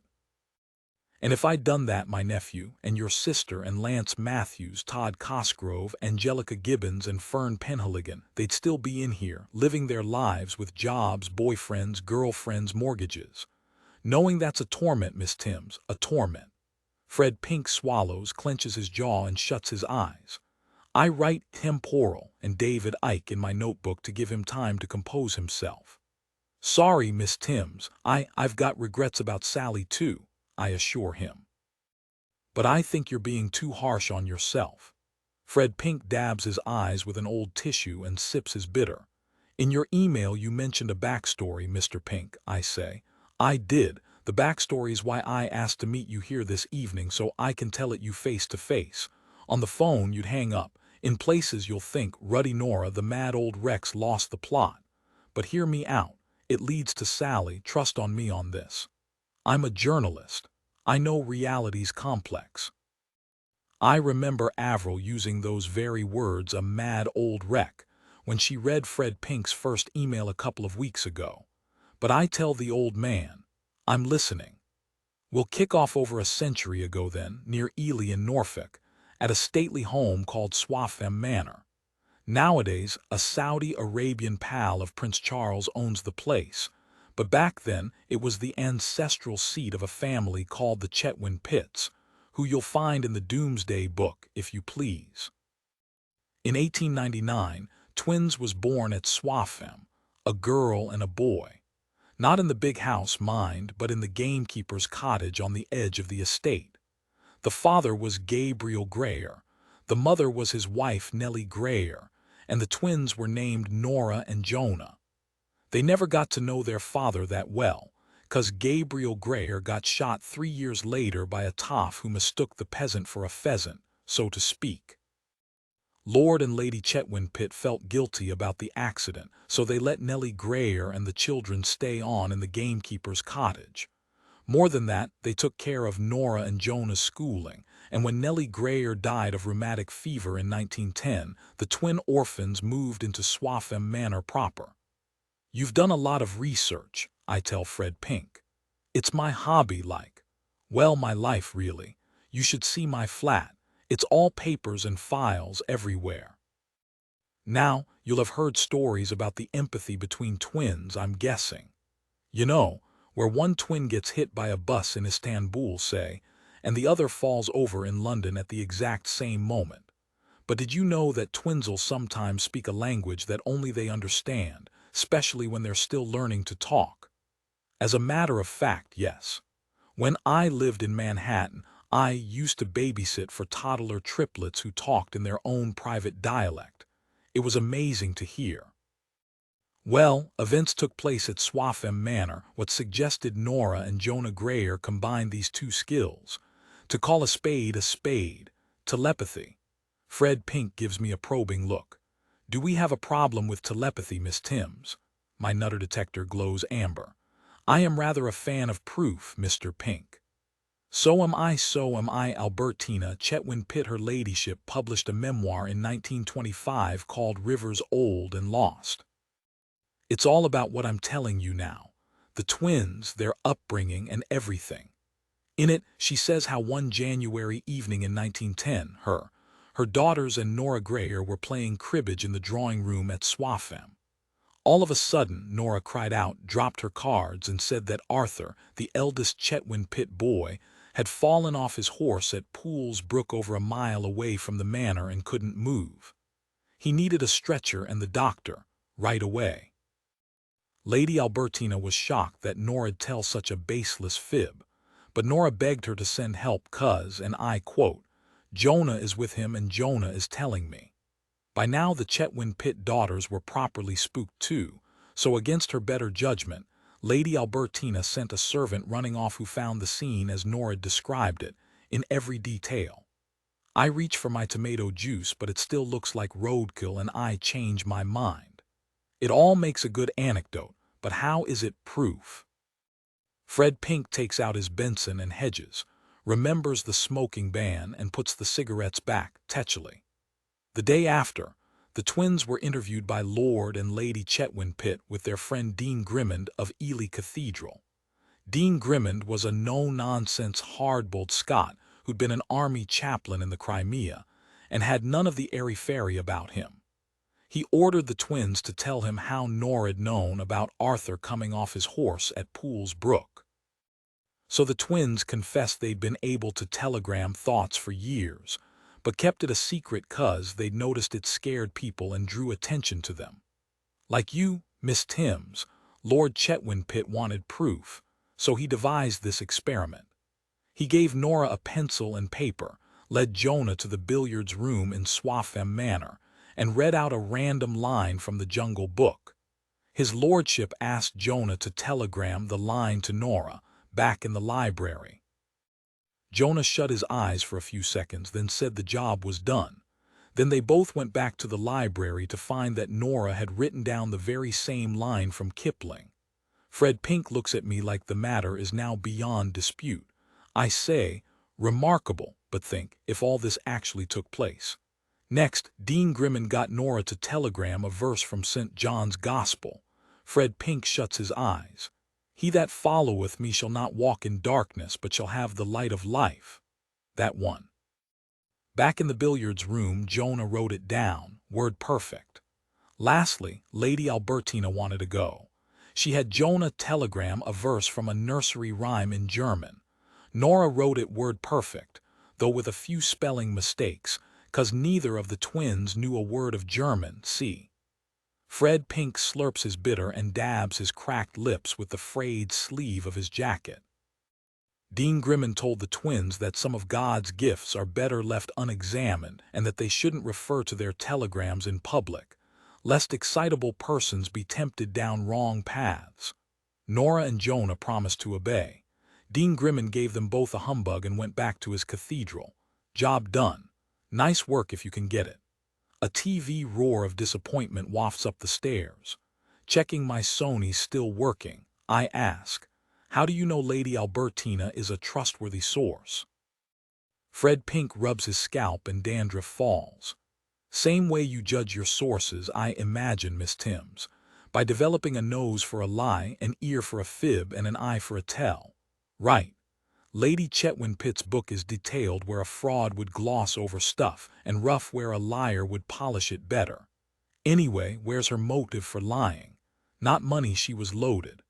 Not attention, she only had 100 copies of her book printed, and by the time it was published, she was a virtual recluse like. I swivel my gold ring from Avril around my finger. In journalism, we try to cross-corroborate an informant's more contentious claims. Cross-corroborate. Good word. I'll store that away. It's time you met Dr. Leon Cantillon. Fred Pink unfastens his satchel, takes out a dog-eared folder, and produces a laser-scanned copy of an old hand-tinted photograph of a man of about 40. He's wearing a French Foreign Legion uniform, a raffish smile, a couple of medals, and around his neck a stethoscope. The caption underneath reads, Le Docteur L. Cantillon, Légion étranger, Ordre National de la Légion d'honneur, Croix de Guerre. Leon Cantillon, colorful figure, you might say. Born in 1874 in Dublin in an old French Huguenot family, grew up speaking French, studied medicine at Trinity College, but he had a hot-headed streak and had to leave Ireland after shooting the son of a member of Parliament in a duel, no less. Bang! Straight between the eyes, dead before he hit the deck. Cantillon joined the French Foreign Legion a few months later, we're up to 1895 now, and served as a medic in the Mandingo War on the Ivory Coast, and later in the South Orkneys Campaign. Dirty little wars in the carve-up of Africa, these even the French have forgotten 'em nowadays. Cantillon had a knack for languages, too. When he wasn't doctoring and soldiering, he was learning Arabic, and claims he spoke it fluently by 1905, when he got himself a plum job at the Legion's hospital in Algiers. It was in Algiers that his interest in the occult took root, by his own account. He mingled with Prussian theosophists, Armenian spiritualists, Ibadi Muslim shamans, Hasidic Kabbalists, and one mystic in particular who lived south of Algiers in the foothills of the Atlas Mountains. He's known as the albino Sayyid of Ait Arif, and by he'd be playing a major role in the Greyers' lives. This is all sounding a bit Da Vinci Code for me. What's your source for all of this, Mr. Pink? Lady Albertina's book. Number Leon Cantillon wrote his memoir too, see, The Great Unveiling. My own copy's one of just 10 known survivors, and it's this what cross-corroborates Lady Albertina's story, so to speak. He turns away to cough a smoker's cough into the crook of his elbow. It lasts a good while. So, Dr. Cantillon met Lord Chetwynd Pitt in early summer of 1915 at the house of mutual friends in London. After a few schooners of port, his lordship began telling the soldier doctor about Lady Albertina's chronic hysteria. The poor woman was in a terrible state by this point. In March of 1915, all 3 of Lord and Lady Chetwynd Pitt's sons been gassed, blown up, or machine-gunned in the very same week at the Somme. All 3. Imagine that. On Monday you've got 3 sons, by Friday you've got none. Lady Albertina had just, caved in. Physically, mentally, spiritually, brutally. Her husband hoped that Leon Cantillon, as a sympathetic spiritualist and a man of medicine, might be the man to help where everyone else failed, like, to bring her back from the brink. Fred Pink's framed by the window, dusk's falling. So the Chetwynd Pitts had been dabbling in spiritualism since the telegram incident, had they? They had, Miss Timms, they had. The craze for seances was in full swing by this point, and the likes of Sir Arthur Conan Doyle no less was saying it was founded in science.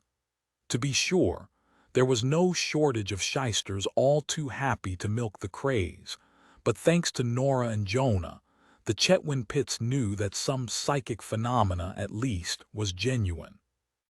As a matter of fact, Lord Chetwynd Pitt brought several mediums up to Ely to channel the spirits of their boys, but none of them proved themselves to be the real McCoy, and with each dashed hope Lady Albertina's sanity took a fresh battering. I bring the tomato juice to my lips, but it still looks like a specimen jar in a blood bank. And could Dr. Cantillon help? Fred Pink rubs his wiry bristles. Well, as it turned out, he could, though he never claimed he was a medium. After examining Lady Albertina, Cantillon said that her grief severed her ethereal cord to her spirit guide. He performed a ritual he'd learned off of a shaman in the mountains of Rif and prescribed an elixir. In her book, Lady Albertina wrote that the elixir gave her a vision of an angel rolling away a stone from her entombment, and she saw her 3 sons happy on a higher plane. In his book, Cantillon mentions that his elixir contained a new wonder drug called cocaine, so make of that what you will. I'd add to the mix the benefits of the talking cure as well. The chance for an Edwardian lady to spill her guts in private and vent her spleen at God, king and country must have been therapeutic, to say the least. Like grief counseling nowadays. Certainly at this stage in proceedings, Dr. Cantillon seems to have been a very welcome guest indeed.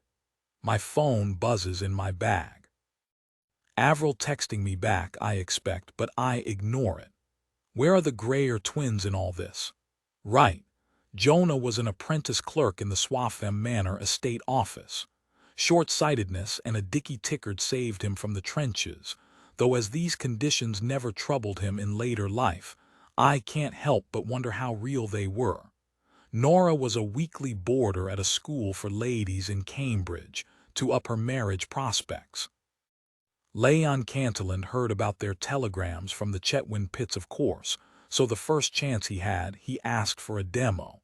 It took place on the doctor's first weekend at Swaffham. He was impressed. He was very impressed. An annunciation of the new age of man, he later called it. A fortnight later, Cantillon put a proposal to his hosts. If they lent him Nora and Jonah, and if the twins was willing, he'd provide a psychic education consummate with their gifts. The doctor said he knew an occultic teacher who trained the twins in spirit channeling. Once Nora and Jonah had mastered that skill, he said, Lady Albertina'd be able to freely speak with her sons from their higher plane without fear of being gulled by swindlers. Now I sniff a swindler. How for real was Dr. Cantillon? The old man rubs a watery blue, red-rimmed eye and growls thoughtfully. Well, the Chetwynd pits believed him, which is what matters in this backstory. They agreed to his proposal to educate Nora and Jonah, though here's where the doctor's version of events and Lady Albertina's begin to part ways. She wrote that Leon Cantillon promised the twins to be away no more than a few months. Cantillon's claim is that the Chetwynd pits gave him guardianship of the Greyers with no small print about expiry dates, time, or distance. Who's telling the truth? That I don't know. Truth has this habit of changing after the fact too, don't you find? What we do know is that Leon Cantillon took the twins first to Dover, crossed over to Calais, passed through wartime Paris, carried on south to Marseille, then sailed by steamship to Algiers. Lady Albertina calls this journey an abduction, no more, no less. But by the time she and her husband found out about it, the Horst bolted. Repatriation of minors is tricky enough now. Back then, when 16-year-olds were adults in most senses, and with the Great War in top gear, so to speak, and inside French colonial jurisprudence, forget it. The Greyer twins were gone. I'm not clear. Were they taken against their will? Fred Pink's face says hardly likely. Which would you choose? Life as an orphan pleb in the Tory fens in wartime England, or life as a student of the occult under the Algerian stars? It depends on whether I believed in the occult. They believed. Fred Pink sips his bitter. Sally did too. And if she hadn't, I think she wouldn't have been playing Ghostbusters in unfamiliar backstreets at night, and whatever happened to her wouldn't have happened. Either I bite my tongue or kill the interview. The Greyers stayed in Algeria then. They did, yes. Nora and Jonah already knew telepathy. What other powers might they acquire in the right hands? Leon Cantillon was a sly operator, there's no doubt, but a sly operator can still be the right man for the job. He looks at Leon Cantillon's photo again. He took the twins to the albino Sayyid of Ait Arif. I mentioned him before. The Sayyid followed an occult branch called La Voie Ombragée, or the Shaded Way, and lived in a dwelling of many rooms by a fast-flowing stream at a high neck of a secret valley, a day's ride from Algiers, and that's about all the info Cantillon gives us. The Sayyid accepted the odd foreign twins who couldn't speak a word of Arabic at this point, remember as disciples in his house, so he must have seen something in them. Cantillon returned to his duties at the Foreign Legion Hospital in Algiers, though he made the journey to the Sayyidess once a fortnight to check up on his young charge's progress. Outside the pub, a woman hollers, "You're supposed to indicate moron," and a car roars off. "Mr. Pink," I say. If I can be frank, this story feels a long way away from my sister's disappearance. Fred Pink nods and frowns at the clock on the wall. 8:14. Give me till 9 o'clock. If I haven't connected all of this with your Sally and my Alan by then, I'll call you a taxi. On my honor. While I don't have Fred Pink marked down as a liar, I do have him marked as a dreamer-upper of alternative histories. On the other hand, after all these years, my own inquiries into Sally's disappearance have led exactly nowhere. Maybe Fred Pink's tracking me down is a hint that I need to look for leads in less obvious places. Starting now. Okay, 9 o'clock was channeling dead spirits on the Sayyid's syllabus, as Cantillon had promised Lady Albertina. You've got a knack of asking the right question, Miss Timms. I'm impressed. Fred Pink gets out a box of spearmint tic-tacs, shakes out 3, offers me one I refuse, and puts all 3 in his mouth. Number Leon Cantillon had lied to the Chetwynd Pitts about seances. I think he knew perfectly well that seances are almost always fraud. When you die, your soul crosses the dusk between life and the blank sea. The journey takes 49 days, but there's no Wi-Fi there, so to speak, so no messages can be sent. Either way. Mediums might convince themselves they're hearing voices from the dead, but they're not. It's impossible. Well, that's wacko. That's very exact. 49 days, Fred Pink shrugs. The speed of sound's very exact, so's pi, so are chemical formulas. He crunches his tic-tacs. Ever been to the Atlas Mountains in North Africa, Miss Timms? I shake my head. I have, believe it or not, just a few years back, thanks to 3,000 quid I won on a scratch card. Goes a bloomin' long way in Algeria, does 3,000 pounds if you watch out for the pickpockets and rip-off merchants. Those buckled-up mountains, the dry sky, the hot wind, the whole massive otherness of it, so to speak. I'll never forget it. Rewires your head if you stay long enough. Little wonder all the hippies and that lot made a beeline for places like Marrakesh in the 60s. Places change you, Miss Timms, and deserts change us pale northerners so much. Our own mothers wouldn't recognize us. Day by day, the twins' Englishness ebbed away. They picked up Arabic from the Sayyid's other disciples. They ate flatbread, hummus, and figs. Jonah let his beard grow. Nora wore a veil like a good Muslim girl. And sandals and dish-dashes made more sense than shoes and cufflinks and petticoats and what have you. The calendar lost its meaning for them, Cantillon writes. 1, 2, 3 years passed. They learned occult arts and obscure sciences that there aren't even words for in English, things that not one mind in 100,000 learns, or could learn, even if the chance came along.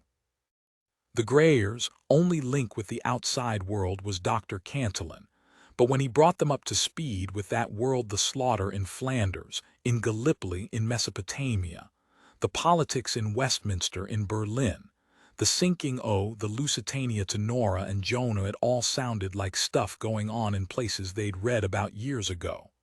Not real. For the twins, their true home was their valley. Their fatherland and motherland was the shaded way. Fred Pink scratches his itchy neck. He suffers from mild psoriasis and stares through my head, all the way to a moonlit dwelling in the Atlas Mountains. The cracked clock says 8:18. How long were they there? Until April 1919. It ended as suddenly as it had begun, like. Cantillon visited the Sayyid one day, and the master told him he'd taught the twins all the knowledge he could impart. The time'd come for the great globe itself to be their master, he said. Which meant what exactly, and where? England held no great attraction for any of them. There'd be no fond welcome home from the Chetwynd pits at Swaffham Manor, that was for sure.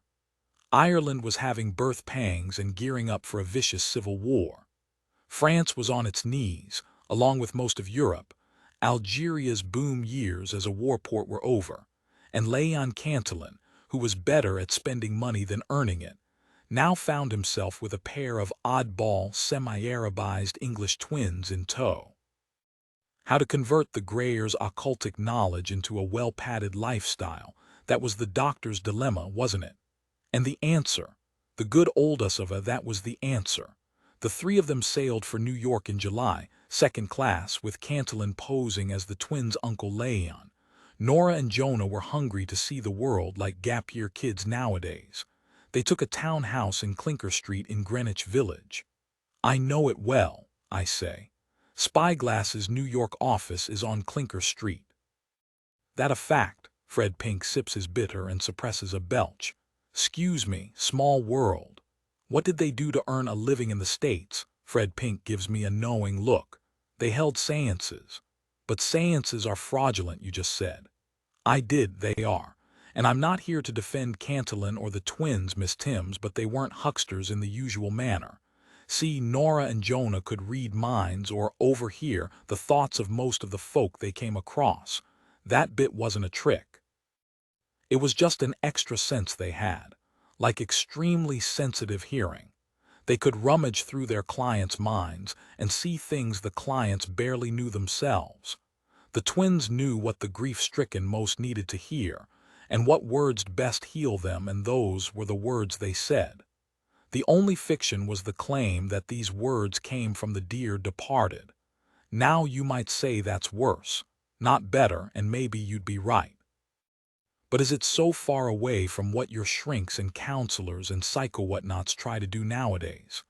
There was a lot, and I do mean a lot, of unhappy, despairing, if not suicidal New Yorkers who left that little house in Clinker Street certain, quite certain, that their loved ones were in a better place and looking out for them, and that one day they'd be reunited. I mean, that's what religion does, docen, it. Are you going to condemn every priest and imam and rabbi on earth for doing the very same thing? No, the Greyer twins' seances weren't real, but yes, the hope they gave was. Isn't the yes better than the no? Fraud's fraud, I think, but I just reply a possible nod. So the New York gigs went well. Fred Pink nods. Cantillon was a canny manager. Once the Greyers got a bit of a name for themselves, he switched tack, discreet appointments at wealthy clients' homes. No props, no smoke, no mirrors, no ectoplasm, no Ouija, no daft voices. No public performances, nothing vulgar or theatrical. Just quiet, calm, sane grief relief, so to speak. Your son says this and your sister says that. If Cantillon felt a possible client was only a thrill-seeker, he turned them down, or so he claimed anyway. A football chant from the TV below wafts upstairs. It's choppy, lulling, and otherworldly. If the Greyers had an array of genuine psychic powers, why content themselves with telling consoling fibs to rich Americans? Fred Pink shrugs like a comedy Frenchman, palms raised, shoulders high and head low. Cantillon's motives, I'll guess, at money, but Nora and Jonah left no written account, so who's to say? Maybe they saw themselves as students of humanity, and seances let them study people better. They had a serious case of wanderlust too, and their seance service, let's call it, was a passport valid in all territories. Personal recommendations went a long way, and Uncle Léon and his niece and nephew never traveled second class again. In spring of 1920 they moved to Boston, in autumn it was Charleston, then New Orleans, then San Francisco. Why stop there? They took a liner to Hawaii, to Yokohama, and a spell in Japan, then on to Beijing, Manchuria, Shanghai, Hong Kong, Macau, Ceylon. The best hotels and the houses of the grateful rich were their homes in that period. Bombay, New Delhi. A year or two in the British Raj, why not? A summer up in the hill stations. Then Aden, Suez, Cairo, Cyprus, Constantinople, Athens. A winter in Rome, a spring in Vienna, a summer in Berlin, Christmas in Paris. In his book, Cantillon describes how the twins honed their arts as they traveled, seeing the sights, and settled for a brief sojourn like exotic birds in whatever local society they found themselves in. Nora rejected no less than 6 proposals of marriage, and no doubt Jonah enjoyed his share of liaisons and conquests, but always they carried on westwards, till one drizzly day in May 1925, the Dover train trundled into Victoria Station, and the Greyers and their guardian took a cab to a house in Queen's Gardens, a swish and leafy street in Bayswater. They financed 5 years of luxury globetrotting with séances. They diversified a bit once they left the States. Disciples of the shaded way learned the art of suasion. A tackier name is mind control. Maybe you can guess, Miss Timms, how a talent like that might be turned into a few bob. I play along. If suasioning were real, you could enlist a nearby millionaire to make you out a humongous bank draft. Fred Pink's face says I guessed correctly.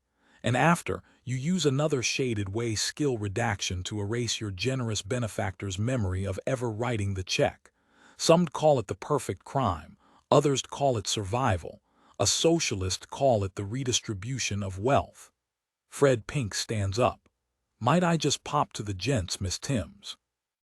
The beer was a mistake, my prostate's not what it was. I indicate the doorway. I'm not going anywhere. Yet, aren't you drinking your tomato juice, Miss Timms? I look at it. I just don't really fancy it after all. I'll bring you something else up. Listening's thirsty work. I wave him away. No need, really. Fred Pink makes a mock glum face. Ah, but I insist. A bit later. When he's gone, I turn off my digital recorder. It's all saved, not that I think I'll ever listen to it again. Only an all-out conspiracy theorist or the mentally ill could ever connect this Norfolk Dublin Algerian American Trans-Pacific mysterious Orient tale with 6 vanished students in 1997. God, it's tempting just to slip away now, while there are still lots of trains back to London. Really, what would Fred Pink do if I did a runner now? Send me a pissed-off email. I'm a journalist. I get 20 pissed-off emails per hour. Fred Pink spent 9 years of his life in a coma, more years locked away in a secure ward beyond Slew's outer reaches, and he's an obvious believer in the dark arts. The man's brain is scrambled, but no. I gave him my word to stay until 9 o'clock, so I'll stay. It's now 8:27. The last text was from Avril, as I thought. Ode to glamour. BT seriously hope Mr. P isn't waste of time. Text me if you need urgent emergency to escape too. I reply, jury's still out, Ray Mr. P, but we'll probably get train about 9:30 back to Patter's 10 home by 11. I hope XXXF send. I don't remember eating dinner, so I suppose I must have missed it. I go downstairs to the bar to see if there's anything to eat. It looks like a stage set, and rather a cash-strapped one at that. With the departure of the blind chap and his dog, the population of the Fox and Hounds has dwindled to 4. Up on the plasma screen, a red team are playing a blue team, but I don't know who is who. Avril knows that MUN means Manchester United and R stands for Arsenal, but I'm hopeless. It's a corner, and the landlady waits a few seconds to watch the outcome, no goal, before dragging herself over to my end of the bar. I ask if she sells snacks, and she lets a long pause elapse to illustrate her contempt for metropolitan media dykes. Cheese and onion crisps or ready salted, dry roasted peanuts or honey-glazed cashews, that's it. Wow, what an embarrassment of riches. 2 bags of cashews and a diet tonic water with lemon, please. We only sell real tonic water, not diet. Looks like I'll have a real tonic water then. Thank you so much. The landlady plucks the nuts from a rack, takes the tonic water from a shelf below, flips off the cap, retrieves a glass, drops in a limp segment of lemon and pecks at the till. £3.45. I hand over the right money. She asks, "What paper do you write for then?" "Spyglass. It's a magazine. Never heard of it. It's bigger in the States than it is here." "Like Private Eye, is it? One o' those sarcastic papers." "No, not really," I say. "It's less satirical."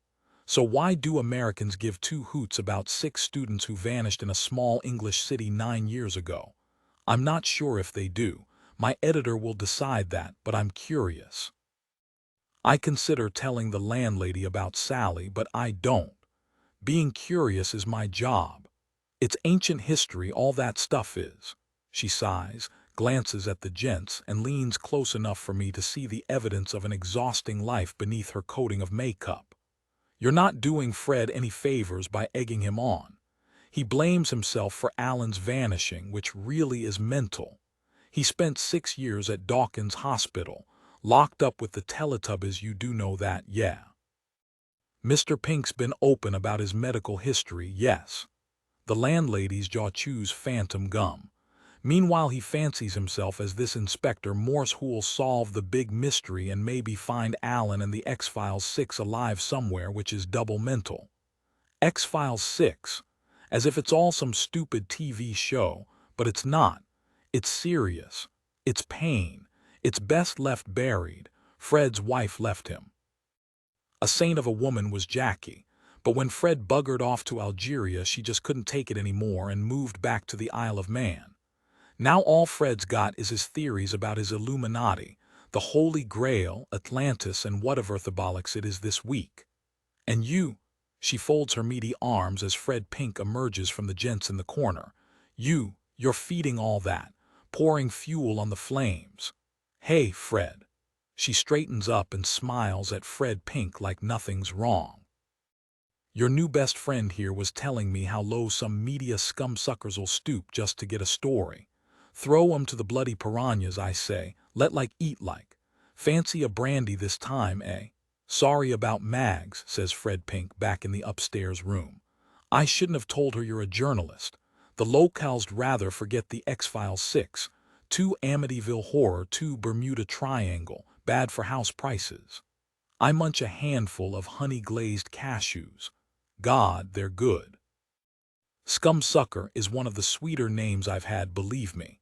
"So, Mr. Pink, we left Dr. Cantillon and the Greyer twins in Bayswater after their years of travel in foreign parts." Fred Pink sloshes his brandy around the glass. "Yes, it's now 1925. Nora and Jonah are 26, and Uncle Leon is 50. For 11 years he's been their fixer, guardian, PR man, accountant. Now he wants to be their biographer, or more their John the Baptist. You see, he decided the time'd come to go public and persuade the world that spiritualism and science could be respectably married. Money and a comfortable life wasn't enough. His new ambition was to establish a new discipline, psychosotrica, with none other than Dr. Leon Cantillon as its Darwin, its Freud, its Newton, which put him at serious odds with Nora and Jonah. See, they'd drunk their fill of the big bad world. What they wanted was to hide away and see which dead ends down the shaded way might not be dead ends after all. So they told Cantillon no, there'd be no biography, no great unveiling, and no more public engagements. Obedient Uncle Leon told the twins, "I hear and obey." But obedient Uncle Leon was lying through his teeth. He spent most of the next 2 years writing his exposé, The Great Unveiling. It wasn't the usual rehash of Europe's top 10 witches and wizards, like most books about the occult were in those days. Leon Cantillon's book had 3 sections. Part 1 was the first ever written history of the Shaded Way, from its 5th century beginnings to the 20th. Part 2 was a biography of the Greyer twins from their Swaffham Manor days to their return to England. Part 3 was a manifesto for an international psychoterica society to be set up in London, with Dr. Guess Who as its lifetime president. My phone buzzes in my bag. Avril's reply to my reply, "I bet. It's 8:45, it'll wait." Why did Cantillon go against the twins' wishes? Can't be sure. I suspect he reckoned that once the cat was out of the bag, once Uncle Tom Cobley and all were clamoring for the age of psychosotrica to begin, the Greyers see how right he was and sign up. If that was Cantillon's thinking, Fred Pink ruffles more dandruff out of his hair. He was mistaken, tragically mistaken. On March 29, 1927, the printers delivered 10 boxes of The Great Unveiling. On March 30th, he mailed about 6 dozen copies to various theosophists, philosophers, occultists, and patrons in England and overseas. My copy of the book, which I keep in a safety deposit box in a place I tell nobody, is one of those 6 dozen. In the early hours of the next morning, March 31st, a conveniently positioned Bobby was walking down Queen's Gardens. He saw Leon Cantillon lift his 5th-floor sash window and perch on the sill, exposed, shout out these words: "The mind is its own place, and in itself can make a heaven of hell, a hell of heaven, John Milton, if you're curious and jump out." He might have survived, but he landed on a row of pointy railings. You can picture the scene. Quite the 9-day wonder it was. The coroner recorded a verdict of death by insanity, and the Westminster Gazette covered the funeral. Jonah read the eulogy, while Nora, the very model of demure grief in an ankle-length dress of black crepe, yes, I memorized it, sobbed for her guardian.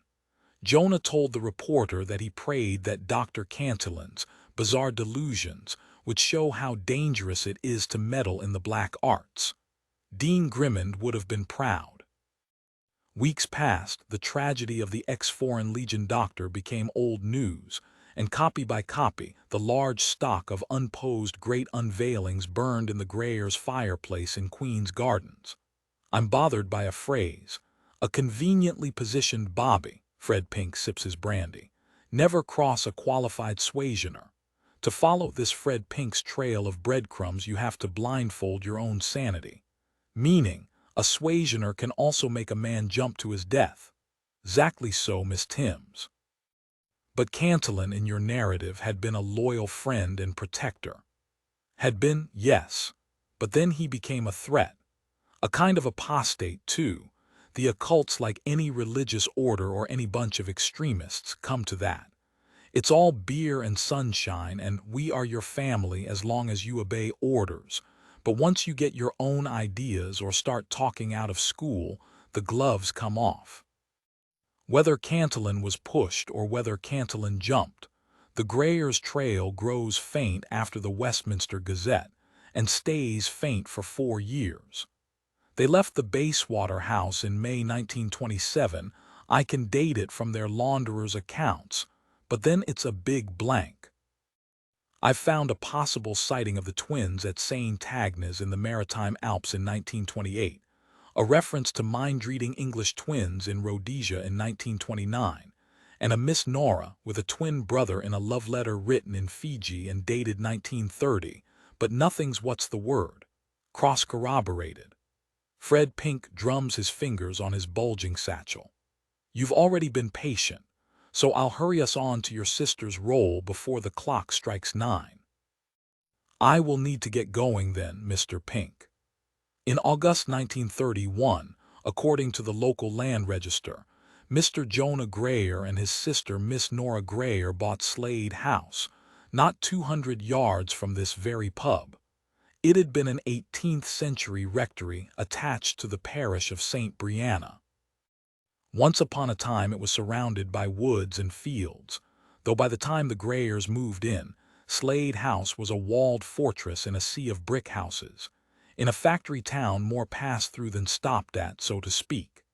The neighborhood was full of factory workers, full of big families, full of Irish and itinerants, full of folk coming and going and doing midnight flits, which suited the Greyers' purposes down to a T. What purposes were these, Mr. Pink? They needed laboratory rats, see. What I see is the wackometer needle climbing. Laboratory rats for what kind of experiments? Fred Pink's glasses reflect and bend the grimy strip light. I'll die one of these mornings. I'm 79 now, I still smoke like a flammin' chimney, my blood pressure's chronic. Mags, the landlady'll die too, Whoever keeps sending you them texts'll die, and you'll die as well, Miss Timms. Death's life's only guarantee, yes. We all know it, yet we're hardwired to dread it. That dread's our survival instinct, and it serves us well enough when we're young, but it's a curse when you're older. I'm sure you're right, Mr. Pink, and Nora and Jonah Grayer wanted to not die, ever. Bang on cue, a goal's scored on the TV downstairs, and the crowd surges and roars like a kettle boiling. I maintain my professional face. Don't we all? Yes, we do. It's the oldest dream, right? Life everlasting. Fred Pink takes off his glasses to rub them on his shirt. It's why religion got invented, and it's why religion stays invented. What else matters more than not dying? Power, gold, £1,000,000, £1 billion, £1 trillion, really. They won't buy you an extra minute when your number's up. No, cheating death, cheating aging, cheating the care home, cheating the mirror and the dug-up corpse's face like mine that you'll see in your mirror too, Miss Timms, and sooner than you think. That's a prize worth the hunting, the taking. That's the only prize worth hunting. And what we want, we dream of. The stage props change down the ages, but the dream stays the same. Philosopher's stones, magic fountains in lost Tibetan valleys, lichens that slow the decay of our cells, tanks of liquid, whatever that'll freeze us for a few centuries, computers that'll store our personalities as ones and zeros for the rest of time. To call a spade, immortality. The wackometer needle is stuck on 11. I see. Fred Pink's smile curves downwards. The one little snag being immortality's all hooey. Right. I sip my non-diet tonic water. Since you ask, yes. He puts his glasses on. What if very occasionally it's real? And so Fred Pink proves himself divorced not only from his wife but from reality. 8:52. If anyone discovered how not to die, I don't think it'd stay a secret very long. Now he acts as if he's the one humoring me. Don't you now? Why's that then, Miss Timms? I strangle a sigh of exasperation. Because the inventors or researchers would want recognition, fame, Nobel Prizes. No, what they'd want is not to die, which wouldn't happen by going public. Think about it. What's fueling the wars in the world right now? Oil and diamonds in West Africa, Fred Pink counts on his fingers. Disagreements over the prophet's true heirs in the Middle East, and the power lust of a nudie Russian czar in the Kremlin, to name but three. If people'll cheerfully slaughter tens of thousands for motives as shoddy as these, what wouldn't the warlords and the oligarchs and the elite do to secure the limited supply of life everlasting? Miss Timms, they'd kick off World War III. Our plucky inventors be shot by maniacs, be buried in bunkers, or die in a nuclear war. If the supply's not limited, the prospects are even bleaker. Yes, we'd all stop dying, but we wouldn't stop breeding. Would we? Men are dogs, Miss Timms, you know that. Give it 20, 30, 50 years. There'd be 30, 40, 100 billion human beings pressing down on our godforsaken world.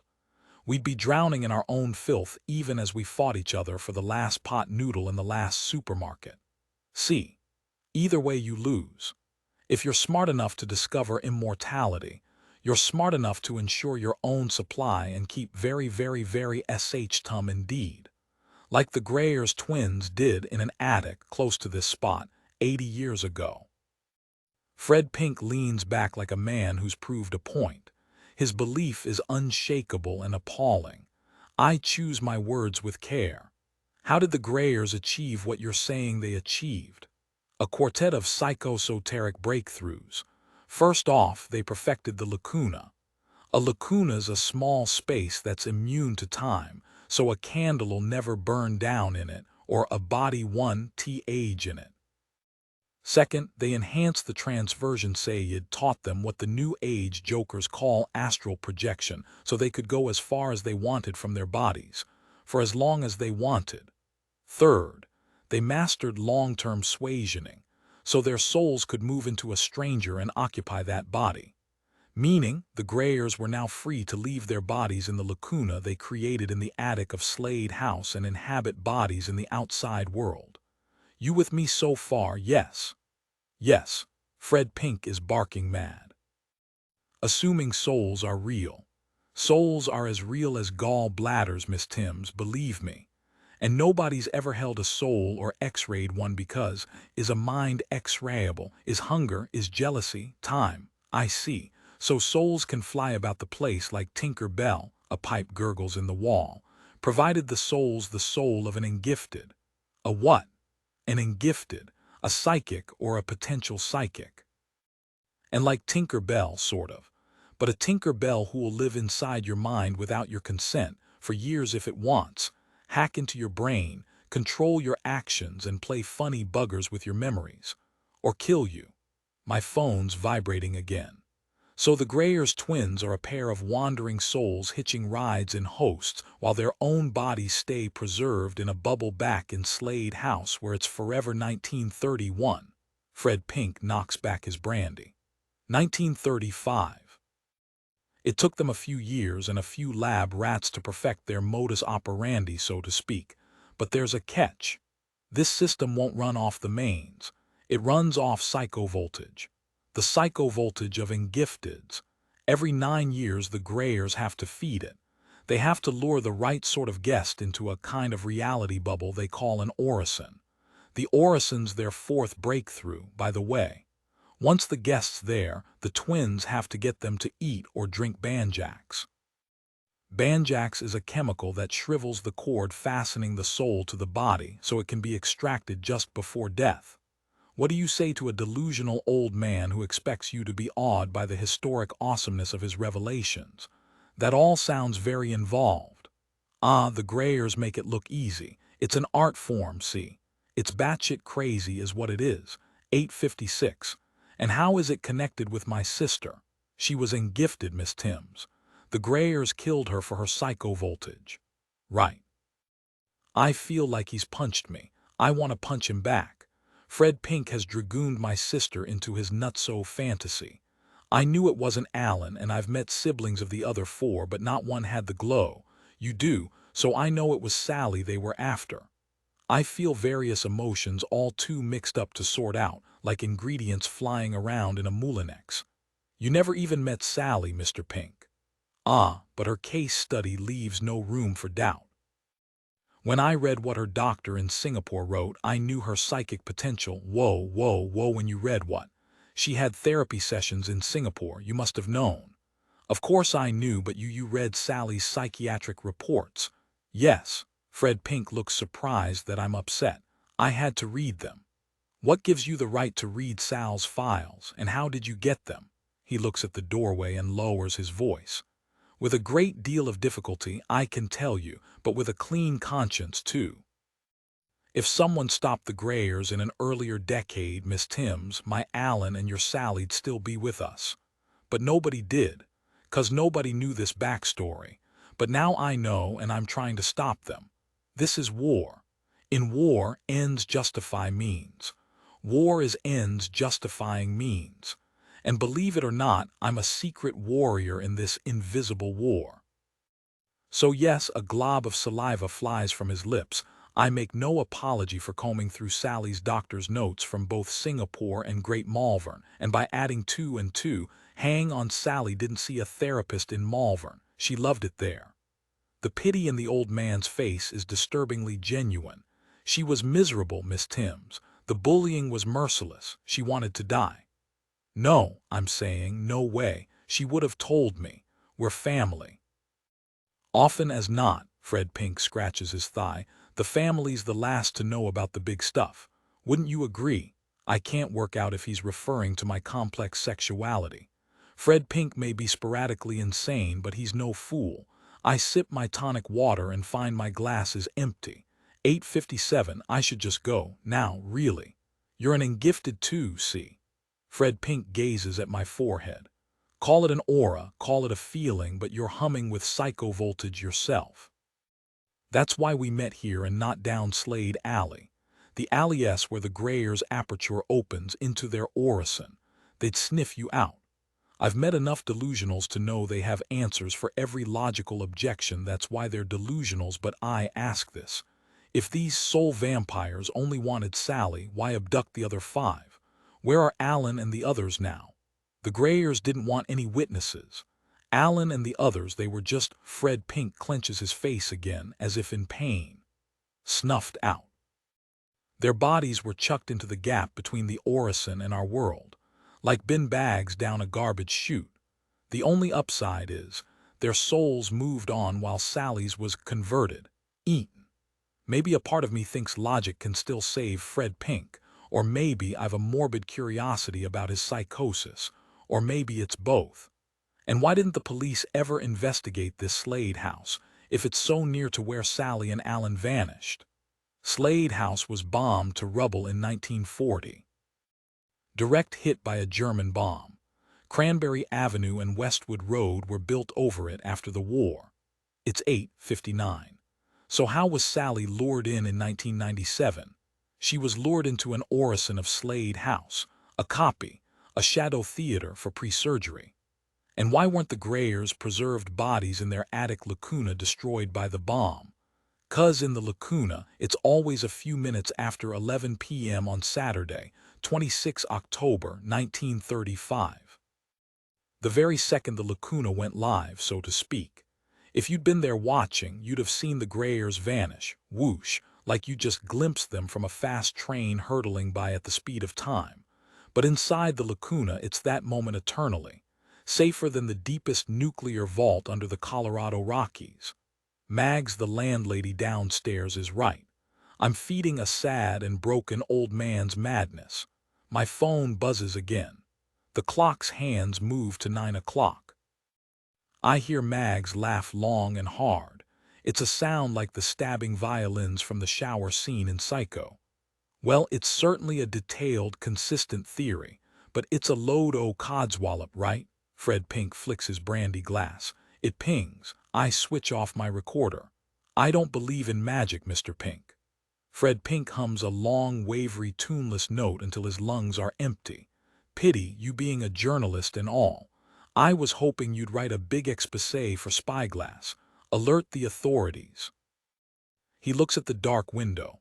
What proof convince you? Proof that is proof, not faith masquerading as proof.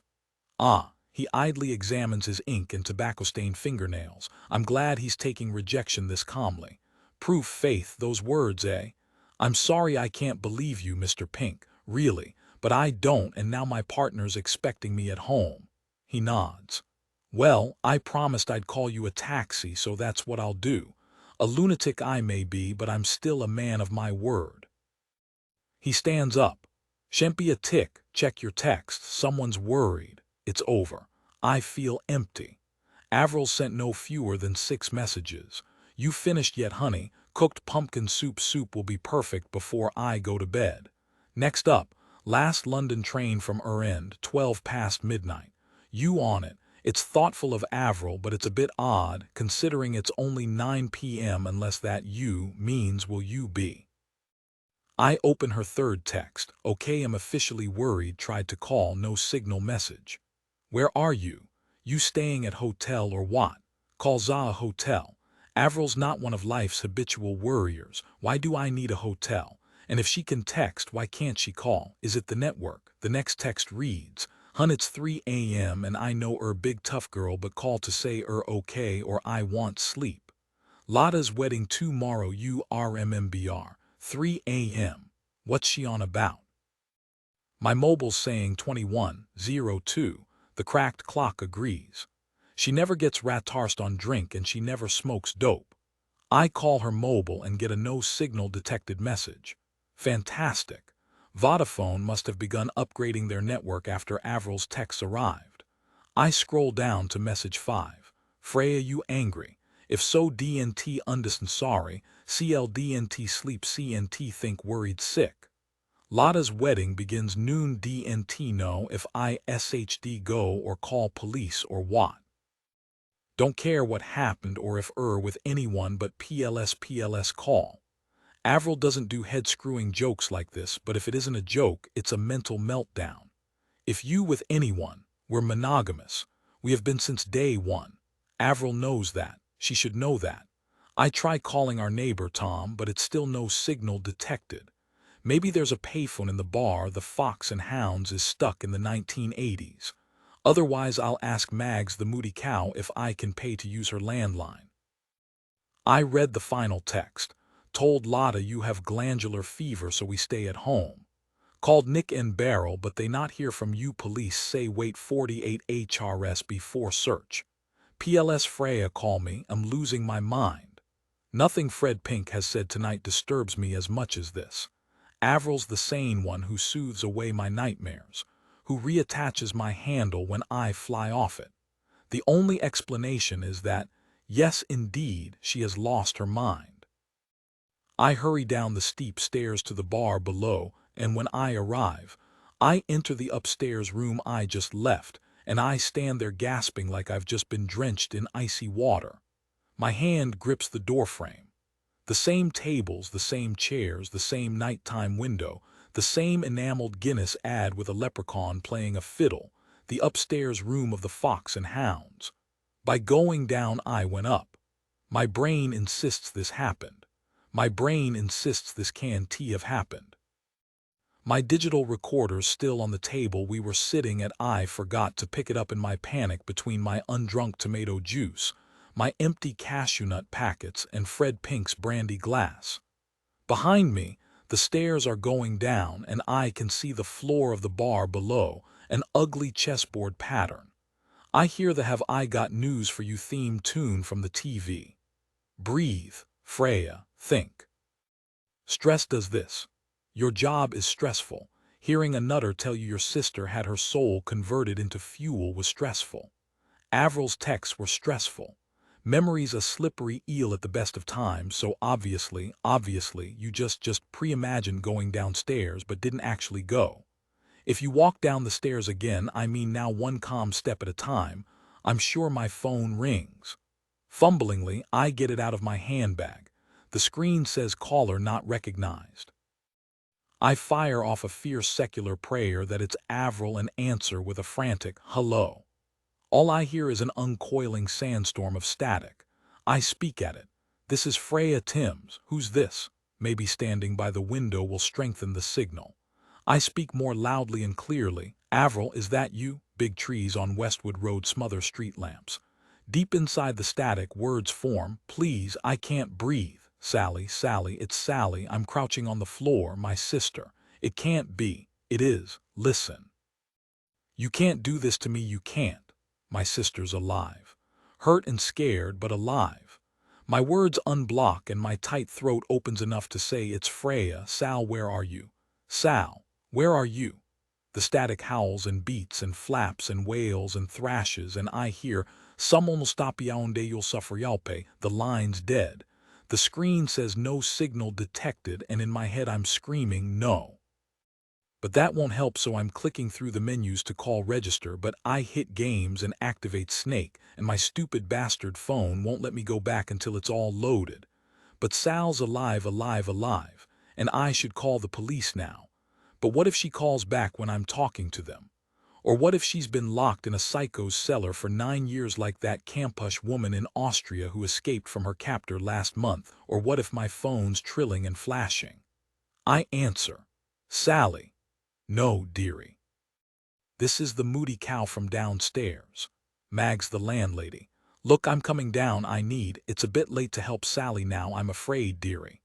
I hear her say the line one more time in my head. I can't speak or move or think or do anything at all. The dead flies in the strip light have woken up. That was only her echo, dearie, her residue, time's voicemail if you like, from 9 years ago. Oh, very well, then it was your sister's ghost talking. Fear shunts me back through gluey air. Who are you? Mag sounds teasing and friendly. Surely one of Spyglass magazine's top journalists could hazard an intelligent guess after everything you've heard. What have I missed? Let me speak with Mr. Pink. Fred passed away months ago, dearie. Prostate cancer, a horrible way to go. A deep gulp inflates my lungs. A bona fide psychopath who impersonates the dead and keeps a fan club of sicko helpers the other customers. A locked-up pub, blinds down, murder. Murder. I go to the window.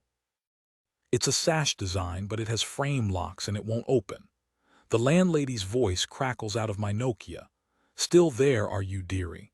The connection's breaking up. keep her talking. Look, just tell me where Sally is. I'm sure Sally's not anywhere. Sally's dead, dead, dead, dead. I drop the phone and let it lie and grab a chair to smash the window and scream blue bloody murder and wake the street and scramble down a drain pipe or jump out. But when I turn back to smash the glass, the window's gone. Its wall, it's gone. Its wall, I turn to the stairs. The stairs are gone. There's a pale door instead with a worn gold doorknob. The landlady's on the other side. She's doing this. I don't know how, but she's doing this and she's inside my head. Or wait, I'm doing it. I'm the one with the psychosis, not Fred Pink. I need an ambulance, not a police car. 999. Dial it. Now. Really, which is likelier? The laws of physics breaking down or a stressed-out journalist breaking down? I pick up my phone, praying this lucidity lasts. A crisp, efficient-sounding lady answers straight off. Hello, emergency services. Yeah, hi, my name's Freya Timms. Stay with me now, Freya. The operator sounds like my mum, but efficient. Tell me the situation and we'll see what we can do to help. If I speak about hallucinations in pubs, she'll fob me off with a helpline number. I need something drastic. I've gone into labor, I'm on my own, but I'm in a wheelchair and I need an ambulance. That's fine, Freya, don't worry. What's your location? A pub, the Fox and Hounds, but I'm not from round here, so it's fine, Freya. I know the Fox and Hounds. My brother and I live just down the street. I think, thank God. But then I understand. I understand why she sounds so amused. I understand there's no way out of here. Better late than never, says the stern voice on the phone. Turn around and look at the candle on the table behind you. Now, as I obey, the room dims. A candle sits on an ornate candlestick engraved with runes on its stem and base. The flame sways. Watch the flame, orders the voice. Watch. Reality folds in origami-like and darkens to black. I can't feel my body, but I'm kneeling, I think, and 3 faces have joined me. Left of the candle hovers a woman in her mid-30s. She's familiar. She is Mags, the landlady, but 20 years younger, slimmer, blonder, smoother-skinned, and eerily beautiful. Right of the candle is a man of the same age, also blond and also known to me as I study him. A young Fred Pink emerges from his face. The two are twins. Who can they be but Nora and Jonah Grayer? They are absolutely motionless, like the candle flame, and like the third face watching me over the candle. Freya Timms staring out of a mirror. I try to move a limb, a thumb, an eyelid, but my nervous system has shut down. Is this what happened to Sal? I somehow know it was. Did she think of me? Did she want her big sister to come and rescue her? Or was she past that stage by then? Unbelievable. Nora Grayer's face flickers into fury as the candle's flame untwists and twists. Maybe I've been here minutes, maybe days. Time needs time to be measurable. How dare you? Sister. Jonah Grayer swivels his jaw as if it fits poorly. What on earth, me? I'm still paralyzed from the eyeballs down. You told our entire life story to this wretched reporter. Fred Pink had to share some of his findings, or the Oink sister would have decided he was wasting her time and gone. Why the hysteria? Don't hysteria me, spittle flies over the candle. For even naming the shaded way, the Sawyad would nullify you, on the spot and with just cause. Oh, I'd like to see the Sawyad try, peace be upon him. What are you afraid of? Our story's a banquet of marvels, and it's exactly never that the chance comes along to share it with a discreet listener, because she is discreet. Shall we ask her how discreet she is? Let's. It'll put your mind at rest. He turns to me. Miss Timms, do you intend to publish Fred Pink's backstory as you heard it told on this memorable evening? I can't shake or nod my head by so much as a millimeter. We can take that as a no, sister dear. Just chill. Chill. So acting like a teenager is no longer enough. Our guest was damn nearly a no-show. She rejected the first banjacks and no, Nora. You're doing it again, scaring yourself with all manner of what-ifs instead of examining the facts and outcome with a calm mind. What facts? I am desperate to ask. What outcome? Fred Pink told you all the answers, honey pie. Jonah turns his mocking face my way. But I'll spell it out for you, since your sister evidently inherited the brains as well as the fat. On your way to meet me, in a random old man's body I commandeered as Mr. Pink, you decided it was a waste of time after all. Having considered this and all eventualities, I had you followed. So at a sheltered bend in the park near the bandstand, one of my Blackwater sprayed an ingenious compound in your face. You lost consciousness on the spot, poor thing. Thanks to fastidious planning, he glances at his sister. A St. John's ambulance was only a minute away. These worthy volunteers had you safe, sound, strapped in a wheelchair and rendered to our aperture within 5 short minutes. My men even hid your face under a hood to protect you from the spots of rain and from prying eyes. You were rendered into our orison, which my sister had swiftly redesigned into a perfect copy of the fox and hounds, your original destination, and brought to the orison's heart, the lacuna. Given the difficulties of redacting memories from an engifted mind, I played safe and wiped out the whole day, which is why you can't remember leaving London. When you awoke, I treated you to the greatest scoop of your life. There. Jonah runs his tongue along his upper teeth. Wasn't that satisfying? I feel like a detective laying out the facts in the final scene of a whodunit. Yes, yes, sister. Jonah turns once more to his sister, who still looks furious. Our guest turned up her nose at the tomato juice, but we banjaxed her good and proper with the cashew nuts. And yes, I went off script a smidgen during my turn as Fred Pink and told her more than I'd meant to, but she'll be dead in 2 minutes, and dead journalists don't file copy. Dead. He did say dead. They're going to kill me. I'm afraid so, says Jonah. You should have believed Fred Pink. You were a fool and braggart, brother. Nora's voice is hard with anger, but I'm only half hearing. Never discuss la voix embriague with anyone, nor Ely Swaffem Cantillon nor Ait Arif, ever, whatever the circumstances, ever, do you understand? I'll mend my ways, sister dear. Jonah gives a mock contrite sigh. Nora's disgusted. One day your flippancy will kill you. If you say so, sister. And on that day I will save myself if I can and abandon you if I must. Jonah's about to reply perhaps with a smarmy retort, but changes his mind and the subject. I am famished, you are famished, our operandi is famished, and supper is plucked, trussed, seasoned and ready. He turns his whole body to face me and whispers, bewitched, bothered and bewildered. You're not breathing, honey pie. Have you really not noticed? I want this to be a sadistic lie, but it's true, I'm not breathing. So this is it. I don't die in crossfire, or in a car crash, or at sea, but here, inside this nightmare that can't be real but which nonetheless is. The twins begin to ply the air with their fingers like harpists, slowly at first, then faster. Now they seem to draw on the air like high-speed calligraphers. Their lips move too, but I don't know if I'm hearing them or the buzzing echoes of my oxygen-starved brain closing down. Above the candle, a thing congeals into being. It's the size of a misshapen head, but faceless. It glows red, bright to dark, and stringy roots emerge from it, fixing it in the dark air. Longer roots snake their way towards me. I try to squirm my head back or shut my eyes, but I can't.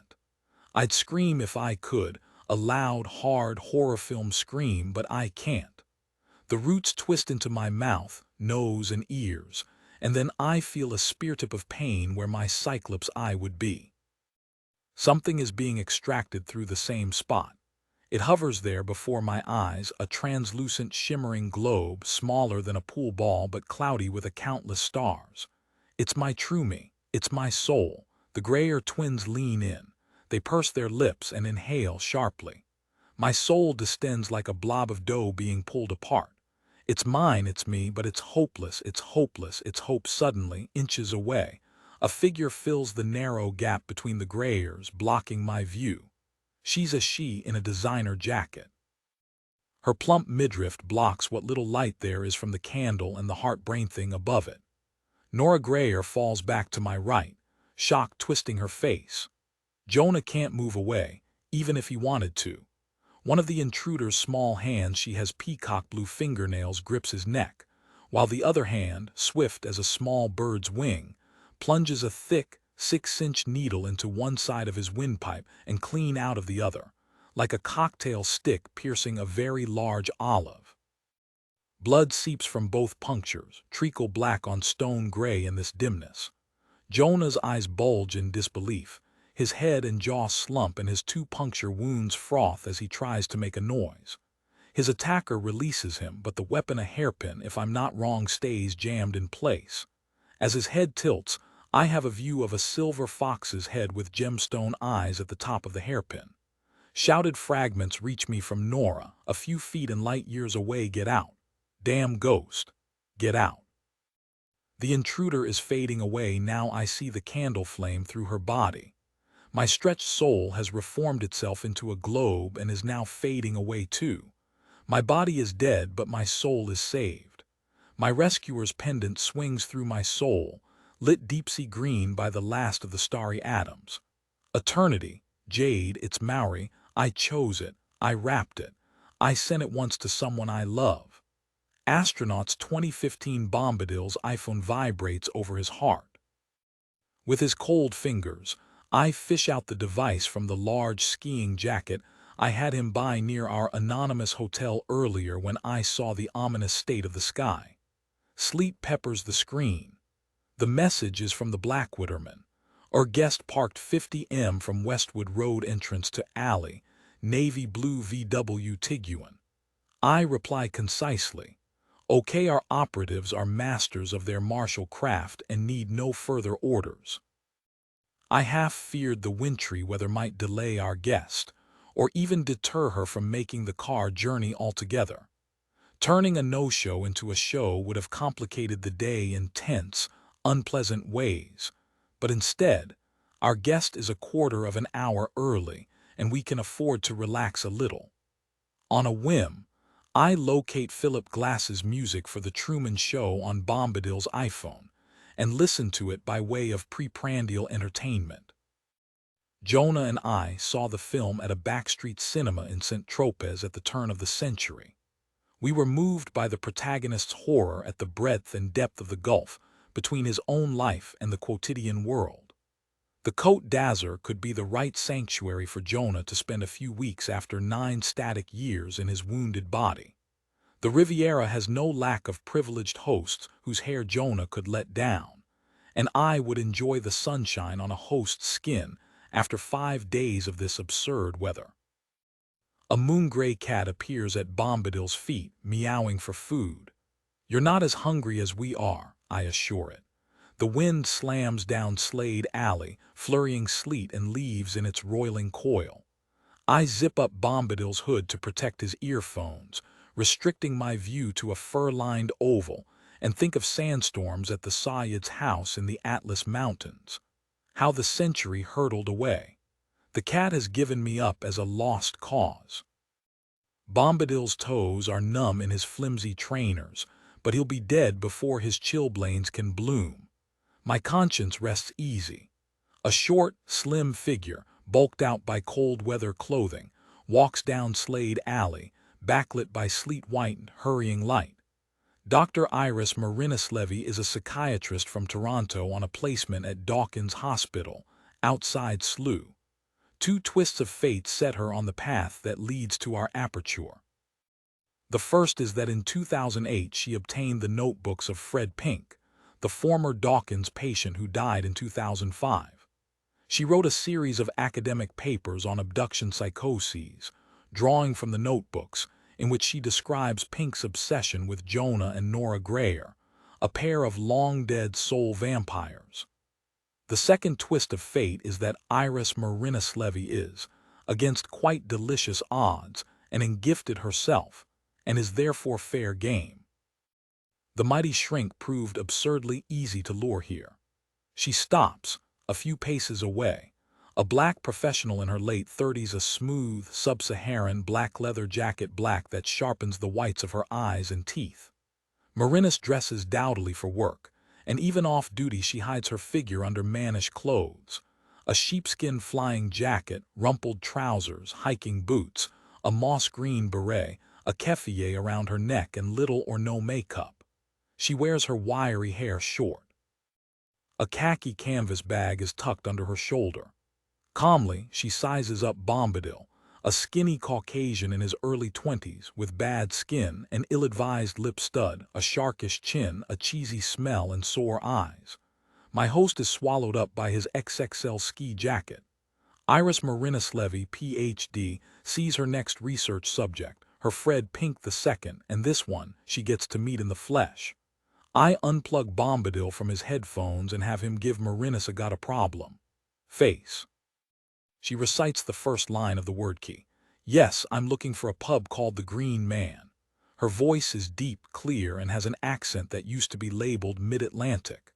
Bombadil has a muttery, wandering estuary English accent. I leave the way it is.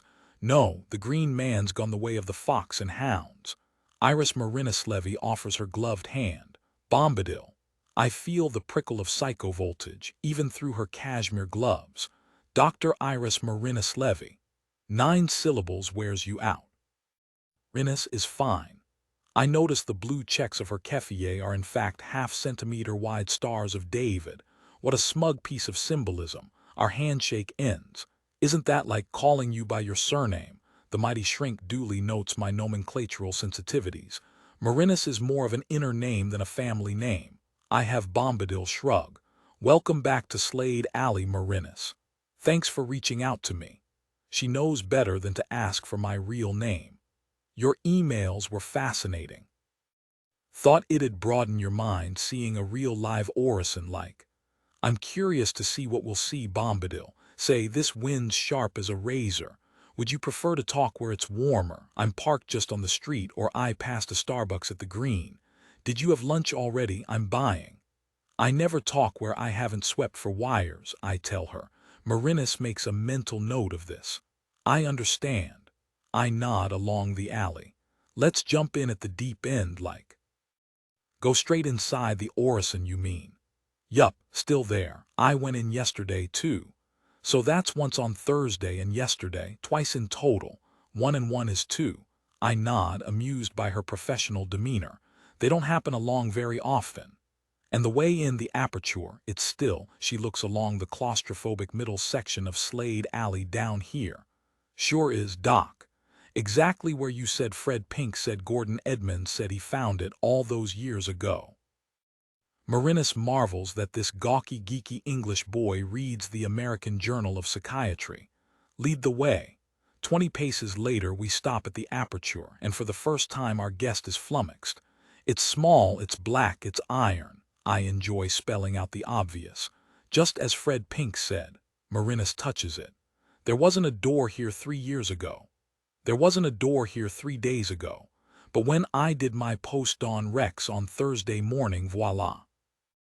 Marinis looks up and down the alley, then crouches down to inspect the sides. Looks as if it's been here for years. This lichen, this scuffed concrete, apertures are chameleons, Doc. They blend in. She looks at me, her faith in a logical explanation shaken but as yet intact. What's on the other side? That's the cool bit. Look over the wall with a 12-foot ladder, you see this. I have Bombadil produce a photo from an inner pocket. The back garden of a semi-detached house, built in 1952, home to Jamal and Sue Alawi and their 2.4 children literally. She's in her second trimester, according to her hospital records. But if you go through the aperture, I wrap the soundless surface with my knuckles, you'll find the terraced garden of Slade House, as it appeared in the 1930s on a foggy, mild day. Marinis gives me an assessing look. The fog was a total surprise, I tell her. Marinis is wishing she was recording all this. You mean the same Slade House which got razed in the Blitz in 1940? December 20th, 1940, just in time for Christmas, yes. So are you saying this door's a kind of time portal? No, that's a classic mistake. An aperture's a portal into an orison, a reality bubble. God, I wish you could see your face, Doc. The mighty shrink looks shifty and puzzled. I have faith that you believe Bombadil, but science requires proof. As you know, And proof requires reliable witnesses, I have Bombadil answer, ideally with a PhD after its name. The wind bounces a plastic bottle off the floor and walls of the alley. We stand aside to let it pass. Tall weeds sway. Marinus wraps her knuckles on the aperture. No sound when you hit it, it's warm too. How do you open it? There's no keyhole. I have Bombadil do a zipped-up smile. Mind power. Marinus waits for me to explain, shivering despite her cold weather clothes. Visualize the keyhole, I elaborate. Visualize the key, visualize it opening. If you know what you're about, it opens. She nods to assure me she doesn't disbelieve me. This woman's amusing. And when you went inside, what did you do there? On Thursday, I didn't dare leave the shrubbery. I learned to be a bit cautious after my last orison in New Mexico. So I just sat there for 10 minutes watching, then came back out again. Yesterday, I was braver. Walked up as far as a big ginkgo tree, not that I knew what it was, but I brought a leaf back and looked it up. I've got an app. Marinus, of course, asks, do you still have this leaf? I have Bombadil hand her a Ziploc freezer bag. She holds it up. Yep, that's a ginkgo leaf, she says, not adding that it could have come from anywhere. Did you take any photos? I puff out Bombadil's near-frozen cheeks. Tried. Took about 50 on Thursday, but on the way back they all got wiped. Yesterday I took in my old Nikon and shot off a reel, but when I developed it last night blank. No surprise, to be honest. Of the 5 astronauts I've met and believe, not one has a single photo or a video clip to show for it. There's something about orisons. Astronauts. It's what we call ourselves. It's online misdirection. Orison tourist or something like that. D attract the wrong sort. Marinus hands back the Ziploc bag. So astronauts can bring samples of flora out but not images. I have Bombadil shrug. I don't make the laws, Doc. Behind a wall, someone's bouncing on a squeaky trampoline. Did you see any signs of life inside the orison? Asks Marinus. The mighty shrink still thinks she's studying a psychiatric phenomenon, not an ontological one. I can be patient, she'll learn. Blackbirds, plus a squirrel cute and red, not gray and ratty, and fish in a pond. But no people. The curtains in Slade House stayed drawn and the door stayed shut, and nobody's used the aperture since 4 o'clock on Thursday. You sound very sure of yourself. I am. I touch a brick opposite the aperture. See this? The mighty shrink straightens up and looks. It's a brick. The trampoliner's giggling his head off. He's a young boy. No, it's the fascia of a brick bonded onto a steel-framed box containing a webcam, a power pack, and a sensor to switch the lens to infrared. What the camera sees through this 2mm hole, I point, feeds straight to my phone. I show Marinus my iPhone. Its screen shows me showing Marinus my iPhone. She's duly impressed. A neat bit of kit. You built it yourself. Yeah, but full credit to the Israelis. I hacked the specs from Mossad. I give my spy brick installed by the Blackwittermen earlier today a friendly pat and turn back to the aperture. So, ready. Marinus hesitates, wondering how I'll react when my own private fantasy island fails to materialize. Scientific curiosity trumps caution. I'll follow in your footsteps, Bombadil. I kneel before the aperture and place a palm on it. Its warmth is pleasant on Bombadil's icy hand, and Jonah becomes telegrammable. Brother, our guest has arrived. I presume everything's ready. Look who it isn't. His signal is weak. I thought you'd buggered off to a retreat in Kirishima again. Give me strength, no, Jonah, it's open day, and our meta-lives depend on my being here, and you're having the orison and suborison ready. Jonah sniffs, telegrammatically. Well, it's very kind of you to bother visiting your incarcerated brother. I visited you yesterday, I remind him. My trip to Kirishima was 6 years ago, and I was only gone for 13 months. A grumpy pause unwinds. 13 months is 13 eternities if you're stuck in a lacuna. I would never have deserted you, were the shoe on the other foot. I shoot back. Like the time you didn't desert me in Antarctica for 2 whole years. For a joke. Or the time you didn't forget me on the Society Islands while you went yachting with your Scientologist friends. Another grumpy Jonah pause. Your birth body didn't have a hairpin stuck through its throat. After nearly 12 decades together, I know better than to feed my brother's self-pity. Nor would yours now if you'd heeded my warnings about the operandi's aberrations. Our guest is waiting and Bombadil's body is shivering. I'm opening the aperture on the count of 3, so unless you fancy committing suicide and fratricide in a single fit of pique, project the garden now.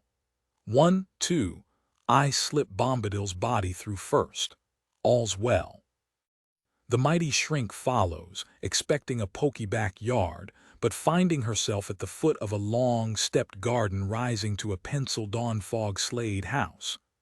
Iris Marinislevi, Ph.D., straightens up slowly, her eyes as shocked and her jaw as drooping as you'd hope. I have Bombadil do a taut giggle. Our operandi is utterly depleted, so Jonah has only a glimmer of voltage to project today's orison, but it won't need to bedazzle or seduce like the Halloween party or PC Plod's honey trap. This orison's mere existence is enough to render Marinus pliable. I clear Bombadil's throat. Is this proof yet, Doc? Marinus can only point weakly towards the house. Yep, a big house, large as life, as real as we are. She turns to check on the aperture hidden by camellias. Don't worry. It's stable, it's open. We won't get locked in. The cautious shrink crouches and peers back out into Slade Alley. My phone is ready to call the Blackwatermen, but our guest soon comes back, takes off her beret and puts her beret back on just to buy a little time, I think. I found an old postcard in Fred Pink's notes, she says in a weak voice. Of Slade House. That she looks at the old rectory, that's it. But I checked the council archives, ordnance survey, Google Street View. Slade House isn't here, and even if it were, there's no space for it to fit between Westwood Road and Cranberry Avenue. It's not here, it can't be, but it's here. It's a conundrum, I agree, unless Fred Pink was, I whisper, you know, Doc, right, as in not bugfuck crazy after all. A pigeon is heard but not seen in the dams and trees. Marinus looks at me to see if I heard it too. I can't help but have Bombadil smile. A pigeon. Marinus bites her thumb and examines the bite mark. Come on, it's not a dream, you're insulting the orison. Marinus plucks a camellia leaf, bites that and examines it. She lobs a stone at the sundial. It hits and smacks stonily. Marinus presses her hand on the dewy grass. It leaves a print. Holy hell, she looks at me. It's really all real, isn't it? In its local, enclosed, pocket, bubble, orison way. Yes. The mighty shrink stands up again, puts her hands together as if in prayer, covers her nose and mouth for a few seconds, then shoves her hands into her flying jacket. My patients at Dawkins, at Toronto, at Vancouver, my abductee fantasists, were they all in fact right? For experiencing this, did I sign off on restraint orders and dose them to the gills with antipsychotic drugs? We're at a delicate stage.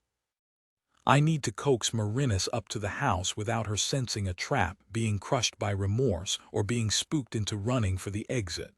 Look, real orisons are rare. Less than a single % of your patients are real astronauts. The others know they needed drugs, they needed help. Get down off that cross. That's still too many. Marinus bites her lower lip and shakes her head. So much for first, do no harm. Orisons aren't covered at medical college, Doc. Sure, you won't be able to write all this up for the journals, but if you want to help your patients, look around, explore, observe. You're a flexible thinker, that's why I chose you. Marinus lets the words sink in. She takes a few steps over the lawn, looking up at the blank, wet white sky.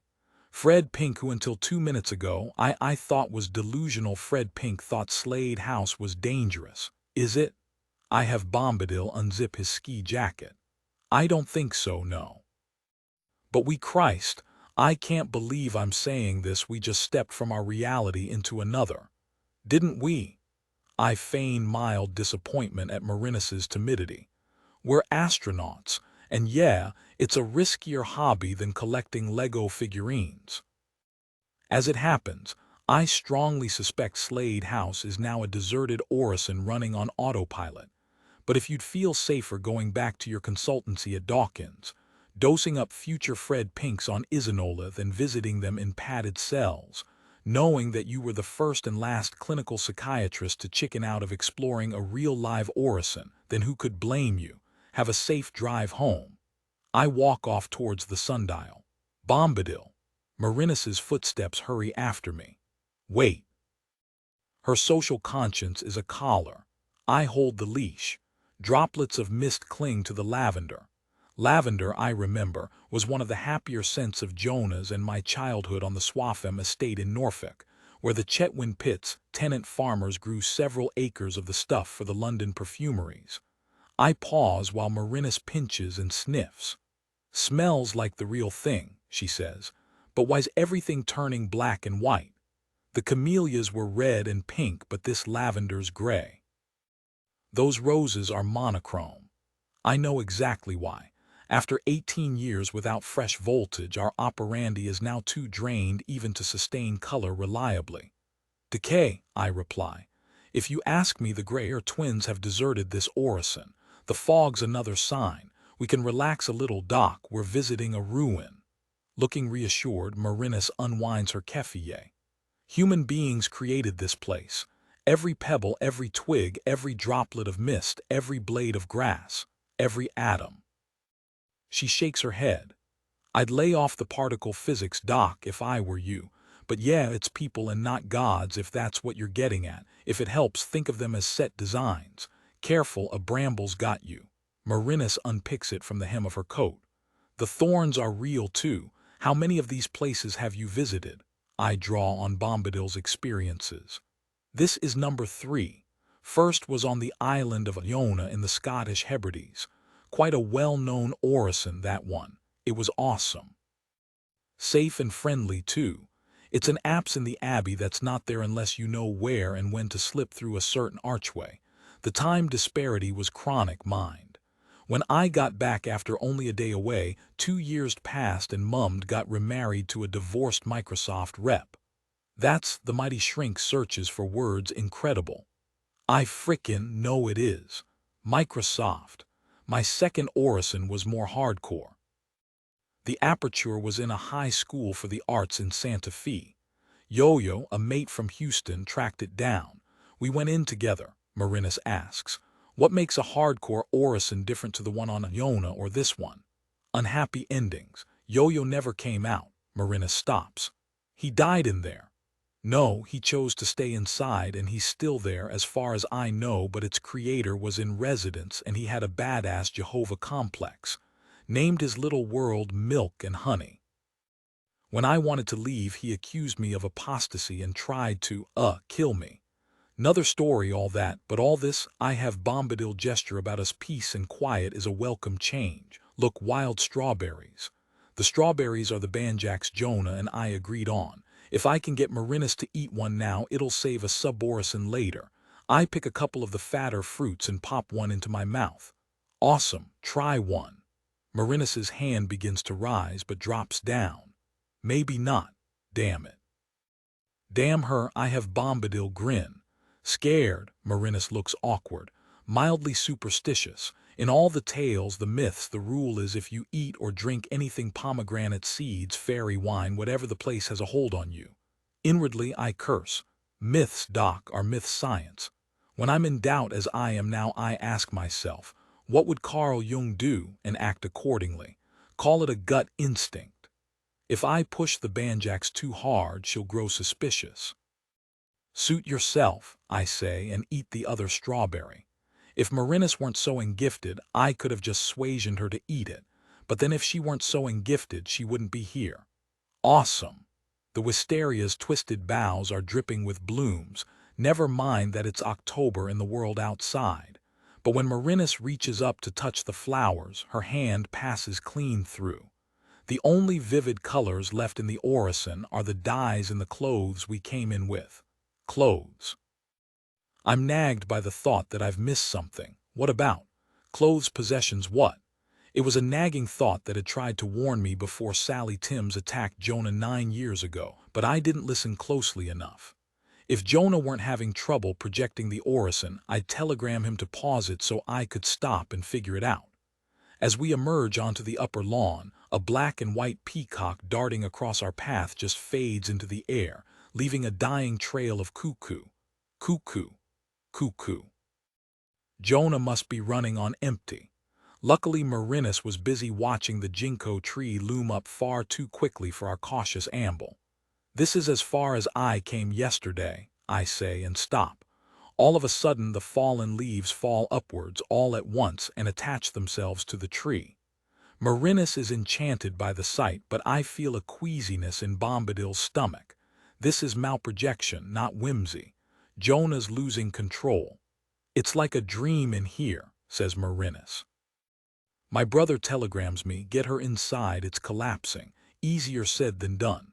"Let's look inside," I tell our guest. "In there, the house itself, are you serious?"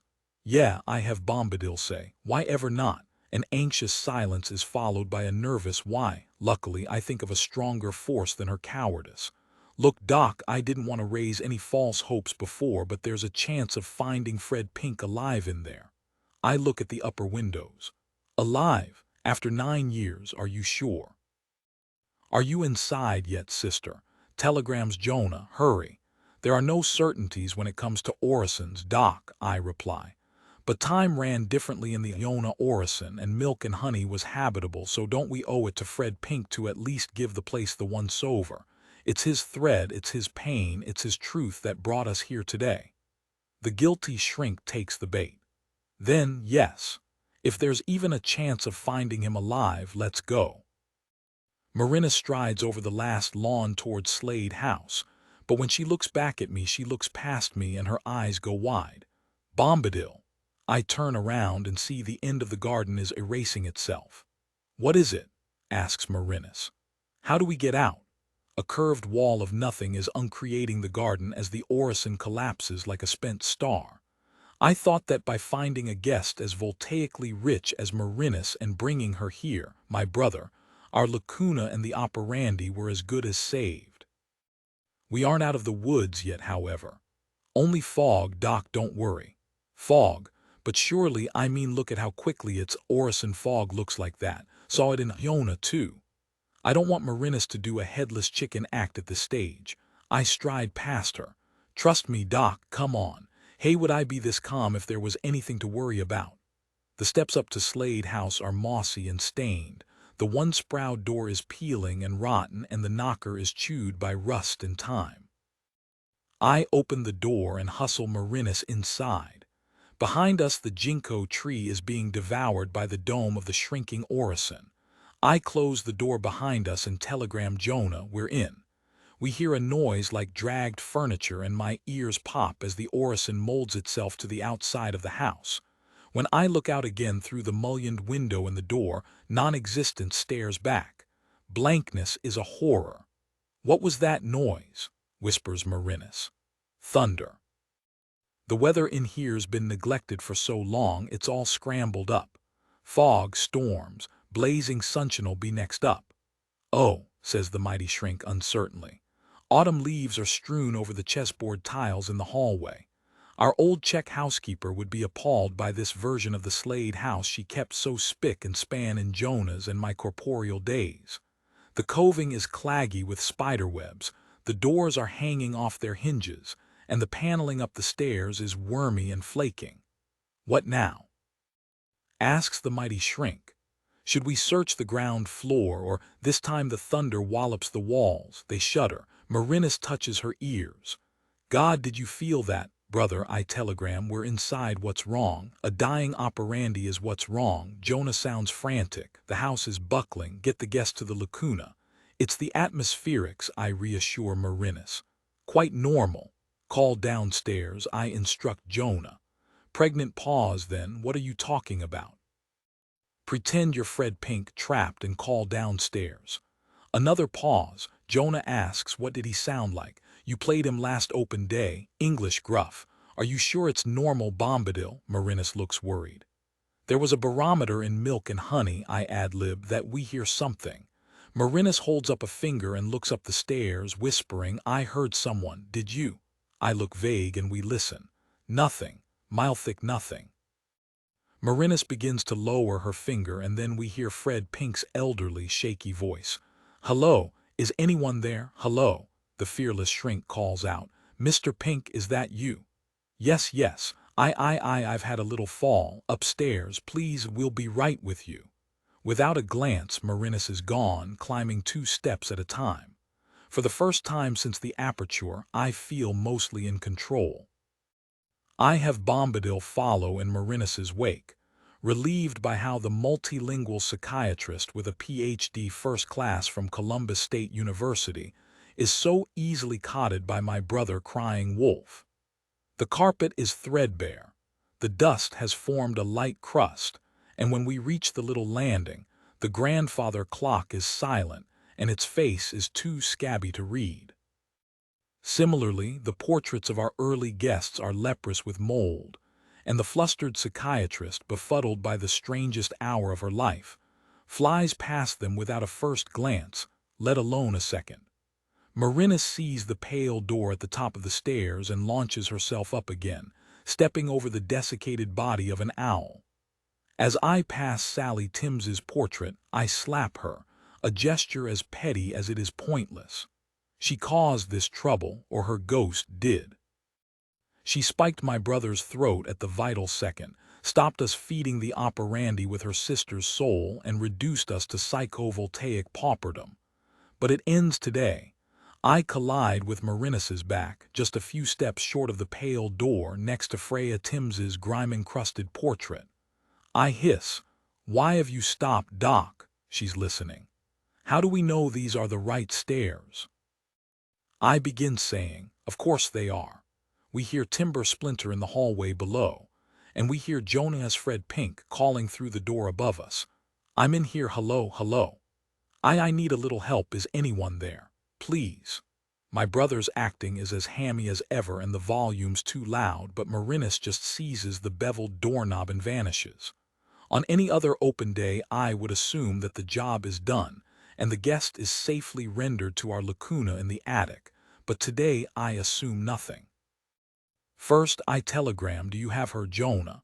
My answer is a bellow of splitting masonry, glass and wood as the Orison's perimeter annihilates the shell of Slade House. Destruction roars up the lower stairs. Bombadil's feet are rooted to the step. Through his eyes I watch the seething front of nothing reach the little landing, erase it and its dead grandfather clock, then surge up towards my skinny tattooed host. Death. Something orders me, jump, it's time. But no, the operandi needs both Greyer twins, and if I obeyed the impulse I'd kill Jonah. So I egress with a few seconds' grace and watch Bombadil's runty body tumble downstairs, thumpity-thumpity-thump. He yells brokenly, his sentience returned too late to find his balance, much less assemble his wits. And then he's gone, ski jacket, chilblains, iPhone, internet porn habit, childhood memories, body and all. Gone in a non-flash. I as my soul rotate and transverse through the pale door. I emerge in an exact copy of the private hospital room at the Royal Berkshire Hospital, where I spent a recent week as a patient taking meticulous notes. True, Marinus is a psychiatrist and not an A and E mopper-upper. True, she knows North American hospitals better than British ones. But a single anomaly could end in our guest smelling an illusory rat and rejecting the banjacks, and without this anesthetic the extraction of her soul would be messy at best. Consequently, Jonah and I evoked the room with a fanatical eye for realism.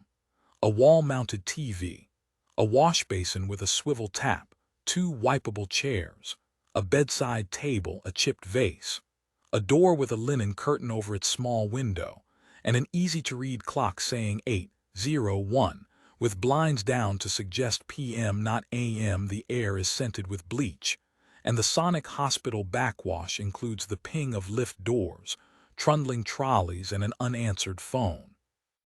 Dr. Iris Marinislevi lies unconscious with a drip in her arm and her head in a neck brace.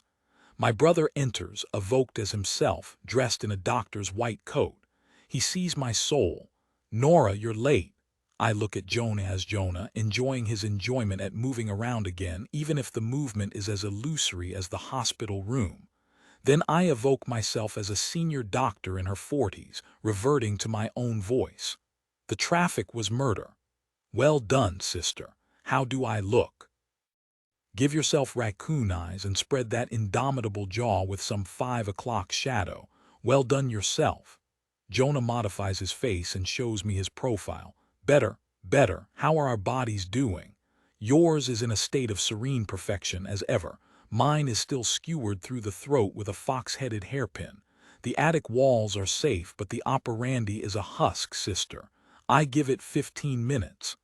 I turn to Marinis. "Then let's wake the patient and give her her medicine. We'll recharge the operandi first, then repair your throat cell by cell." Jonah looks at the unconscious woman with impure thoughts. "Will she offer any resistance, sister? She rejected the strawberry in the garden, citing Carl Jung and gut instinct. If you please, but then it was the hue of raw liver, and when she wakes in here she won't know if it's May Day, Marrakesh, or Monteverdi. Do you have the banjacks?" Jonah evokes a red and white tablet on his palm. "Sufficiently generic, would you say?" "Make it smaller so she can swallow it without effort. Have a glass of water ready. Deny her any chance to stop and think." Jonah shrinks the pill, tips it onto a dish, and evokes a glass and a bottle of Evian on the bedside table. "Look, when you telegram from the alley, I was, not at my best, and you've been starved of fresh psychovoltage for 18 years, Jonah. I'd be insane by now, not just a trifle insecure." "No, sister, let me finish. What I said was a dying huzzah. What I no longer believe. I'm trying to say that you're right." My projected self looks at my brother's projected self. About old dogs, new tricks, not so splendid isolation from la voix embriague, and about a higher purpose. Will that do for now? Well, this is a U-turn. Have I wandered into an orison? If you're going to gloat, sister, you can bloody well know. I'm not gloating, Jonah. I've been waiting 30 years to hear you say this. We'll go to Mount Shiranui. The west of Japan is heaven in the autumn. Inamoto-sensei wants to meet you. She suggested a dozen ways to improve our operandi. The projected Jonah contemplates an ending and a beginning. Good, okay, that's decided then. I think of my brother and I as fetuses sharing Nellie Grayer's womb 116 years ago, and of our birth bodies sharing our lacuna for 8 decades. Strangers are they. A lover is first a you, and then a we. But Jonah is a half of I. I pull myself back to the matter at hand before I say anything sentimental. Your throat will hurt like holy hell when I pull the hairpin out, but I'll cauterize the wound, and now or never, sister. Jonah puts his left forefinger on our guest's frontal chakra eye. With his right hand he glyphs her awake, and Iris Marinislevi's pupils dilate in the orison's uncertain light.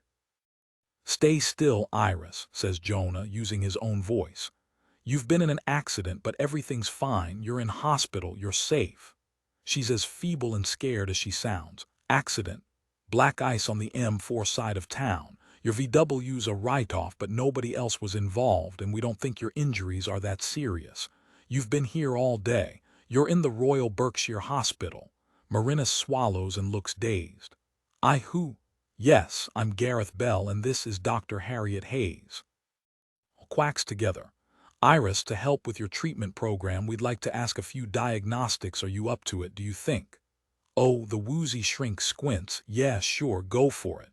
I take over. "Thanks, Iris, that's great. Firstly, can you tell us if you're in any pain right now?" Marinis checks she can move her hands, then her feet. "No, I just numbness, I guess. My joints ache a little." I scribble on my clipboard. "The IV's feeding you anti-inflammatories and painkillers. You sustained some bad bruising up your left side. Secondly, limb mobility, you just did that for us. Great. Who said that doctors make the worst patients?" "Well, hey, maybe psychiatrists make better ones." I smile. Great, I'll tick my tribal affiliation box. Do I have any breakages? Asks Marinus, trying to sit up. Whoa, whoa, says Jonah as Dr. Bell. Iris, take it easy. The neck brace is just a precaution, don't worry. We haven't x-rayed you on the off chance that you're pregnant. Might you be? No, my period was last week. Definitely not pregnant. Great, I say, we'll take you up to x-ray in an hour or so. Vision, how many fingers? I hold up 4. 4, says Marinus. And now, I ask. None, says Marinus. No problem there, says Jonah, though we're a tad anxious about concussion. There's a doozy of a contusion round the back of your noggin. We'll CAT scan you after your trip to x-ray, but what recollections do you have of the accident? Marinus looks haggard and worried. We sit down on her bed. You recall being in your car? Yes, but I remember arriving at my destination. Okay, Jonah says. Where was this destination? A passageway and alley off Westwood Road on the edge of town. Slade Alley. I'd gone to meet Bombadil. Bombadil, says Jonah. Not the Green Man leprechaun, why one from the Lord of the Rings. What a bizarre alias. I never read it, but my Bombadil's a conspiracy theorist. I don't know if that's his real name or not. He's a research subject. I'm writing a paper on abduction fantasies. He was in an alley, and there was a door in a wall that wasn't normally there. Fascinating, I say, looking a little alarmed. But I promise you, Iris, the only place you've been today is the Royal Berkshire Hospital. You know better than us, Jonah says cheerfully. The trick's a mind'll play on itself after a trauma or accident. But look, Iris, you've told us what we need. If you just take this paracetamol to staunch any minor internal bleeding you may have sustained. Jonah flips up the bed's swivel table and places the pill on a little white dish. I'll text Vive Singh at Dawkins to say you're conscious and verbal. They've been on tenterhooks all day. Yes, thanks. Marinus gazes at the easy-to-swallow pill. My evoked heart and my evoked body beats a little faster. I look back. Jonah puts a glass of Evian water by the dish. Thank you. Still bleary, Marinus picks up the pill. I look away. Swallow it, I think. Swallow it whole. No worries, says Jonah unworriedly, as if our meta-lives aren't dependent on this fickle woman doing as he bids her. Jonah scrolls down his contacts, mumbling, Vive Singh. Could I just ask a question? Asks Marinus. Fire away, says Jonah, not taking his eyes off his iPhone. Why in the 11,011 names of God would I oblige 2 parasitic soul slayers by imbibing their poison? The wall clock stops. The LEDs on the monitors die. A far-off telephone falls silent, and Jonah freezes with his back to both me and Marinus. I stand and back away, stumbling and sick. My brain insists that Marinus, a guest, cannot know more about us than Jonah and I know about her. That a quotidian psychiatrist cannot be lying in an evoked bed in our inner orison, watching us like a committee member at a dull meeting. And yet she does, she is. Of all the shortcomings in your operandi, our guest is saying, your banjax is the most antiquated, truly. An anima abortifacient so fragile that unless the patient imbibes it of his or her own conscious volition, it fails to work. We haven't seen the shaded way use such a primitive formula for 50 or 60 years. What were you thinking, Grayers? If you'd only updated it, you could have injected it into my body just now. Or tried to. Sister, Jonah telegrams, what is she? Danger, I telegram back. Change, a fight, an ending. Kill her, Jonah urges, kill her. Now, both of us. If we kill her, we lose her soul. I telegram my uncensored thoughts, and if we lose her soul, our operandi dies. It won't last 9 more hours, let alone another 9 years. And if the operandi dies, there's no more lacuna. And without the lacuna, Marinus says out loud, the world's time floods in, shrivels up your birth bodies, and then your soul's off to the dusk, right? 116 years, over and out. Jonah's appalled face reflects my own. He telegrams, can this trespassing bitch hear us, sister? Marinus tuts, Mr. Grayer, shoddy abuse. Bitch is a stingless insult these days. It hurts like, I don't know, a celery stabbing. And trespassing. You invited me here today to get my soul sucked out, and for accepting your invitation I'm now a trespasser. Not nice." With a casual glyph, Marinus revokes the Roman 4 drip and neck brace. We can't conceal our astonishment. Yes, I know about suborisons in orisons, a bubble in a bubble, the attic in the house. It's not a bad copy, but Evian water, in an NHS hospital. Don't tell me that was his genius idea, wasn't it? The intruder looks at me but nods towards my brother. I don't answer. Unhurriedly, she gets out of bed and Jonah and I both take a step back. "You know better than to conjure up fancy French mineral water, Miss Greer, after your top-secret undercover stakeout at Dawkins Hospital. I saw you, studying me through Vive Singh's eyeballs. I reeled you in as you reeled me in. A company of reelers. Nice pajamas, but she glyphs and her own clothes reappear. I'm a creature of sartorial habit. Jonah has let the suborison half fade to conserve voltage, which is wise. A brute force attack on Marinus, however, which I fear Jonah is planning, would be less wise. I sense she's expecting it. You have us at a disadvantage, I say. You are. I am who I am, Miss Greer. Born Iris Levy, 1980 in Baltimore. Marinus got added later, hereditary reasons, long story. My family moved to Toronto. I studied psychiatry and here we are. I probe. But you're telepathic, you glyph know what this is. I float a gentle psychowave her way, which she deflects at the Evian bottle. It tips over, trundles to the edge of the tabletop, but vanishes before falling off. Look at that, Jonah, I say. Our guest and we are 3 peas in a psychosoteric pod. Marinus's jocularity slips. Leave me out of your pod, Miss Greer. I don't use human beings like disposable gloves.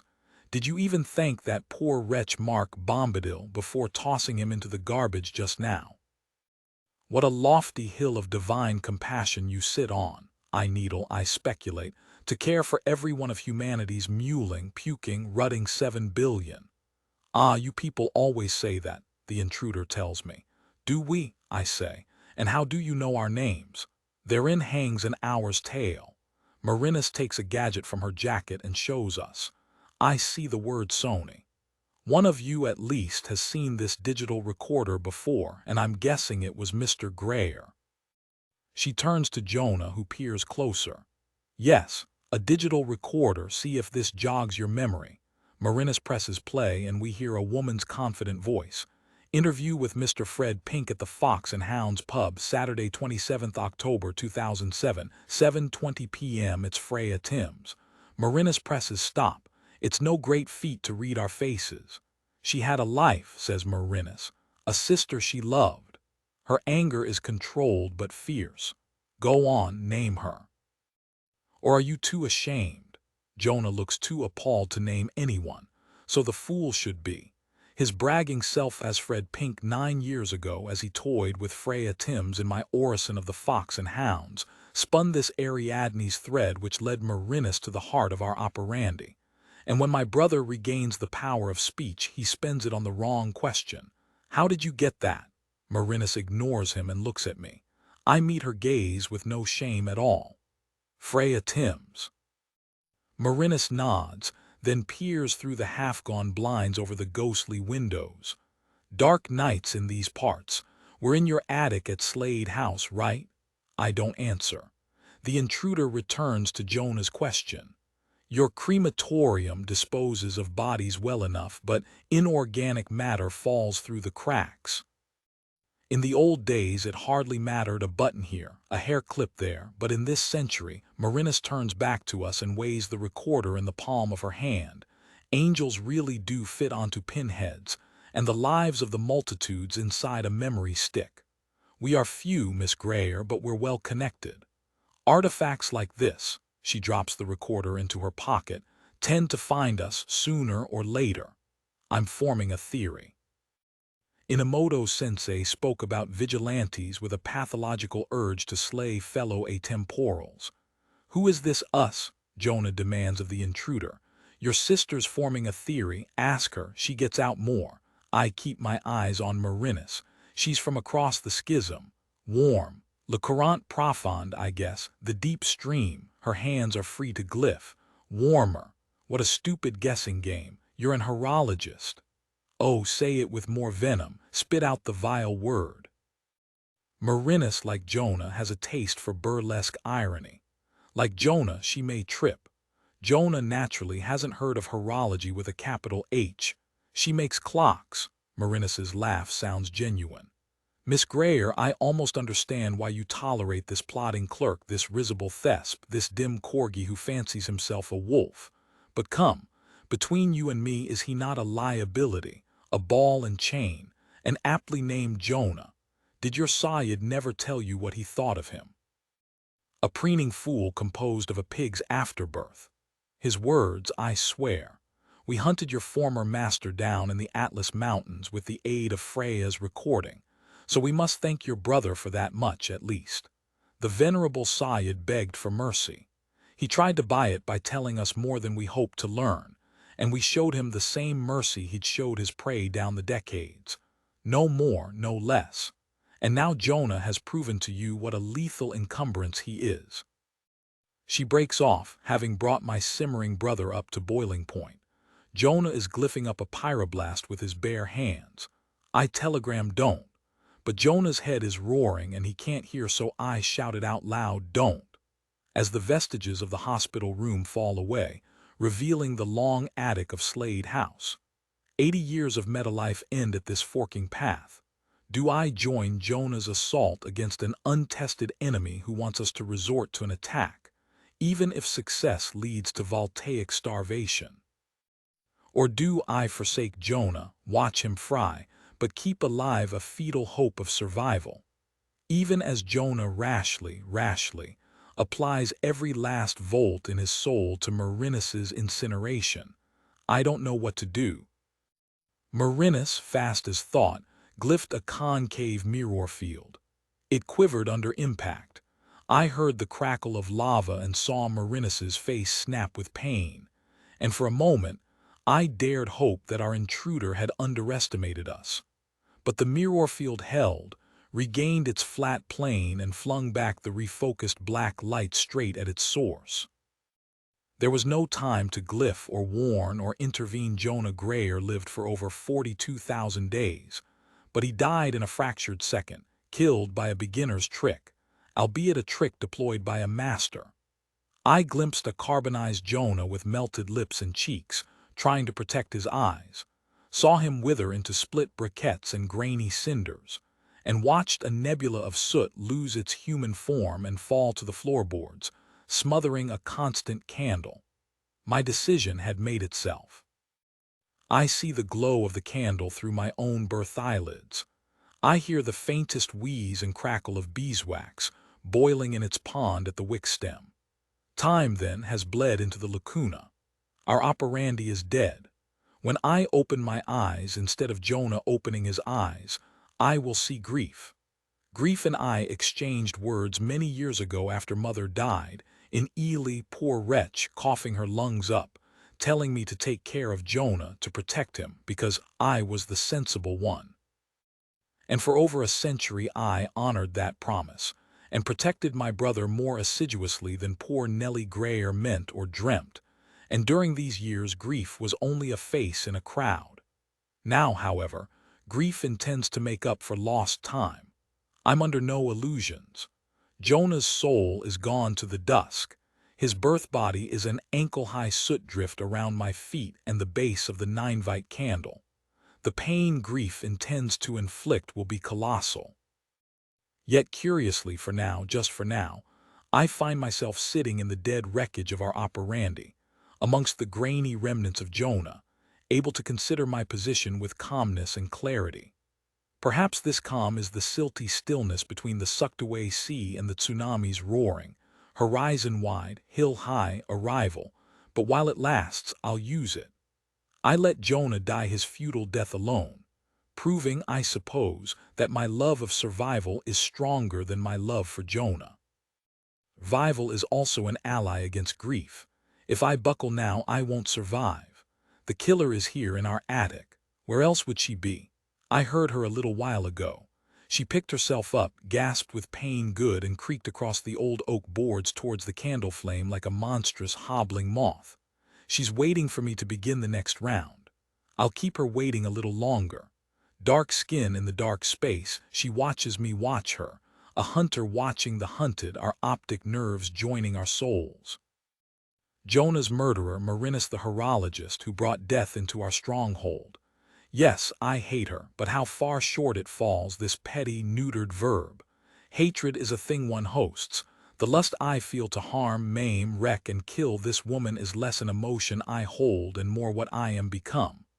I was expecting you, she speaks in a hush as if we're at a funeral, to join the attack. Why didn't you? The end begins. It was an abysmal strategy. My throat, as usual, is dry as I reinhabit my own body. If we lost, I look at the soot on my feet, end up like this. I stand, my joints are stiff, and take a few steps back, so the candle is equidistant between Marinus and me. Yet if we won, we die when the lacuna collapses and the world's time catches up with our bodies. Typical of Jonah, he'd act and leave me to sift through the wreckage and make things right. Marinus considers this. I'm sorry for your loss. Your condolences disgust me, I say, mildly enough. Grief hurts, yes. Every human you ever fed on had loved ones who suffer now as you do, without even a figure to blame, to hate. But you know the proverb, Miss Grayer, who lives by the sword don't quote proverbs. Why didn't you kill me just now? Marinus makes in its complicated face. Firstly, cold-blooded murder isn't the deep stream's way. No, you prefer to goad your enemies into shooting first so you get to plead self-defense. The hypocrite doesn't deny it. Secondly, I wanted to ask you if you'd kindly open this inner aperture. She indicates the tall mirror and let me out. So she's neither all-doing nor all-knowing. I don't tell her that I can't open the aperture now the operandi is dead. I don, to even confirm that the aperture is the mirror, in case she's merely guessing. I just think of Marinus dying when the air in the attic runs out. Let me consider your request for a moment. Never, Marinus nods. It was a long shot, but it would have been more elegant than Plan B, which is also a long shot. She steps towards the candle and reaches into a thigh pocket. I marshal my voltage for a defense. Instead of a weapon, however, she produces a smartphone. The nearest network is 60 years in the future, I tell her, and the aperture won't relay phone signals to the real world. So sorry. Her dark face glows in the smartphone's cold light. Like I said, it's a long shot. She points her device at the aperture, stares, waits, checks the screen, frowns, waits, steps around the candle and the soot drift to crouch by the aperture and examine it, waits, presses her ear against it, waits, and finally gives up with a sigh. Too long a shot, it would appear. She puts away her smartphone. I stashed half a kilo of plastic explosive in the shrubbery, by the outer aperture when you as Bombadil weren't looking. My canvas bag. You felt something was amiss as we walked beneath the wisteria, I believe, so I distracted you. I hoped the explosion would blow open this aperture, but either the phone signal didn't reach the detonator or your operandi is too solidly built. I'm bereft for you, truly. Might there be a plan C, or is Dr. Iris Marinus Levy going to die today? Traditionally, we'd stage another climactic battle between good and evil. We'd never agree which of us is which, however, and the only prize on offer is a death by oxygen starvation. Shall we forego tradition? This false levity is repugnant. Death for you is just a short break, I understand. She steps back, around the candle, and sits where our guests were usually positioned, opposite the aperture. It's more troublesome than that, but we do come back, yes. Was Inamoto or the Sayid your principal informant on the deep stream? Both. Why? I knew Inamoto's grandfather in a former life, a murdering demon of a man. You would have liked him. You deny us the privileges you enjoy. My voice sounds chipped and cracked. It's this thirst. You murder for immortality, states Marinus. We are sentenced to it. Sentenced, hypocrite. As if you'd swap your meta-life for a bone clock snatched, wasted, tawdry handful of decades. I feel unaccountably tired. It's the weariness of grief breathing down my neck. What else could it be? I sit down, a foot or so back from my usual place. Why do you horologists conduct this? The word's gone, it's Arabic. It's in English a lot too, this jihad against us. We serve the sanctity of life, Miss Grayer. Not our own, but other people's. The knowledge that the Timms sisters, the Gordon Edmondses, the Bishops, and those future innocents whom you would have killed to fuel your addiction to life, will live, that's our higher purpose. What's a meta-life without a mission? It's mere feeding. What bishops? All we did, my voice sounds too wavery, was seek survival. No more than any sane, healthy animal, no. Marina scrunches up her face, please, no. I've heard it so often. Humanity is hardwired for survival. Might is right is nature's way. We only harvest a few. Again and again, down the years, same old, pain is growing in my hips and knees, a pain I've never known. I wonder if Marinus is responsible. Where's Jonah got to?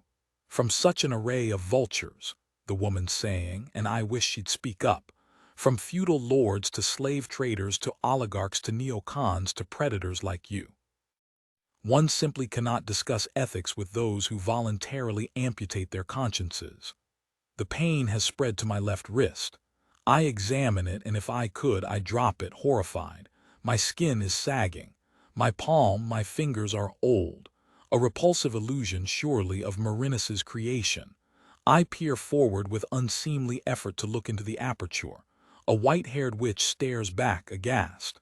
The explosion didn't smash the aperture, says the black woman, but it did make a crack. Across the middle there. See, she crouches next to me and runs her finger along a thick line. There, the world's leaking in, Miss Grayer. I'm sorry, you're aging at perhaps a decade every 15 seconds. She's speaking English, but what's she talking about? Who are you? The woman stares at me, which is very rude. Don't Africans teach their children manners? I am Mercy, Miss Grayer. Well then, Mercy, get me. I know his name, I know his name, but his name doesn't know me. My brother, this instant. He'll sort it all out. I'm sorry, says Mercy. Your mind's decaying. She rises to her feet and picks up our, what's it called? The thing the candle sits in. She's going to steal it. Put that back. I try to stop her, but my feet just twitch in a pile of dirt. This place is filthy. Where's the housekeeper? Why is this African holding up our candlestick? That's the word, a candlestick. We've had it in the family for generations. It's 3,000 years old. It's older than Jesus. It's from Nineveh. I call out, get me Jonah. The African lifts it up, like a thing, and swings its heavy base into the mirror. Daylight floods and snowflakes swarm through the splintered plane of the aperture, covering the floorboards, scurrying round the darkest recesses of the attic, like many inquisitive schoolchildren. My body has shriveled up around me like a punctured balloon. Untied, unzipped, unstrapped from its senility-riddled brain, my soul floats free. Marinus, without a backwards glance, steps through the aperture even as the attic fades away into a wintry sky above an anonymous town. It's over. Without its birth body anchoring it to the world, the soul of Nora Grayer is dissolving. It hovers for a moment in the space once occupied by the attic of Slade House. Was that my life? Was that all? There was supposed to be more. Many, many decades more. Look below, roofs, cars, other lives, and a woman putting on a green beret leaving the scene via an alley, still with a candlestick in her hand. There is no farewell in the busy air, no hymn, no message. Only snow, snow, snow, and the inexorable pull of the dusk. Not yet, not yet. Dusk pulls, but damn the dusk, damn Marinus, I'll pull harder. She killed my brother and now she's walking free. Let grief pull with me. Let hatred strengthen our sinews. My stock of seconds may be meager, but if there's a way to avenge hot-headed Jonah, my precious twin, my truest other half, I'll find it, however faint the traces.